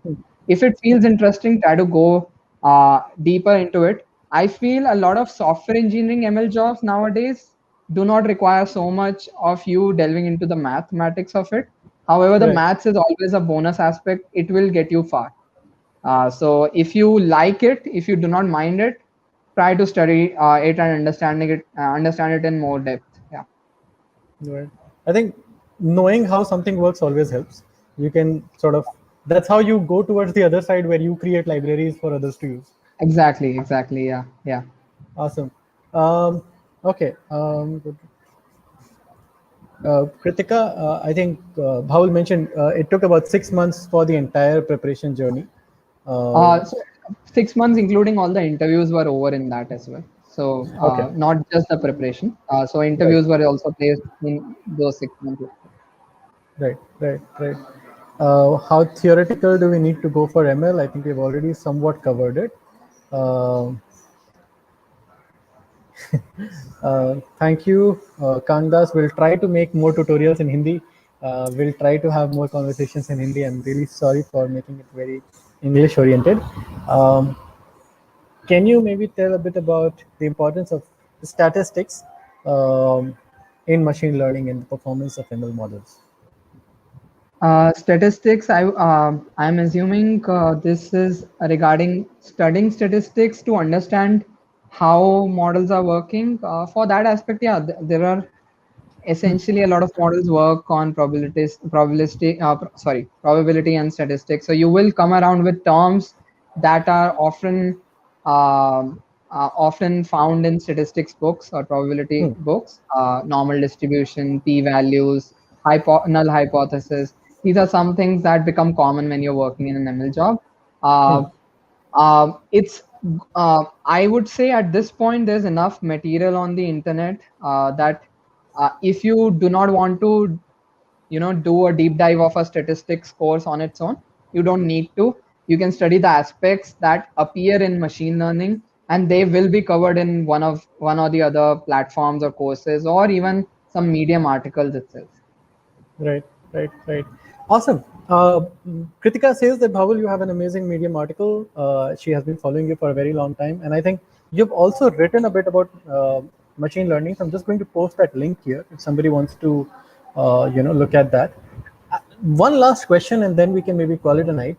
From Manoj, I think we can take the last few minutes to talk about these. What Yeah. did you exactly mean by ML system design? How to prepare for case-based ML questions like A/B testing, etc., etc. Yes. So thanks, Manoj, for asking the question. I wanted to Yes. cover this. So this is the aspect that will make that makes fan companies ML positions different than rest of the companies. ML system design is where you will be asked a problem statement, just like system design. That hey, you will need to design, say something like Facebook feed or YouTube feed, right? The home screen. And but now you have to talk about this problem from an ML perspective. Okay, so now what usually is expected in this problem is to cover the entire ground of uh, all that is utilized in ML. So first you will need to understand the problem. Like if they are talking about Facebook feed, okay, then what am I trying to optimize? I would want more engagement, for example, right? I would want more people to stay on the feed, right? So these this is more product level related discussion that you'll start with. You'll talk about the problem itself and what sort of metrics you will be following, right? Because any machine learning problem you're solving, you are gonna be looking into some metrics to see if this is going well or it's not going well. So metrics becomes a part of it. You need to discuss metrics. Then you go on to discussing about the data. So what data will be available to you? So you have to think about, okay, if I'm designing a Facebook feed, and my idea is that if a person logs in, I'm able to show relevant recommendation of posts, images, videos, etc. to the person. Then what data do I have available with me as a Facebook engineer that I can utilize for this? Okay, so you need to think about user profile data that will be available to you. Uh, uh, Maybe data about what day it is, what time it is it a holiday, right? A bunch of things about what sort of data is available to you. What sort of groups is this person in, what sort of friends does he have, what sort of topics has he liked, right? This becomes your data, so you have to think about what would be the data part, right? So you're not given any data set, you have to come up with what would be the features that you will be using in your machine learning problem here. Okay, and you come up with that feature set. This is called the feature engineering part. So we covered problem statement, metrics. Third is feature engineering. You try to then talk about, okay, if I have these features and this data and these metrics, what algorithm will I use? Okay. Now, when you're talking about the algorithm, it could be something simple as logistic regression. It could be like decision tree, random forest, XGBoost, neural networks, deep learning based any sort of architecture, and you have to be able to justify the decision. Just like in system design problems, you have to kind of justify your architectural decisions. Here, you have to justify which metrics you're choosing, why these features, and why this algorithm, right? Will it scale for this problem? There are going to be 1 billion people using Facebook every day. These many calls happening to the feed. Will your algorithm be able to make enough predictions at runtime, right? So you talk about algorithm aspect, after which you talk a little bit about deployment aspect, right? So how are you going to deploy this? Is there going to be A/B testing used? What happens? What sort of debugging strategies would be there? What if something goes wrong? How will you debug it? Are your models interpretable in nature or not, right? So these are some sort of questions that you try to cover in the deployment aspect. That what if something goes wrong? How are you going to tackle it, right? So Right. when you're given a ML system design problem, you have to kind of cover ground on all of these topics one by one, go through each of them and go into a little bit of depth of each of them. And if an interviewer wants you to talk more about any particular topic, you need to talk more about that particular topic. But yeah, that's the idea. Time management becomes very crucial because each of these topics is can easily take up half an hour if you want to. So it and it's on you. The onus is on you to kind of strictly shortly cover a particular area and move it to another area and make sure that entire ground gets covered. Understood. We have one last very quick question. how important is data engineering for FANG if applying for machine learning or data science role? Yeah, so I think data engineering is important because data engineering, I feel at this point, overlaps quite a lot with what you learn in system design. So when you're dealing with the system design problems that would be asked as company at FANG companies, they're gonna ask you things which scale up to billions of users, and they are Right. usually going to ask you things uh, which are running on their product. So maybe a feature on Facebook or on YouTube or something like that. So in that case, there is already a billion user platform. So there is a lot of data. So when you're dealing with data engineering, a lot of the lessons there overlap with the system design part, I feel. So you can, I think it becomes pretty important. Awesome. Great. Thank you so much for your time, Bhaval. I mean, everybody who's watching us right now across LinkedIn, YouTube, do let us know in the comments if you would like us to roll out a machine learning data science course. And if so, what would you like to see in that? And thank you so much for taking out time on a Friday evening and talking to us. No problem. It's been a pleasure. It's been a pleasure. I also want to thank everyone who came here. This was my first live stream, I think, in life. So sorry if I fumbled here or there, but I No, guess it it was, was I think, helpful somewhat. yeah, it was very, very educational, and I'm pretty sure that all of us, everybody, can we guys get a quick response? Did you guys find it helpful? I'm sure that if you guys can just say yes in the comments. Also want to just tell out that I am writing some more blogs.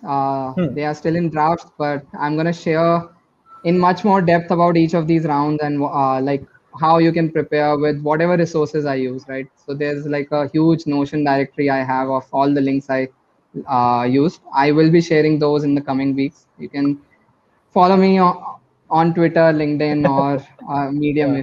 if that's going to help you. Please do. I mean, Thank you please so do. much. We'll Yeah. we'll comment down all the links to Bhaval's profiles so that you can very, very easily connect with him, follow him.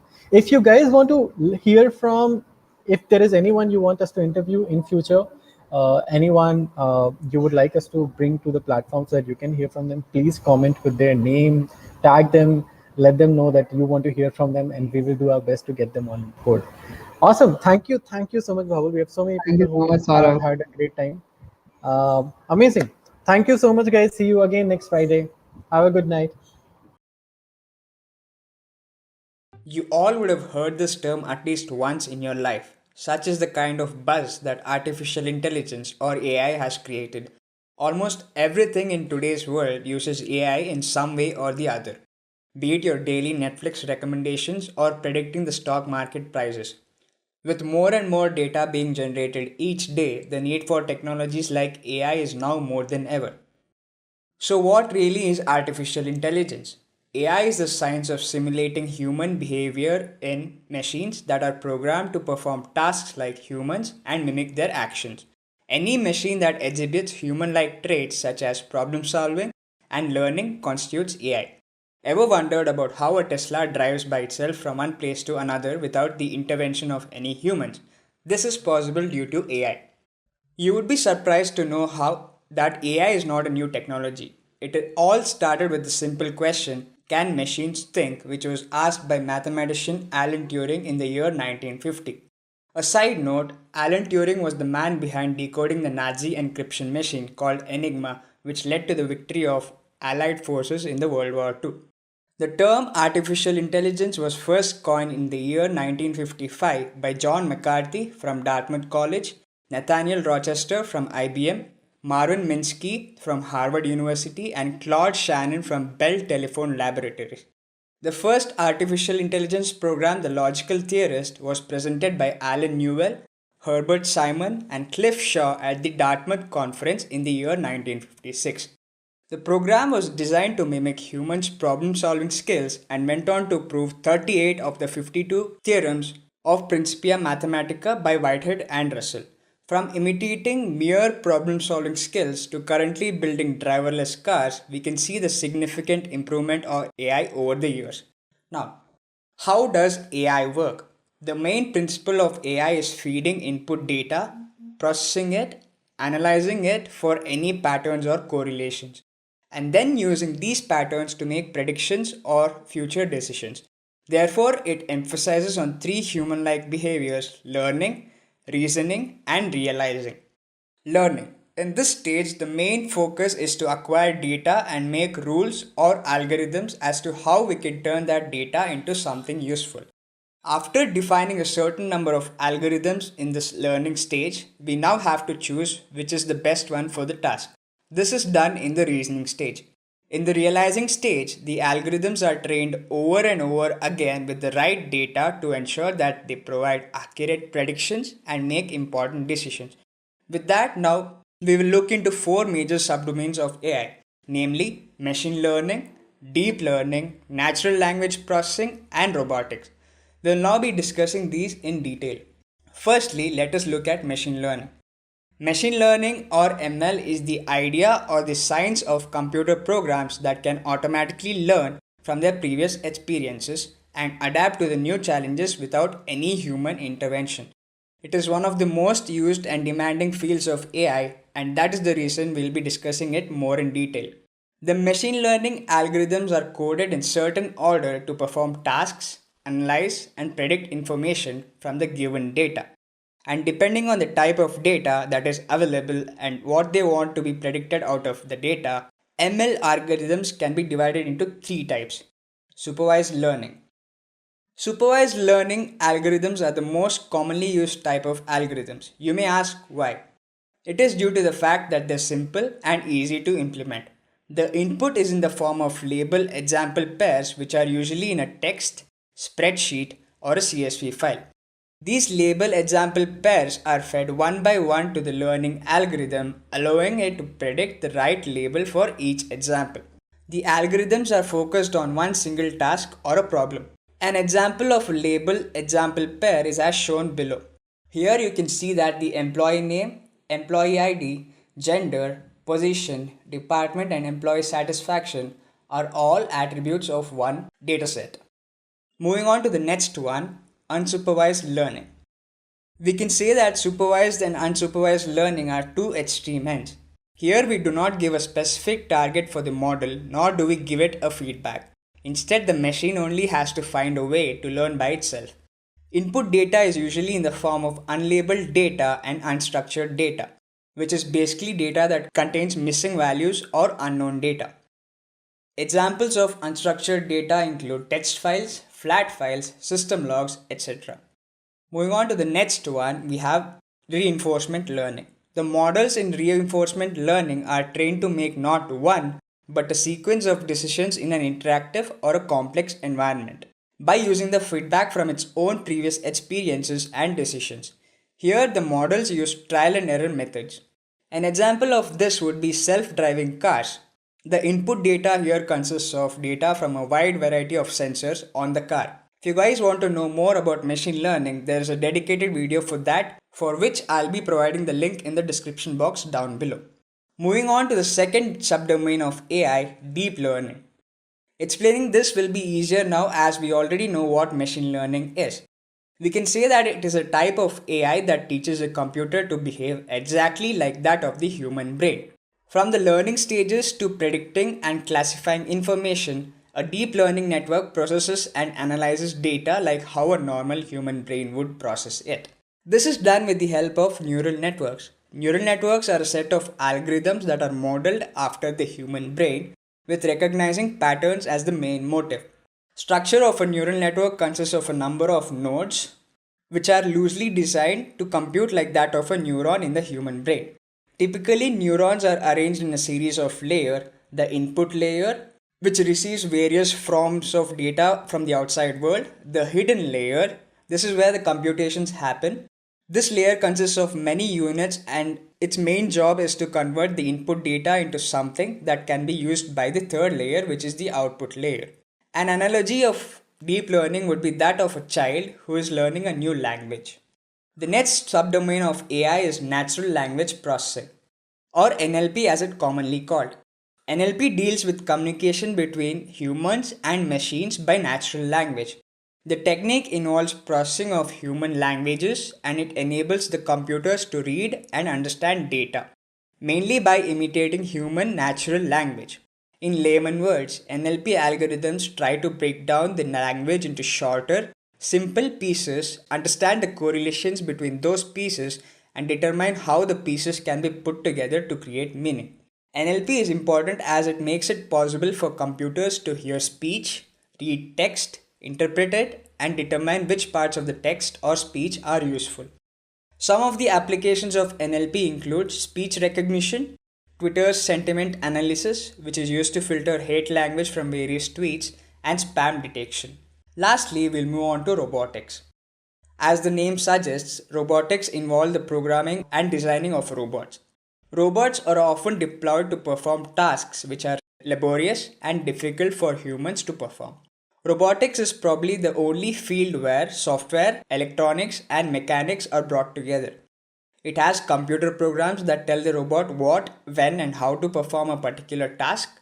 It consists of mechanical components for performing that task, and it has electrical elements for providing power and controlling the machinery. Some of the main applications of robotics are manufacturing, military applications, outer space applications, and health service. With the number of applications of AI increasing each day, people might only think of one question: will AI eat up jobs in the future? Not all the applications of AI are the same as factory automation or robotics. Industry sectors which involve manufacturing goods and products thrive on efficiency and low cost. They would save so much investing on AI when compared to investing in human labor. In fact, some factories in the world have already made their complete process automatic, and there are more factories which will follow the same feat in the future.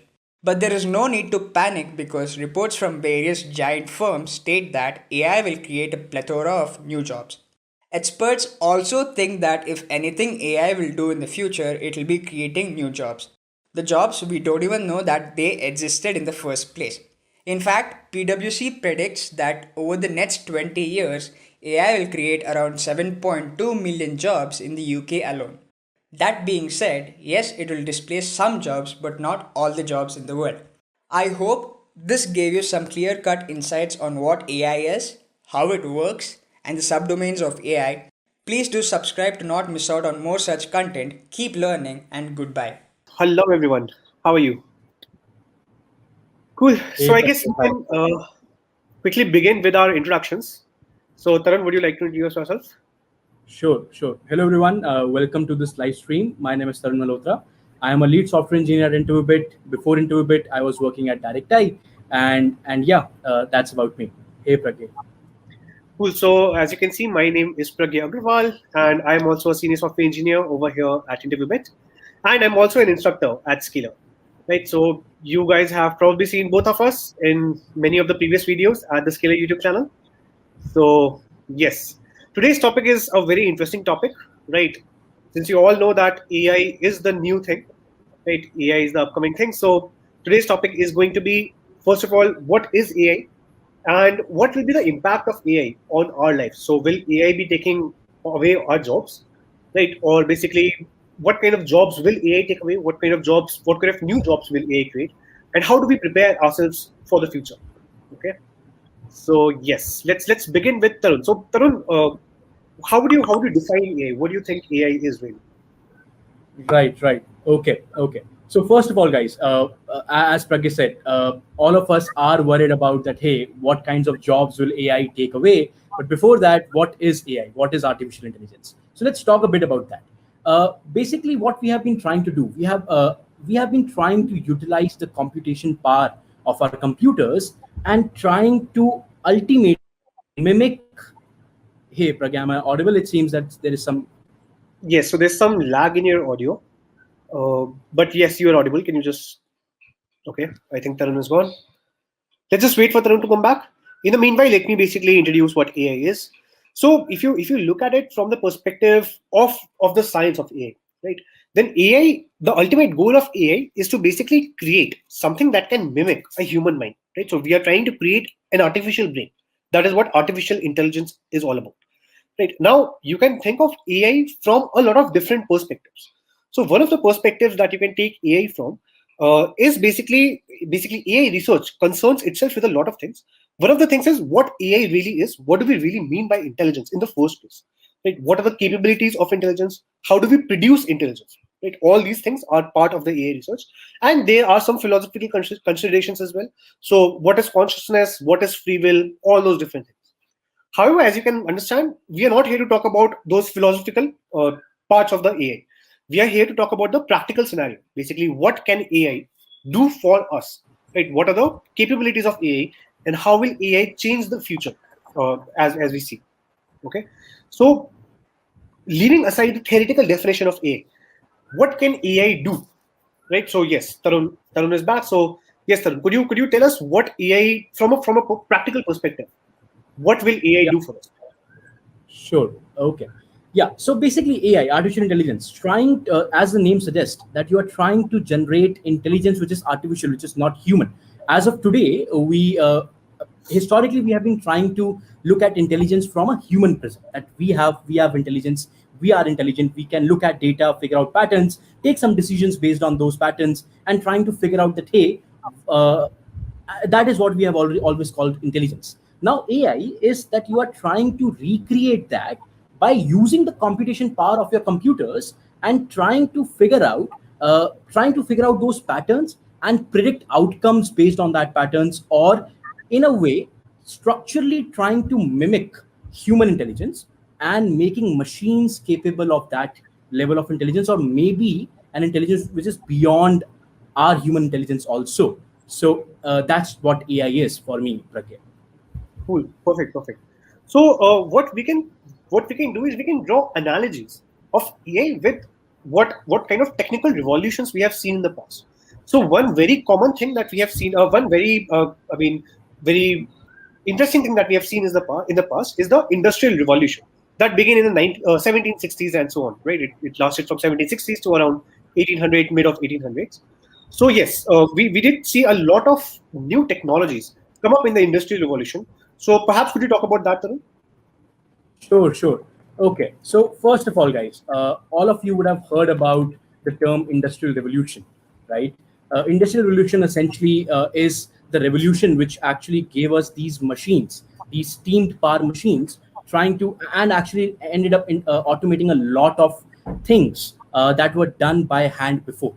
But I will actually give you a much more deeper perspective here, and will try to actually tie that with this new revolution that is going on, and people actually call this the fourth industrial revolution. So actually, before coming to the fourth industrial revolution, let's try to imagine the history, our past, and see how all these industrial revolutions actually change things drastically. So the first industrial revolution, as Pragya said, was in the 17th century or the 18th century, is the industrial revolution which actually gave us the steam powered engines. And that is when all back in the day, the textile manufacturing was entirely by hand. And that first industrial revolution totally replaced that hand woven clothes and gave us machines that are going to create our clothes. This had a massive impact and led to a much higher level of we actually went to a much more optimized world where things could have been done at a much larger scale, which you could not have imagined early on. Then the second industrial revolution, which is also known as the revolution, which is also known as a technological revolution, happened when the the world actually saw the invention of a telegraph. So people started building these great networks where people can talk to each other via far off to each other, and then they also started building extensively the railroad network.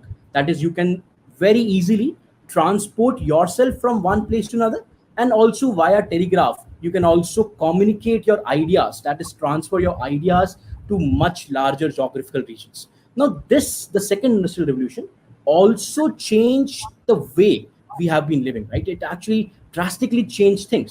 Early on, if you can't actually move very quickly to different parts of your country, what would really happen is that there are some centers of all the innovation, some centers of all the trade, and some centers of all the education also, and everything beyond the geographical reach was a place where not a lot of things happened. But with this industrial revolution, things changed a lot in that aspect. Now, the third industrial revolution, which is very closer to us. We actually we know a lot more about that as of today. This is we actually appreciate that a lot better, is the digital revolution that happened. These computers, which actually started doing a lot of logical task for us, and started doing a lot of computation using these chips. This is the third industrial revolution. Now this fourth industrial revolution is actually the AI revolution, where not only some computations can be done using machines, but you can also hope to deduce a lot of inferences using these machines. So basically, giving machines the data and asking them to figure out more about that data, figure out patterns in that data, and then trying to also predict things. This is what the fourth industrial revolution is, and very similar in a lot of sense to the previous industrial revolutions, but also very different in some aspects. So Pragya, I would maybe, if this made sense, I would want okay.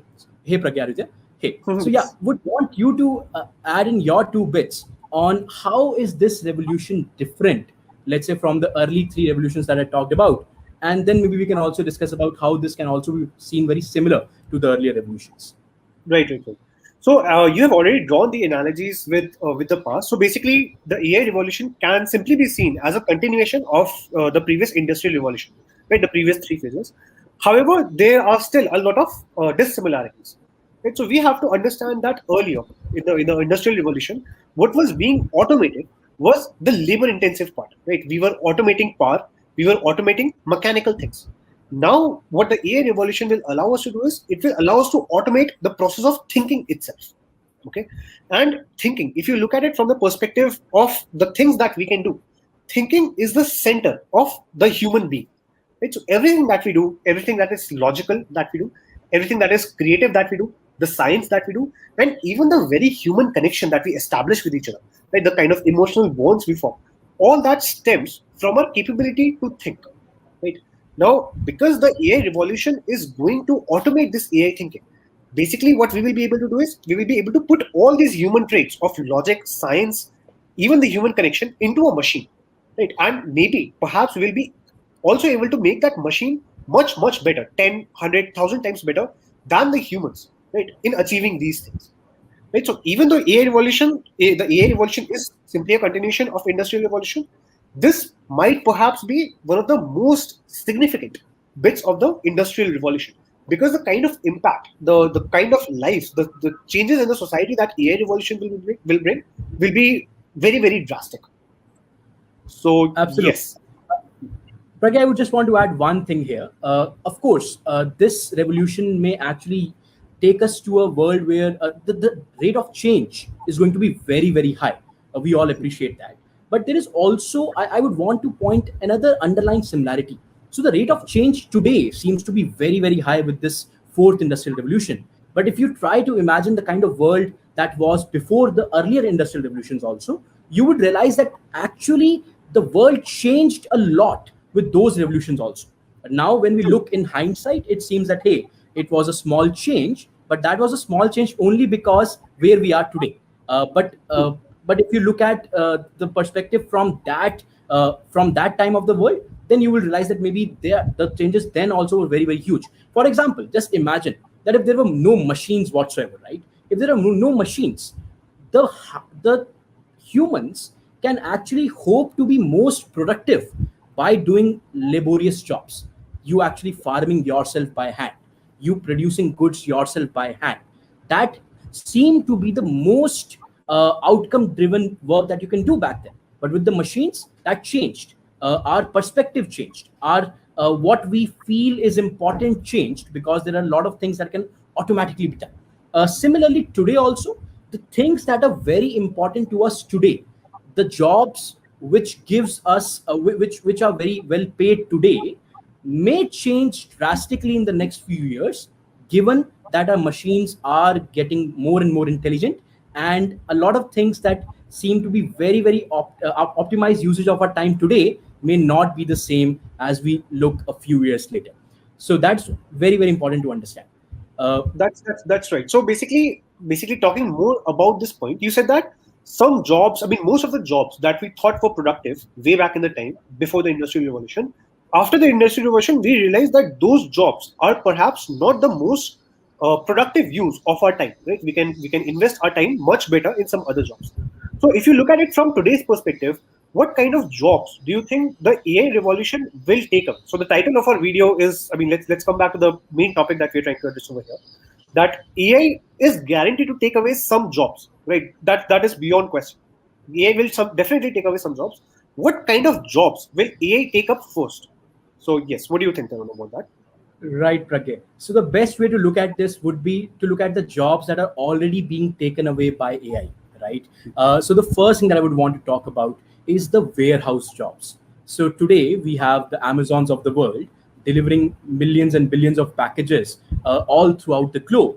You would realize that warehousing those packages and then sorting those packages to make sure that you are delivering the right package to the right place, that involved before this fourth industrial revolution, that involved a lot of labor, a lot of manual labor.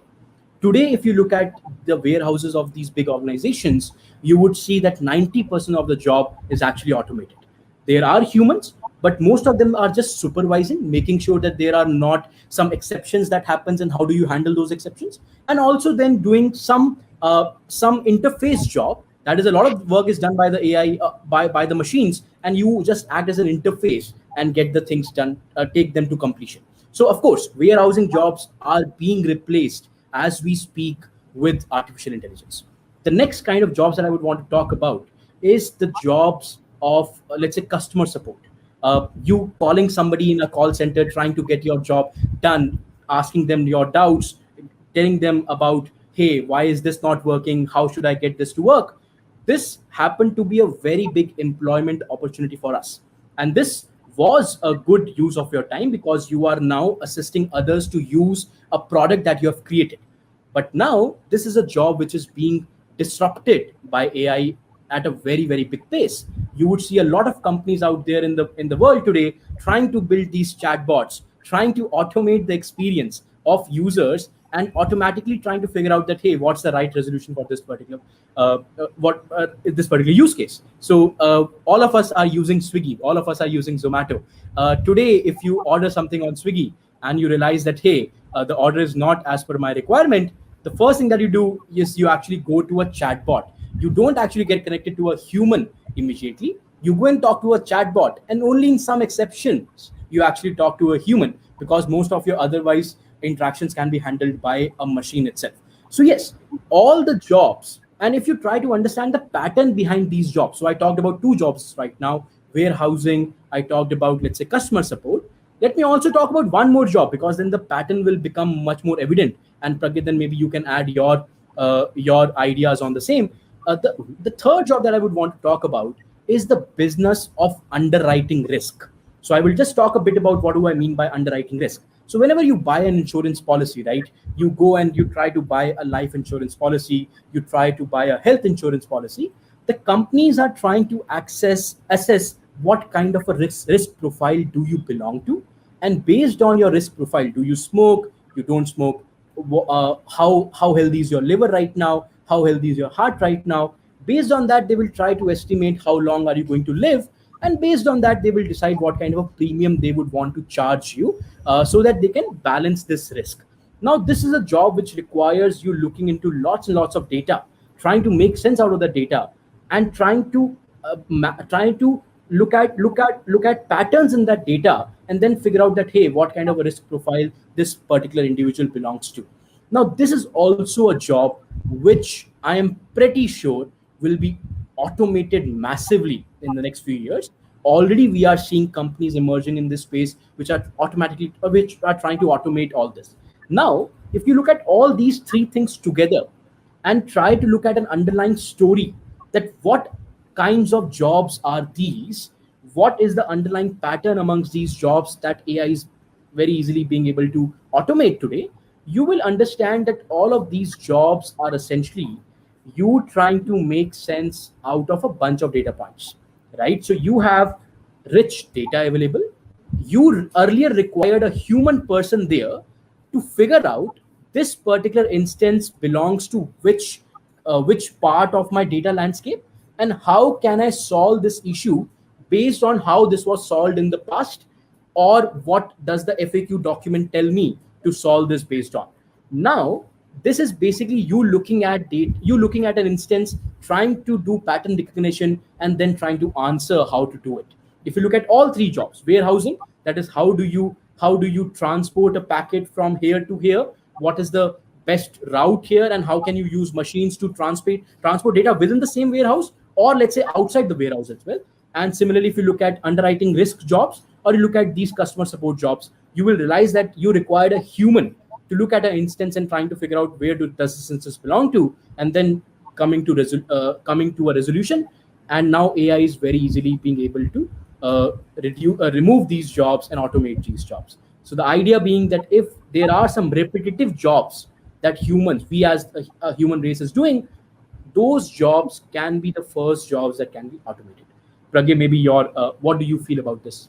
Cool. So the repetition part that you spoke about in the last, that is perhaps the key point over here. So it is not about how skilled a job is. It is kind of a misconception amongst people that only the low skill jobs. I'm not really sure how do you really define a low skill job? What is a high skill job? I mean, there's no job which is unnecessary. However, people still kind of believe that low skill jobs are the first jobs that are going to be automated, which is not. A job that is going to be automated, that is more likely to be automated, is a job that has a lot of repetition involved.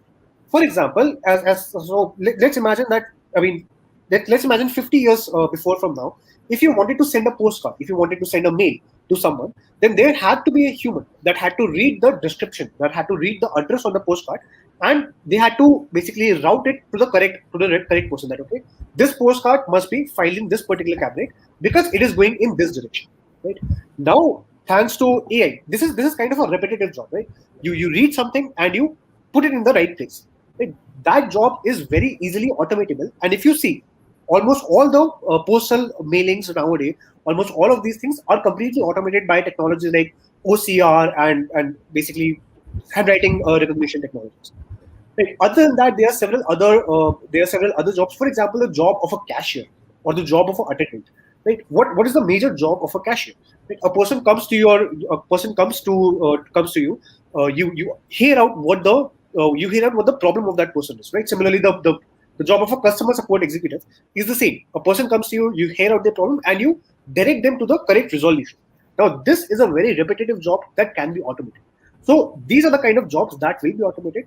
Apart from that, in the job world where people see that okay, these kind of jobs, programming jobs, people believe are very high skill jobs. However, there is a lot of room for automation even in the programming jobs. For example, if you have seen if you become a machine learning engineer, one of the first things you learn is things like what is linear regression, right? And you try to learn things like that. Okay, if I have a data set like this, then what sort of model should I choose to basically get a good result on this data set? Right? Now that seems like a very high skill job, but in fact it is not. And if you see, most of the companies like Google, like Amazon, they are working on auto machine learning techniques. Right? They are launching solutions in which you simply upload the data to their servers, and the server the AI will choose the best model for your data. Right? So I mean, the point I want to stress over here is that is this repetition. It is the lack of creativity in a job that makes a job more or less susceptible to automation. Okay. Now, there is one more thing in there which is important that we talk about. So, even when we talk about artificial intelligence or lack of creative and repetitive jobs, there's a lot of spectrum in these things. Some jobs require only thinking. For example, routing a particular mail, that requires only thinking, reading something and making a decision. However, there are some jobs that require a lot of hands-on activity. For example, if you consider something like a surgeon or something like a hairdresser, the hairdresser is not really doing something very intelligent, right? However, the kind of skills that a hairdresser requires, those skills need very fine motor control, right? Very good eye-hand coordination, very high dexterity, basically with respect to with respect to the hands of the hairdresser.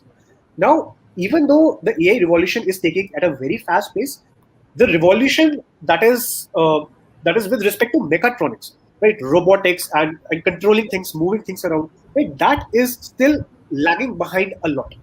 So these things will still take, I mean, the hairdresser job will be automated eventually, but it will take much more time to automate those kind of jobs than jobs like programming.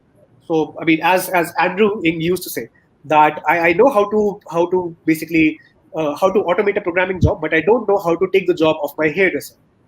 So Right. yes, So that's a very, very interesting point that Pragya you raised. I would actually want to go back a bit on this point and actually hammer this point across, because this should be very, very interesting to our audience. Our audience is primarily programmers, and now what they have just heard is that the probability of AI replacing the job of a hairdresser is much lower than the probability of AI replacing a job of a software developer.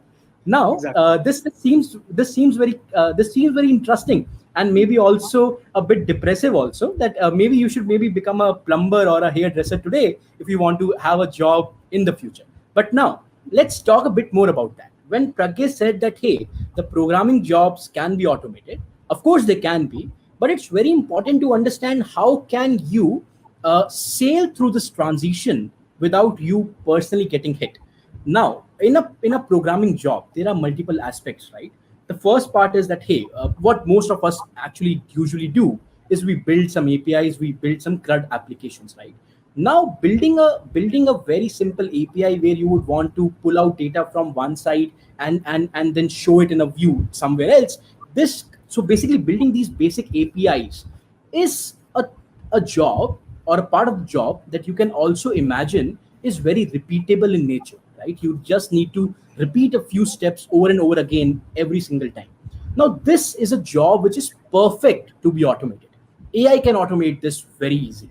But at the same time, there are some other parts of a software engineering job that will not be that easy to be automated. For, for example, a software engineer also needs to architect systems, right? You need to architect system. You need to figure out that, hey, how will my system handle scale? Where do I want to introduce what kind of a layer do I want to introduce? Do I want to cache some of this? Do I want to store this in what kind of a data store format? How do I want to retrieve it? And basically trying to build the architecture of a system. This part of the job is not very repeatable. You can't just look at a system, you just can't look at system design of YouTube and say I'm just going to copy that verbatim while building a new application. You will have to make tweaks, you will have to come up with new designs with each and every problem that you are solving. This is not going to be very easily replaced by intelligence. And when I say this, please bear in mind that we are talking about the next 10, 12 years. We are not talking about the next 200 years. In the long run, all of us are dead, right? So let's not talk about what happens 200 years from now or 100 years from now, but let's talk about what happens in the near foreseeable future. Now, if you are a software developer and you want to make sure that your job is not going to be automated in the next 5 years, you should invest in upskilling yourself in the skills that are not very repeatable. So how do you design a system? And also let me talk about one more aspect here. So a lot of us are product engineers, right? So we are the owners of a product, a small product, and we also code it, we also build it up. Now, building it up will require again two kinds of things. One thing which is very, very repeatable, most likely that will get automated. But then there is the other part, that is what to build, how to build, why to build, maybe talking to a bunch of hundreds of your customers, trying to figure out what exactly your product can help them solve. Now, this is a job which is not going to be automated by AI very soon. Of course, you have a technology, but how do you leverage that technology? What do you build using that technology? There is where human ingenuity, human intelligence is required, and you should ensure that you're upskilling yourself in these skills so that you don't become irrelevant in the next few years. So that is very important. Fair enough. Fair enough. So, I mean, I usually give this analogy in my classes a lot. There are basically two types of programmers. One of the programmer is a typist, right? Their primary job is to take some specification and to convert that into code. The second type of programmer is a thinker, right? They take a problem and they figure out how to solve the problem. Now, what you have to do is you have to become the second kind of programmer, because the first kind of programmer is going to be automated in the next 5 to 10 years. Absolutely. Right. Now, And basically, there is where, yeah, please, just to add a point, Pragya, there is where upskilling becomes very, very important. Because if you look at the mix of software engineering jobs out there are millions of software engineers, right? But in reality, a lot of us are not doing the second aspect. A lot of us are just focusing on what Pragya called a typist job, that is just getting some things done, a very, very repeatable process. You know how to code this up, you just create a few APIs and get done with it. This is a typist kind of a role, and a lot of us are actually in this kind of a role. We need to transition from this and move up this skill ladder, so that we are not just doing this repeatable job, but you are actually bringing something more to the table. You are not just typing a few lines of code, but you are ideating what to build, how to build, and that becomes very important. That is when you become least replaceable. And just to add one more point, guys, even if you forget about AI for a minute, if you want to become a software engineer who is very much cared for by your organization, or very much so all the companies trying to hire you, the kind of software engineers that people would want to hire are the folks who are problem solvers. You can give them an abstract problem and they can solve that problem to you. So that is what you should ensure, that you are defined by. You are a problem solver. You are not a coder. You are not here to just copy 5 lines from Stack Overflow, copy them, run them, solve a few bugs, and get done with it. You essentially are a problem solver. If you make yourself a problem solver, you can be much more respected and wanted today, and also you will be at a much better place to overcome this tide of AI and artificial intelligence replacing jobs. You can still remain relevant. So that's the basic point here. Cool. So basically, diving further into this, if you look at the kind of things that a software engineer is expected to know, right? The kind of subjects that a software engineer is expected to master. So subjects like learning about frameworks, learning different tech stacks like Python and Django, or Java and Spring Boot, or React and the Merge stack and things like that. There are other things that a software engineer is required to do, things like knowing data structures and algorithms, right?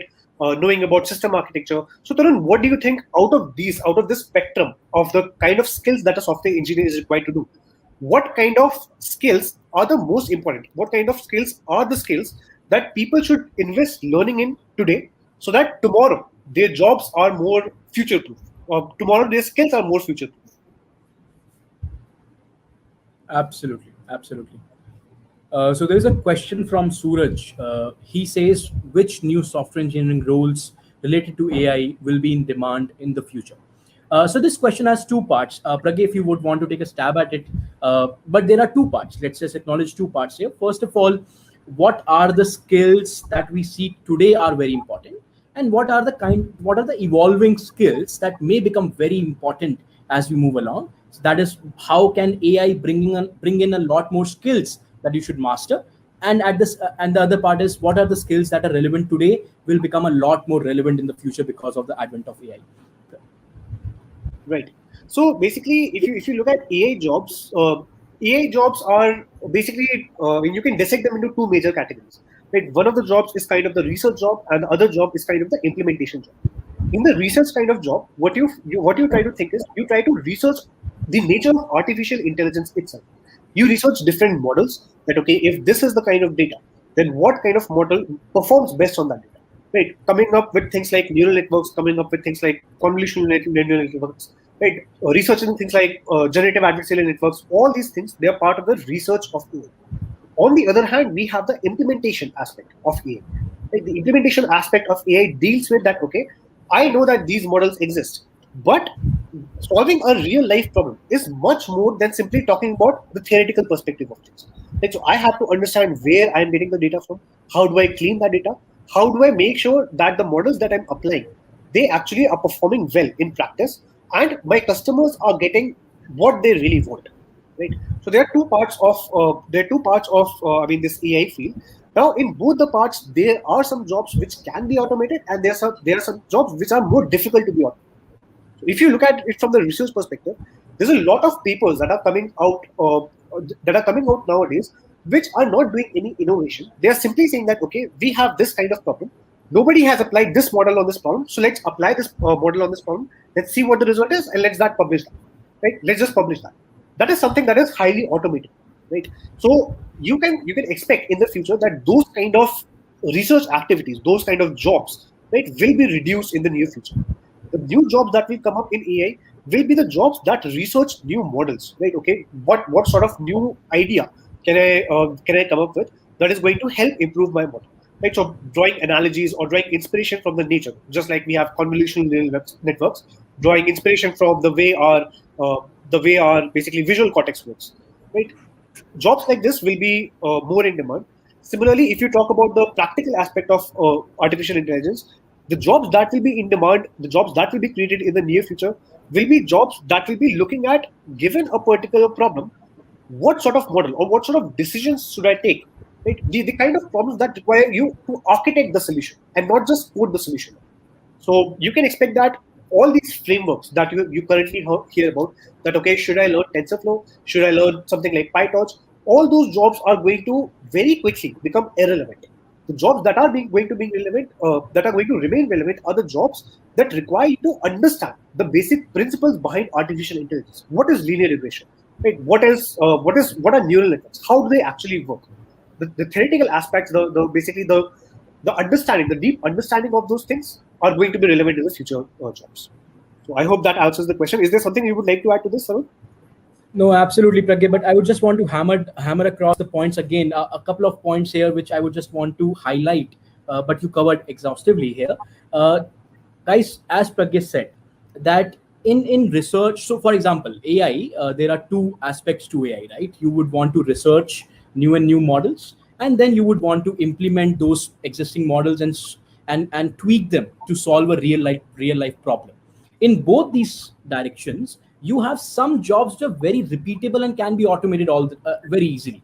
For example, if you look at the folks who call themselves, let's say, data scientists, or you look at and try to figure out that, hey, if you try searching LinkedIn and try to find out for jobs that are out there in the domain of machine learning, you would see a good proportion of them actually over indexing on you knowing a particular framework. Hey, can you build a model using TensorFlow for me? Can you implement this for me? Those kinds of jobs are going to be very easily replaced, very easily automated. On the other hand, the other side of implementation, where you actually figure out how to tweak this existing solution to solve for a real life problem. This is an abstract model. How do I tweak this? How do I configure this? Maybe how do I use multiple models in conjunction to solve this problem? That is where the architecting part is going to remain relevant for a long time. If you want to become a data science, if you want to become a machine learning engineer, you rather should focus on problem solving. That how do I use this to solve a problem, and not over indexing on a bunch of frameworks. That hey, I know this framework, I can code this up. I will read a research paper. I will just recreate that model here and and that's all about my job. That is very easily replaced. At the same time, there is a wrong notion in folks that hey, the research aspect of machine learning, the research aspect of AI, you can't automate that. But as Pragya rightly pointed out, there is a good chunk of effort, of human effort, that actually goes in research, where you just try to explore multiple configurations of the same model. You actually try running it through different configurations, and then publish a paper that hey, these are the results that I just got out of this configuration. Now this is a very repeatable job. If you find yourself doing the same steps again and again and hoping for a new outcome that you can publish, these kinds of jobs can very easily be replaced. On the other hand, thinking from ground up, leveraging the basic fundamental mathematical machine learning principles, and coming up with a new model altogether, coming up with a new way of looking up for patterns, that is something which requires human ingenuity. That is something which requires human intelligence, and you can't just replace that very easily. So irrespective wherever you are, in what segment, in what vertical you are currently, try to ensure that you move towards more intelligent aspects of job rather than the repeatable aspects of jobs, because knowing and being good at those repeatable stuff is only going to help you for a few years at most. It will not build a strong career for you for the next 20 years. uh, I am very certain for that. So that is what we should all keep in mind, that hey, what are the skills that require intelligence, and what are the skills that what are the things that just require repeatability? Move towards the skills that require intelligence.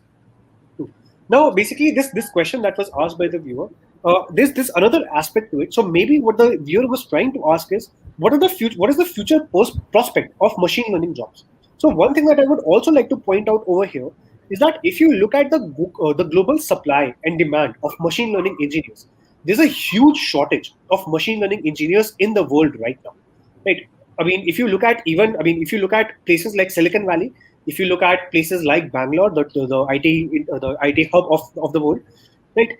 If there's a huge demand of machine learning engineers, and the demand is so much that companies are struggling to meet that demand. They're struggling to hire good quality machine learning engineers and good quality software engineers that they actually want. So if you look at it from the perspective of the next 5 to 6 years, even though we are talking about AI automating a lot of jobs, AI taking away a lot of jobs, in the near future, in the next, 4 to 5 years, you will only see an exponential increase in the number of machine learning jobs that are available in the industry. So keep that in mind. Okay, investing in learning machine learning right now, that is still a very good endeavor. That is something that is going to secure your future for a long time. However, while you are upskilling yourself in machine learning, just keep in mind that don't upskill yourself only in the frameworks. Upskill yourself in the problem solving part as well. Absolutely, absolutely. And if you can, as Pragya rightly mentioned, as of today, there's a lot of demand even for people who just know a few frameworks, who can code things up. But what the right way to look at it would be that, hey, I can maybe use that opportunity to get a foot in the door.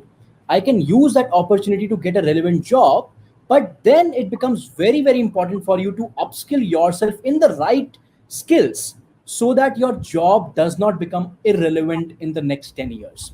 So, absolutely, it's very important to make sure that you don't get us wrong. It is not as if learning TensorFlow today is of no use. It will help you a lot. It will get you several job opportunities because there is a big shortage for companies trying to figure out people who know those skills. But if you just use that to get a foot in the door. But then it becomes very, very important to make sure that you keep on upskilling yourself. If you feel that, hey, I got a job because I knew this framework and this is what is going to help me throughout, maybe you are mistaken. And if you are in the AI domain, maybe you know it best that, hey, that we are mistaken here. Just knowing this framework should not be enough. Similarly, I would just again talk about software engineering because there are so many people here who are software engineers. Guys, today there is a big dearth of software engineering talent, right? You talk to any startup founder, the single most important resource that they will talk about is that, hey, I have capital. There is because of the Fed, US Fed, you have so much capital out there in the world. Capital is very cheap, but the thing which is most difficult to find right now is tech talent. And a lot of that aspect is just knowing coding, that hey man, this person is good in Java, he can code, I can tell him what to build, he can just build that for me. That's great, but don't assume that that is going to stay as it is for the next 20 years. You can use that opportunity to get into the door, get into a good organization, start contributing, but make sure you don't stop there, because if you stop there, then there is a very high probability that you will become irrelevant. But if you use that opportunity to then start tinkering with that, hey, how are products built, how is this architecture architected, maybe I should upskill myself in understanding that, hey, what's the best architecture for this problem, maybe I should contribute that, hey, you should change this caching layer, maybe you should introduce a new kind of a caching here, maybe that will help. Making sure that you move and do that transition is very important, and all of us should be cognizant of that. True. And basically, there's one thing that I would like to mention over here. So you talked about upskilling, right? And this is going to be a very common thing that is going to be. I mean, upskilling is going to be the common theme of the future. So if you look at jobs today, people don't really invest a lot in upskilling themselves, in learning new technologies, in learning new skills. We're not just talking about software engineering jobs. We're talking about new skills in general. So you are going to notice that in the near future, learning new things, being able to quickly change your domain, right? Basically, quickly be able to switch from doing something to doing something else, picking up new skills very quickly, that is going to be a central theme. That is going to be a central skill that people will need to acquire in the near future. So, we have Also, another question from the viewer over here. Can you just take that, perhaps? right. So Mohit will do that. But before that, in the meanwhile, Mohit, if you can take Nitin's question. But in the meanwhile, let me add one thing to what Pragya just said. Of course, the agility of learning new skills is very important. You need to upskill yourself, keep on learning new skills. Another thing that I would want to point out is being at the being at the edges of two domains. For example, that hey, you are a great software engineer, but you also understand human psychology very well. Just an example. Similarly, let's say you are a great software engineer or you are a machine learning engineer, but you also understand finance very well. Being at the conjunction of multiple skills, this is, in my opinion, going to be a very, very highly rewarding journey to take. For example, if you are very good in one skill, do try to look at that, hey, what are the ancillary skills maybe in different industries that I can pick up, and then move to a very, very in important position where I know one domain very well, but at the same time I also know a few things about a different domain, and I can work at the very edges, the contours of those two domains, and do something great. That is going to be very, very respected and very, very required, in my opinion, guys. True. Okay, so now we have a question from Nitin. Pragya, if you would want to take that. What are the prerequisites in order to learn machine learning? What are the things that you should first of all focus on? Cool. So, machine learning, if you look at it from the academic perspective, machine learning is not a very difficult skill to pick up, right? If your aim is to go into the strict research part of machine learning, if you're saying that, okay, I want to perhaps do masters in machine learning, or I want to do PhD in machine learning, I want to basically end up in a research profile, basically in different companies, then the kind of skills you need are basically, you need very good skills at mathematics. Right? What kind of mathematics subjects I'm talking about? Subjects like linear algebra, right? Subjects like statistics and probability, right? These are some things that you definitely need a lot of skill in. And I mean, a lot of people, I understand, they're kind of afraid of maths. They're kind of shy of maths. However, if you basically build these foundations in a solid manner, that will help you a lot in basically preparing for machine learning, right? Then if you don't want to take a research kind of position, if you don't want to be a very skilled in things like probability or linear algebra, then you can also look at machine learning and AI from the perspective of a framework of solutions, right? Just like Lego blocks. So basically, when you are building a structure out of Lego, right? You all have played with those Lego blocks, right? You have bricks. Those bricks have something poking out of them, and you can basically fix one block on another. So you can treat AI in a very similar manner. You can take common solutions that are applied to problems, and you can use those common solutions to tackle a bigger problem, right? You can figure out, okay, what solutions or what kind of structure, what kind of organization do I put these different solutions in to solve my bigger, larger problem. So if you look at it from the academic perspective, you can take either of those channels. You can either become very good at things like linear algebra, mathematics, statistics, and probability, and then start learning about the basics of machine learning, things like linear regression, things like what SVMs are, right? Things like different kind of problems are, things like what probabilistic models are. Or you can take the other approach and you can start learning different ways that people are applying these different models to different problems. So Absolutely. diving more into that, perhaps. So I mean, if you're interested, if you're truly interested in learning more about machine learning, in getting the foot into machine learning, then we also have this introduction to data science course. It's a free course that will be available on YouTube, and that will be starting from next week. So if you are interested in getting your foot into this, then I would strongly recommend that you try to do that. Right? There's nothing to lose. It's a free course, and I mean, we'll try to make sure that the skills that you learn in that course are the skills that are actually going to matter in the near future. Okay? Absolutely, yes. absolutely. Just to add one thing here, guys. So as Pragya said that, hey, linear algebra, understanding probabilistical models, these concepts of maths are very, very important for you to become a good machine learning engineer. And some of you, as he said, that are shying away from maths, that, hey, this is too abstract for me, I would not be able to understand this, maybe I should not pursue that.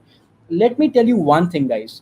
there is a big static friction there that it looks very difficult at the very beginning. When, for example, if you're starting with linear algebra for the first time, you will feel that it is very difficult. It is difficult, to be honest.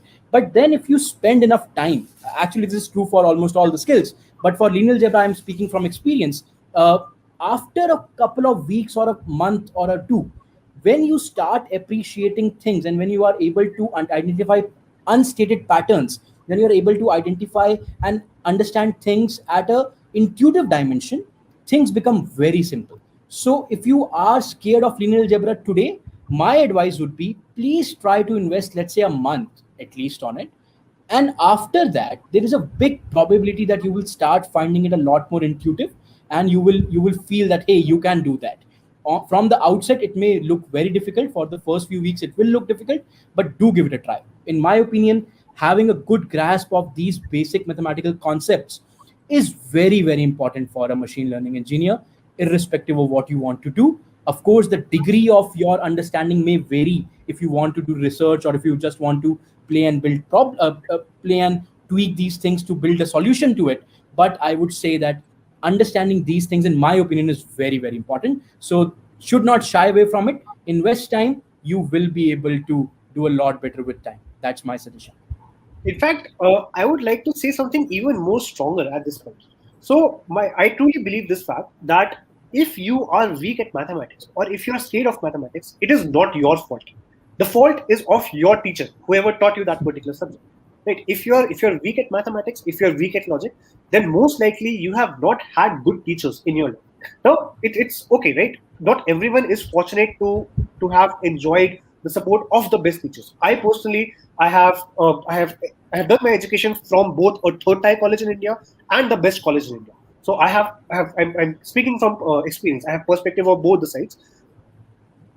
The difference that a good teacher can make, like a teacher that really cares about your learning, the teacher that can intuitively explain a particular topic, the difference that a teacher can make in your understanding is huge. Right? So if you are feeling shy of mathematics, what I would like to say is, don't give up just yet. Just try out some other resources. Just try out some better resources. There's a lot of resources, I mean, free open resources like ocw.mit.edu, right? MIT's open courseware, a lot of courses online that Stanford provides, and a lot of hands-on training that companies like Scalar, right, like we provide, which is coming up in the next week. So don't give up just yet. Even if you're shy, just give it another try, because we are very proud of our teaching skills, and we can assure you that once you are through our course, you will, I mean, your perspective on these things, on these difficult parts of mathematics, will change completely. Right, right. And education is one domain that may be totally revolutionized with artificial intelligence. This has access to good teachers. This is a big, big problem today. But maybe in the next few decades, a decade or two, you will see that maybe this will be totally revolutionized. Okay. If we have any So more let's questions, let's take those. yeah. Let's pick up a few more questions. There is a question from Sai Teja. He says, do you suggest to focus more on code optimization techniques and code design, or anything else? Okay. So Sai Teja, maybe I will talk about this for a while, and Pragya, then you can add on it. So Sai, as we said that, hey, focus on code design is one part of it, but I would say focus on architectural design. That's something which is much more vivid. That, hey, how are you going to architect systems? How are you going to solve optimization problems? Of course, very, very important. I would say that in general, how do you optimize something is something where beyond which a pot of gold is hidden. If you try to optimize things, that can be, you can try to optimize your code solution, you can try to optimize a problem. In general, that is something which is very, very important, a very good skill to have. I would say that, hey, focus on understanding that, hey, how systems are built, how systems are architected, and focus on developing the problem solving aptitude, that, hey, how can I solve a real life problem using the technology that I have. This is the skill which is most important, in my opinion. When you say code design, to be honest, I totally appreciate that, hey, writing code the right way is very, very important. It is very, very important if you want to keep your code modular, if you want to keep your code extensible. The first thing which is very, very important of a good piece of software is how well is it written. If it is written in a, for example, I will borrow one example from Bhavin. So he happens to be the founder of Zeta.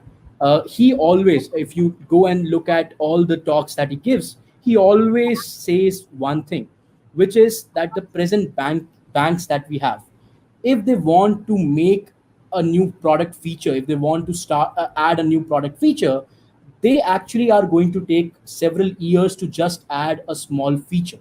The only reason for that is the bad way they have architected their systems, or the bad coding principles that they might have used. Because now adding features on top of it is very, very difficult.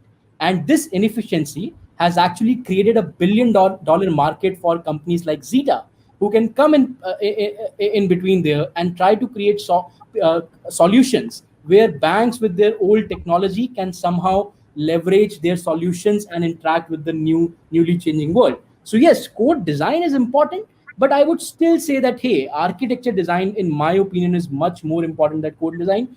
Code design can be automated. You will see, as you move along, you will see that, hey, refactoring code will become more and more automated. But designing scalable systems, coming up with architectural solutions, is something which is going to be much more important and much harder to automate, in my opinion. Pragya, what do you feel about that, man? Right, so I totally agree with that. But since Sai, I think Sai is one of our Scalar students, right?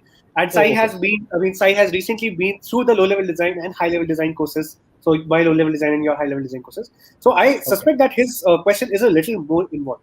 So once again, Sai, basically, as Tarun said, most of the refactoring things can be automated. However, in refactoring as well, there's a huge perspective, there's a huge spectrum, right? So things like indentation, things like variable naming. Nowadays, if you're using a modern IDE, you almost never care about indentation, right? The IDE automatically indents the code. So those are the skills that you're not supposed to learn. The skills that you're supposed to learn in design, in even low-level design, are breaking down a problem, right? Taking a problem, collecting the requirements, figuring out how to design the solution for that problem, right? Learning the design patterns, learning the large-scale architecture, or learning the different ways, looking at the different case studies of how different companies have implemented their architectures. Those are the kind of skills that you have to learn. Similarly, skills like understanding data structures and algorithms, right? Because those skills are central to your problem solving skills. Those skills are the things that are going to be important for you. Learning things like, okay, am I very good at Spring Boot? Am I very good at .NET? Am I very good at JavaScript? Those are the skills that are less relevant to you. And as time moves forwards, these things, these frameworks, these technologies, they are going to be phased out eventually, right? They are going to become irrelevant. The problem solving is going to remain forever, basically. Absolutely, absolutely. Okay, so there is a question from Gaurav, and that happens to be a very, very interesting question. He says that he has read some articles which says that AI can be very dangerous as well. How companies are taking care of bad aspects of AI so that this awesome evolutionary change due to AI does not end up misusing the technology. So yeah, that's a very, very interesting point. Pragya, would you want to take lead on that? Yes, definitely. So first of all, what I would like to say is that yes, the picture is not all rosy, right? We are not here to paint the utopia over here. AI, like with any technology, AI gives us a lot of benefits, but it also comes with very significant risks. And since AI has the potential of being one of the most powerful technologies, the risks are also very significant. Okay, so let's go back to the invention of AI, right? So perhaps the first artificial intelligence system that was theorized was by Claude Shannon, right? So I'm sure that all of you have heard of that person, the father of information technology. In his bachelor's thesis, he gave information technology, but very few people know that in his master's thesis, he created something called the Shannon's mouse, and that was the first artificially intelligent device, basically, right? And he used to believe that in the near future, basically 100 years or 200 years from now, what we will have robots take over the entire world, right? And basically, Shannon had that opinion. Now, I'm not saying that is going to happen, but a lot of very powerful, a lot of very knowledgeable people also share that opinion. So, if you take example of Stephen Hawking, People like Stephen Hawking, people like Elon Musk, people like Bill Gates have warned us about the very real risk of AI taking over the world. Right now, there's a way to handle this. It's not like there's nothing that we can do about this. This, like most problems, is definitely a solvable problem. However, if you expect just large companies to solve this problem, that is not going to happen. The solution has to come from you. Right? So what I would basically stress over here is that since you are the engineer, since you are the future of the wood, it is your responsibility to take these things as a challenge, to upskill yourself in these fields, and to make sure that the AI in the future is safe AI. Right? So there's a lot of research that can be done about things like what safe AI is. There's a lot of research that can be done about basically making sure that the AI is not trained on biased data. Right? So you might have heard cases in which Facebook's AI, right, that started tagging black people as animals, right, as orangutans, because it was trained only on the images of white people, right? So it is your responsibility as a machine learning engineer to take care of these things, to understand and come up with solutions for these things, right? Apart from that, there is also a lot of research that can be done in how to best apply AI in the large scale society. So as we understand that, if you look at any particular technology, whenever a new technology comes into the picture, it only increases the distance between the poor and the rich, right? So this income gap, this disparity between the powerful and the less powerful, this only increases because of a new technology, and that is a very real concern with AI as well, right? So if you look at billionaires, if you look at large scale companies that are using AI to basically remove out any competition, right? There's also a very real risk of AI being weaponized. So if you see nowadays, there's companies like Boston Dynamics, there's several other companies that are basically trying to automate killing machines, right? So that is a very very real risk of AI, and the only way forward, the only way we can tackle those things is first of all to educate ourselves, right? To upskill ourselves in this field, and secondly to be more vocal, right? To actually bring ourselves into these fields and basically shape the future ourselves. So yes, Right. that is kind of what I think. Yes. Right, Pragya, I would just want to add a couple of more points here, which I feel are which are very very near term. Matlab, we can actually see those things happening in a very short duration of time, and maybe we are already seeing those things happening. And this is a very very interesting conversation. So I will maybe just take 5 minutes to discuss a few things here. So first of all, guys, the point that Pragya said that hey, with new technologies, one unintended consequence of a new technology may be that your bar to entry increases a lot. Let's talk about that a bit. For example, if you want to come up with a new Google Maps today, will you be able to do that easily? The answer is no. It's very very difficult. The point is that the amount of data that Google has accumulated, it has set a very very high bar of entry for new solutions to emerge or new competition to emerge. And to be honest, from a very structural point of view, any domain where there is no competition, we are headed in the wrong direction. Similarly, let's talk more about that. For example, Amazon today has so much information about what are the things that we really would want to buy, what are the things that the market wants. Now if I come up with a new product today which is very very interesting, I would want to use Amazon's distribution to be able to reach out to the masses. Now, Amazon can very easily, and it is what it's actually doing, unfortunately, it is very easy for them to copy my idea to create a clone product and to use their distribution to now actually sell that at a much cheaper price now and just gobble me up so that there is no competition. For example, the companies like Swiggy, Zomato, they are valued so much. We have a Zomato IPO coming up in the next few months. Now Zomato is not only valued because the deliveries that they are making, or but a very very important part there is that the data that they have aggregated. Zomato would know that hey, if I want to sell kadhi chawal in Delhi, what's the best price to sell kadhi chawal in Delhi for?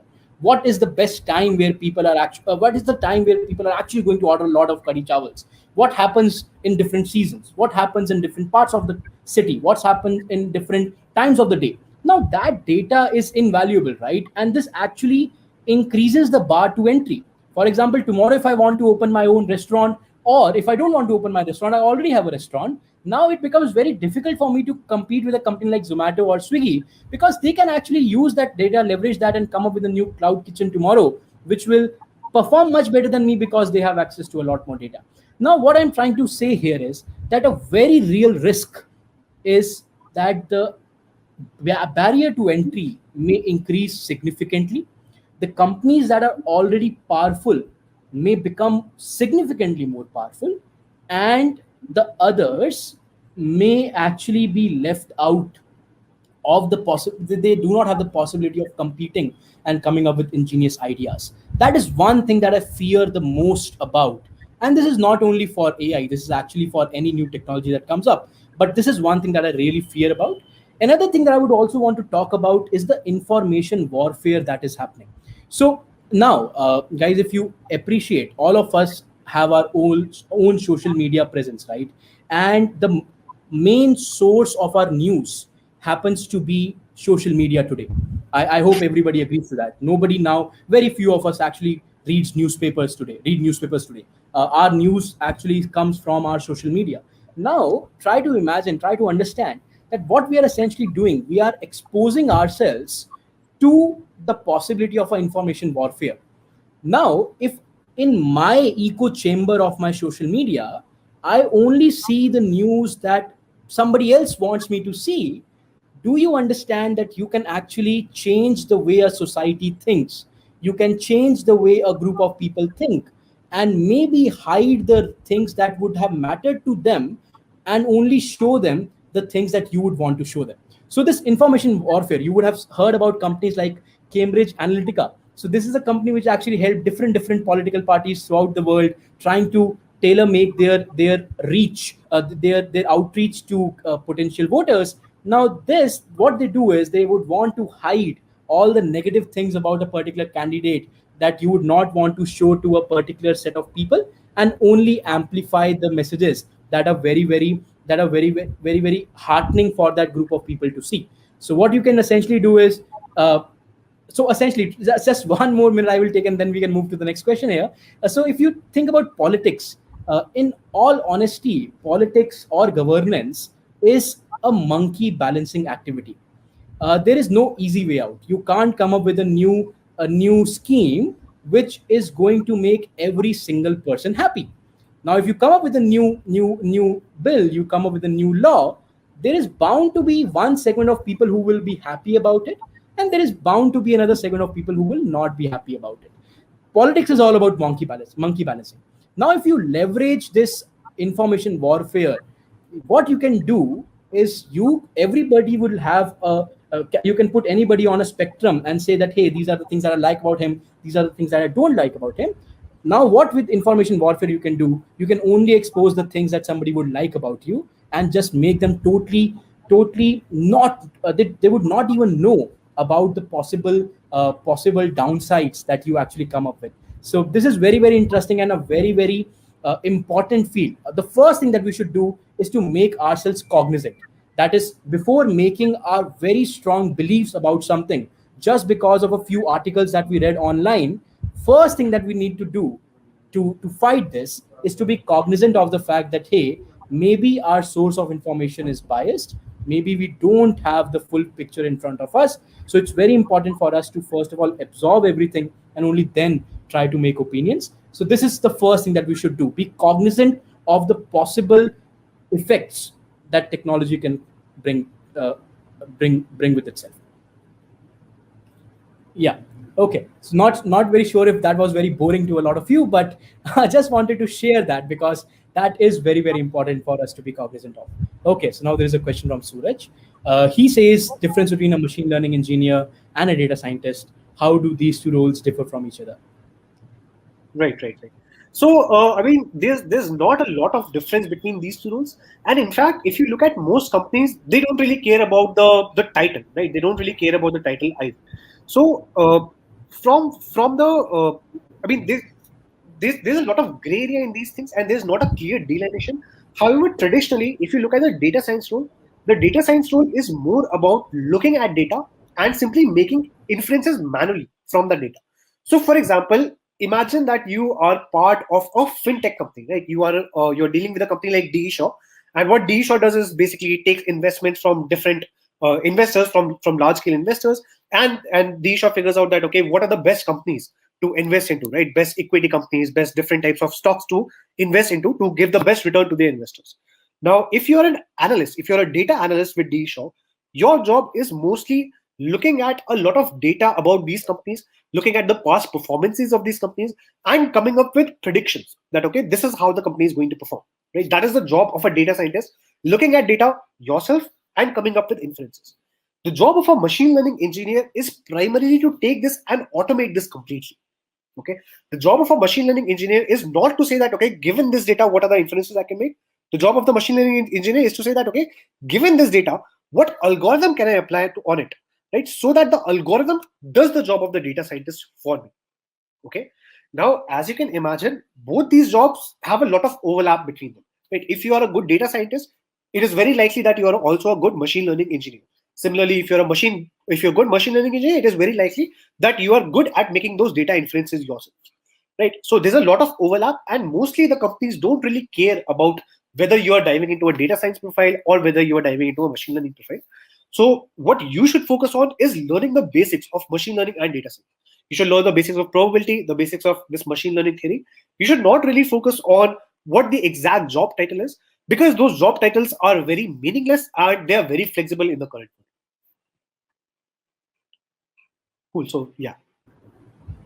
Yeah, just one thing there, Pragya. Of course, there is a lot of overlap between these two job titles. But one thing that I've noticed after looking at multiple job openings and multiple job offerings, I have noticed that companies usually give the title machine learning engineer to folks who are much more heavier on implementation.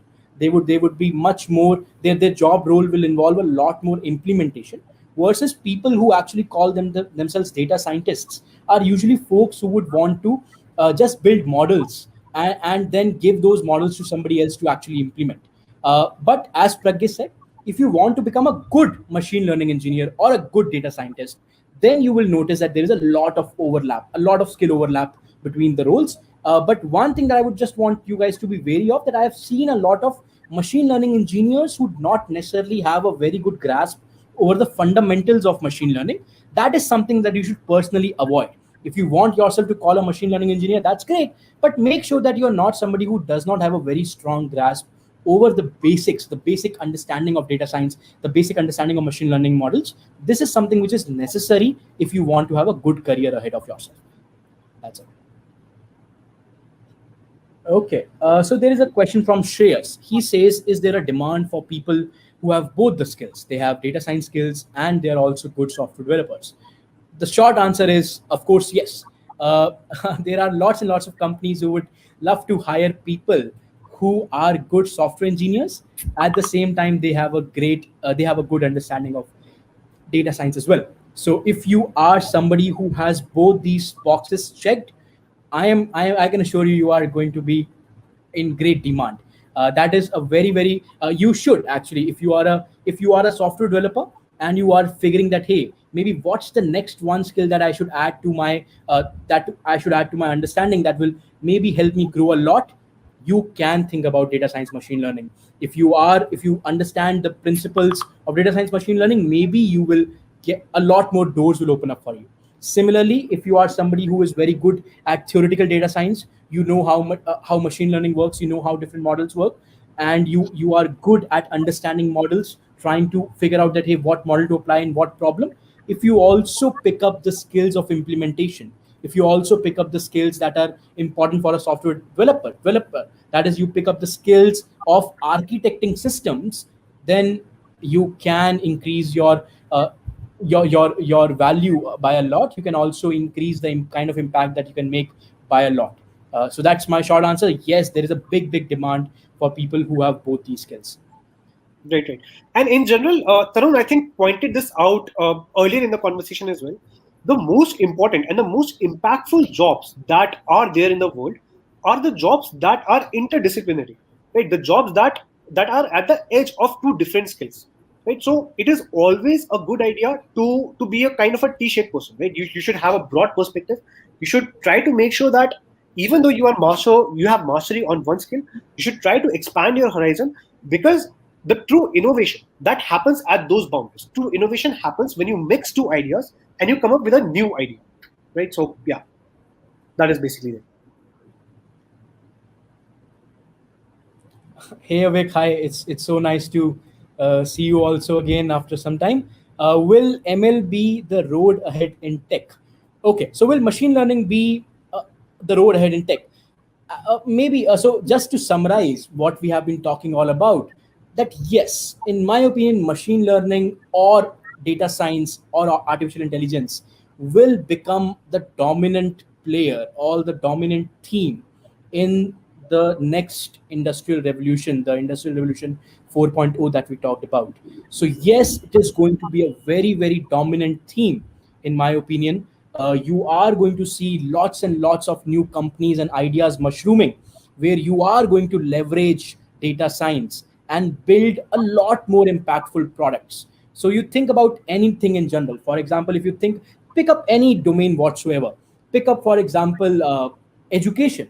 Now you will have a lot of great companies emerging in the domain of edtech, but you can see that in the future, machine data science, artificial intelligence is going to be a big part of the story in education also.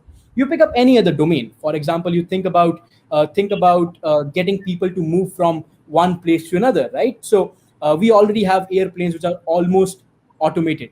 The pilots come into play only for very short durations of time, and also for very some of the exceptions that actually can arise. But a lot of a lot of flying the airplanes is totally automated.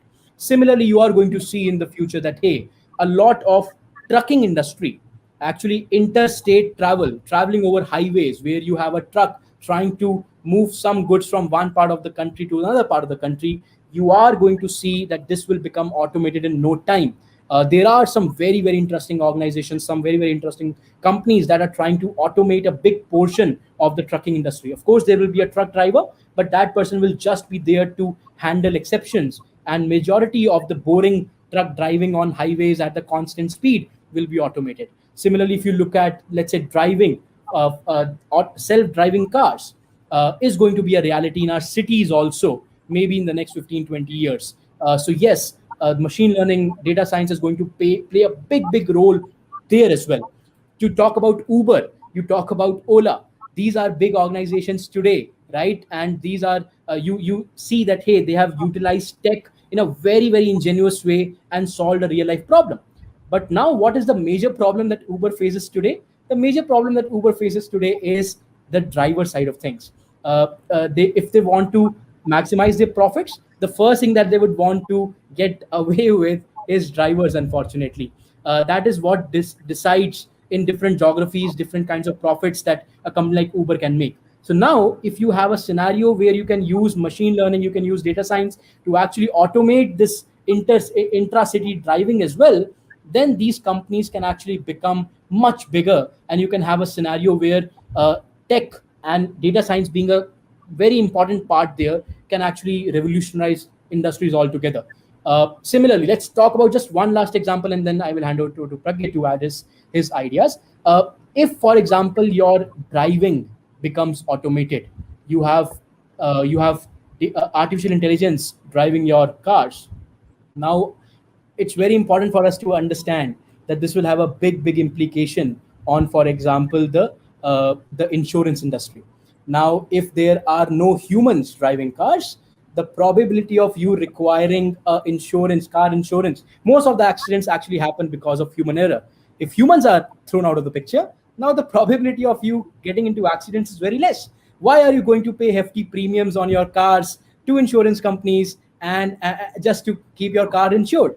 If the probability of accidents reduce, then this entire industry ceases to exist. Similarly, you can imagine that yes, the next wave of revolution will have data science, artificial intelligence at its very heart, and you are going to see lots and lots of ramifications, and we as humanity moving to a much more optimized version of ourselves. That's what I feel. So yes, Avik, if you want to learn machine learning, go ahead, do that. The right time to learn this new skill. You are going to you are going to notice that, hey, it has helped you a lot in your longer career. Cool. So one thing that I would like to point about here is that machine learning is like a spice, right? With any technology, it spices things up. It adds on new capabilities to what you can already do. So it is not going to be the case that machine learning is going to be everything in the world, right? It is going to be at the center of everything, but it is not going to be everything. What you have to understand is that the future is going to be, I mean, everything in the world is going to involve a bit of machine learning. However, the domains are still going to remain valid, right? So what you should focus on is learning how to apply these skills of machine learning, right? This technology of machine learning in different domains, and that is true with any emerging technology, be it machine learning, be it something like blockchain, be it something like quantum computing. What you have to understand is how these technologies work, and you have to get that understanding so that you can know how to apply these technologies in different problem domains. Okay, so the point over here is that machine learning is a theme. It is going to spice up everything. It is not the entirety of the world. Okay, cool. So yes, let's take the next question, Tarun. Right. So do we need a good infrastructure to study machine learning? By infrastructure, I mean hardware resources. A very, very important question by Nitin. Pragya, he's basically asking that, hey, what are the bare minimum hardware requirements that are required for me to do something meaningful in machine learning? That's a great question. Now, if you look at most of the sciences, if you look at something like physics, right, there's an amount of physics that you can do studying. I mean, there's an amount of physics that you can learn via the books or via videos, right? So anything up till class 12th level, you can fairly do. However, as you move higher, you have this requirement of really amazing machines, right? You require laboratory equipment. You require large scale machines, be those particle accelerators, be those CNC machines, be those a lot of different things. You require a lot of expensive equipment to grow further, right? Now, traditionally, computer science has luckily been, has avoided this problem, because all you need to be a good computer scientist is bare minimum laptop, and you just need your brain to think about things and basically come up with new solutions. Okay. However, with the advent of machine learning, especially with the advent of big data, this scenario is changing. For example, if you consider something like OpenAI's GPT-3, right? It is estimated that training that GPT-3, right, coming up with the architecture is different, but just training that GPT-3 on the data required a person to invest $16 million. So if you don't have $16 million, there is no way you can train GPT-3, right? So that is true. That is true that because of AI and because of machine learning, you cannot train large models unless you have access to those expensive resources. However, that is only a very small part of machine learning. Okay, if you still want to do very core research, right? If you still want to contribute meaningfully to the domain of machine learning, it is still possible to do that, and it will remain possible to do that for the next, 10 to 20 years. You can still meaningfully contribute to machine learning without having fancy equipment. Okay, so don't try to think that, okay, if I want to become a machine learning engineer, that I definitely have to have a RTX 3070, I have to have a top of the line CPU, I have to have a top of the line machine. That is not true.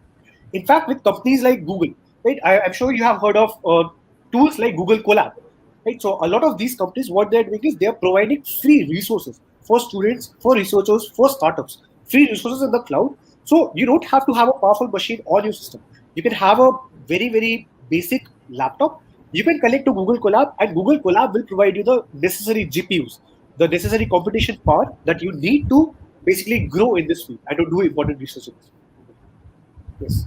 Absolutely, guys. So if you want to start, Google Colab is the answer. That how do you start, right? So if you want to train any of your models, go ahead and use Google Colab. Pragya, if I'm not wrong, for normal accounts, you get what kinds of configurations do you get in a normal Google Colab account? I'm not well aware of that either. But I mean, you will not run out of resources anytime soon, right? You can learn most of the machine learning, almost all of the machine learning. You can learn all the systems. You require fancy equipment only when you are dealing with industrial level problems. Only when you're saying that, okay, I have data of millions or billions of users. Now I have to train a model on that. That is the only case when you actually require those large machines, those large clusters. For learning machine learning, you can simply have a basic laptop and use Google Colab completely, right? That is going to be more than enough for you. Okay. Okay, guys, so it's 6:30. We will just pick up one more question now, and then we'll end the session. Let's look at the last question. Do we have any more questions? Okay, there's a question from Hari. He says, "What are the chances of a bot gonna have emotions and become biased?" Okay, so what is the probability of your AI become biased? We have talked a bit about that already, but yeah. Hey, Pragya, would you want to add on to that? Yes. So, I mean, there's a lot of debate around this area. Frankly, from my perspective, I am a firm believer in the fact that everything that humans do, it can be automated, right? So you can totally have a bot which shows emotions.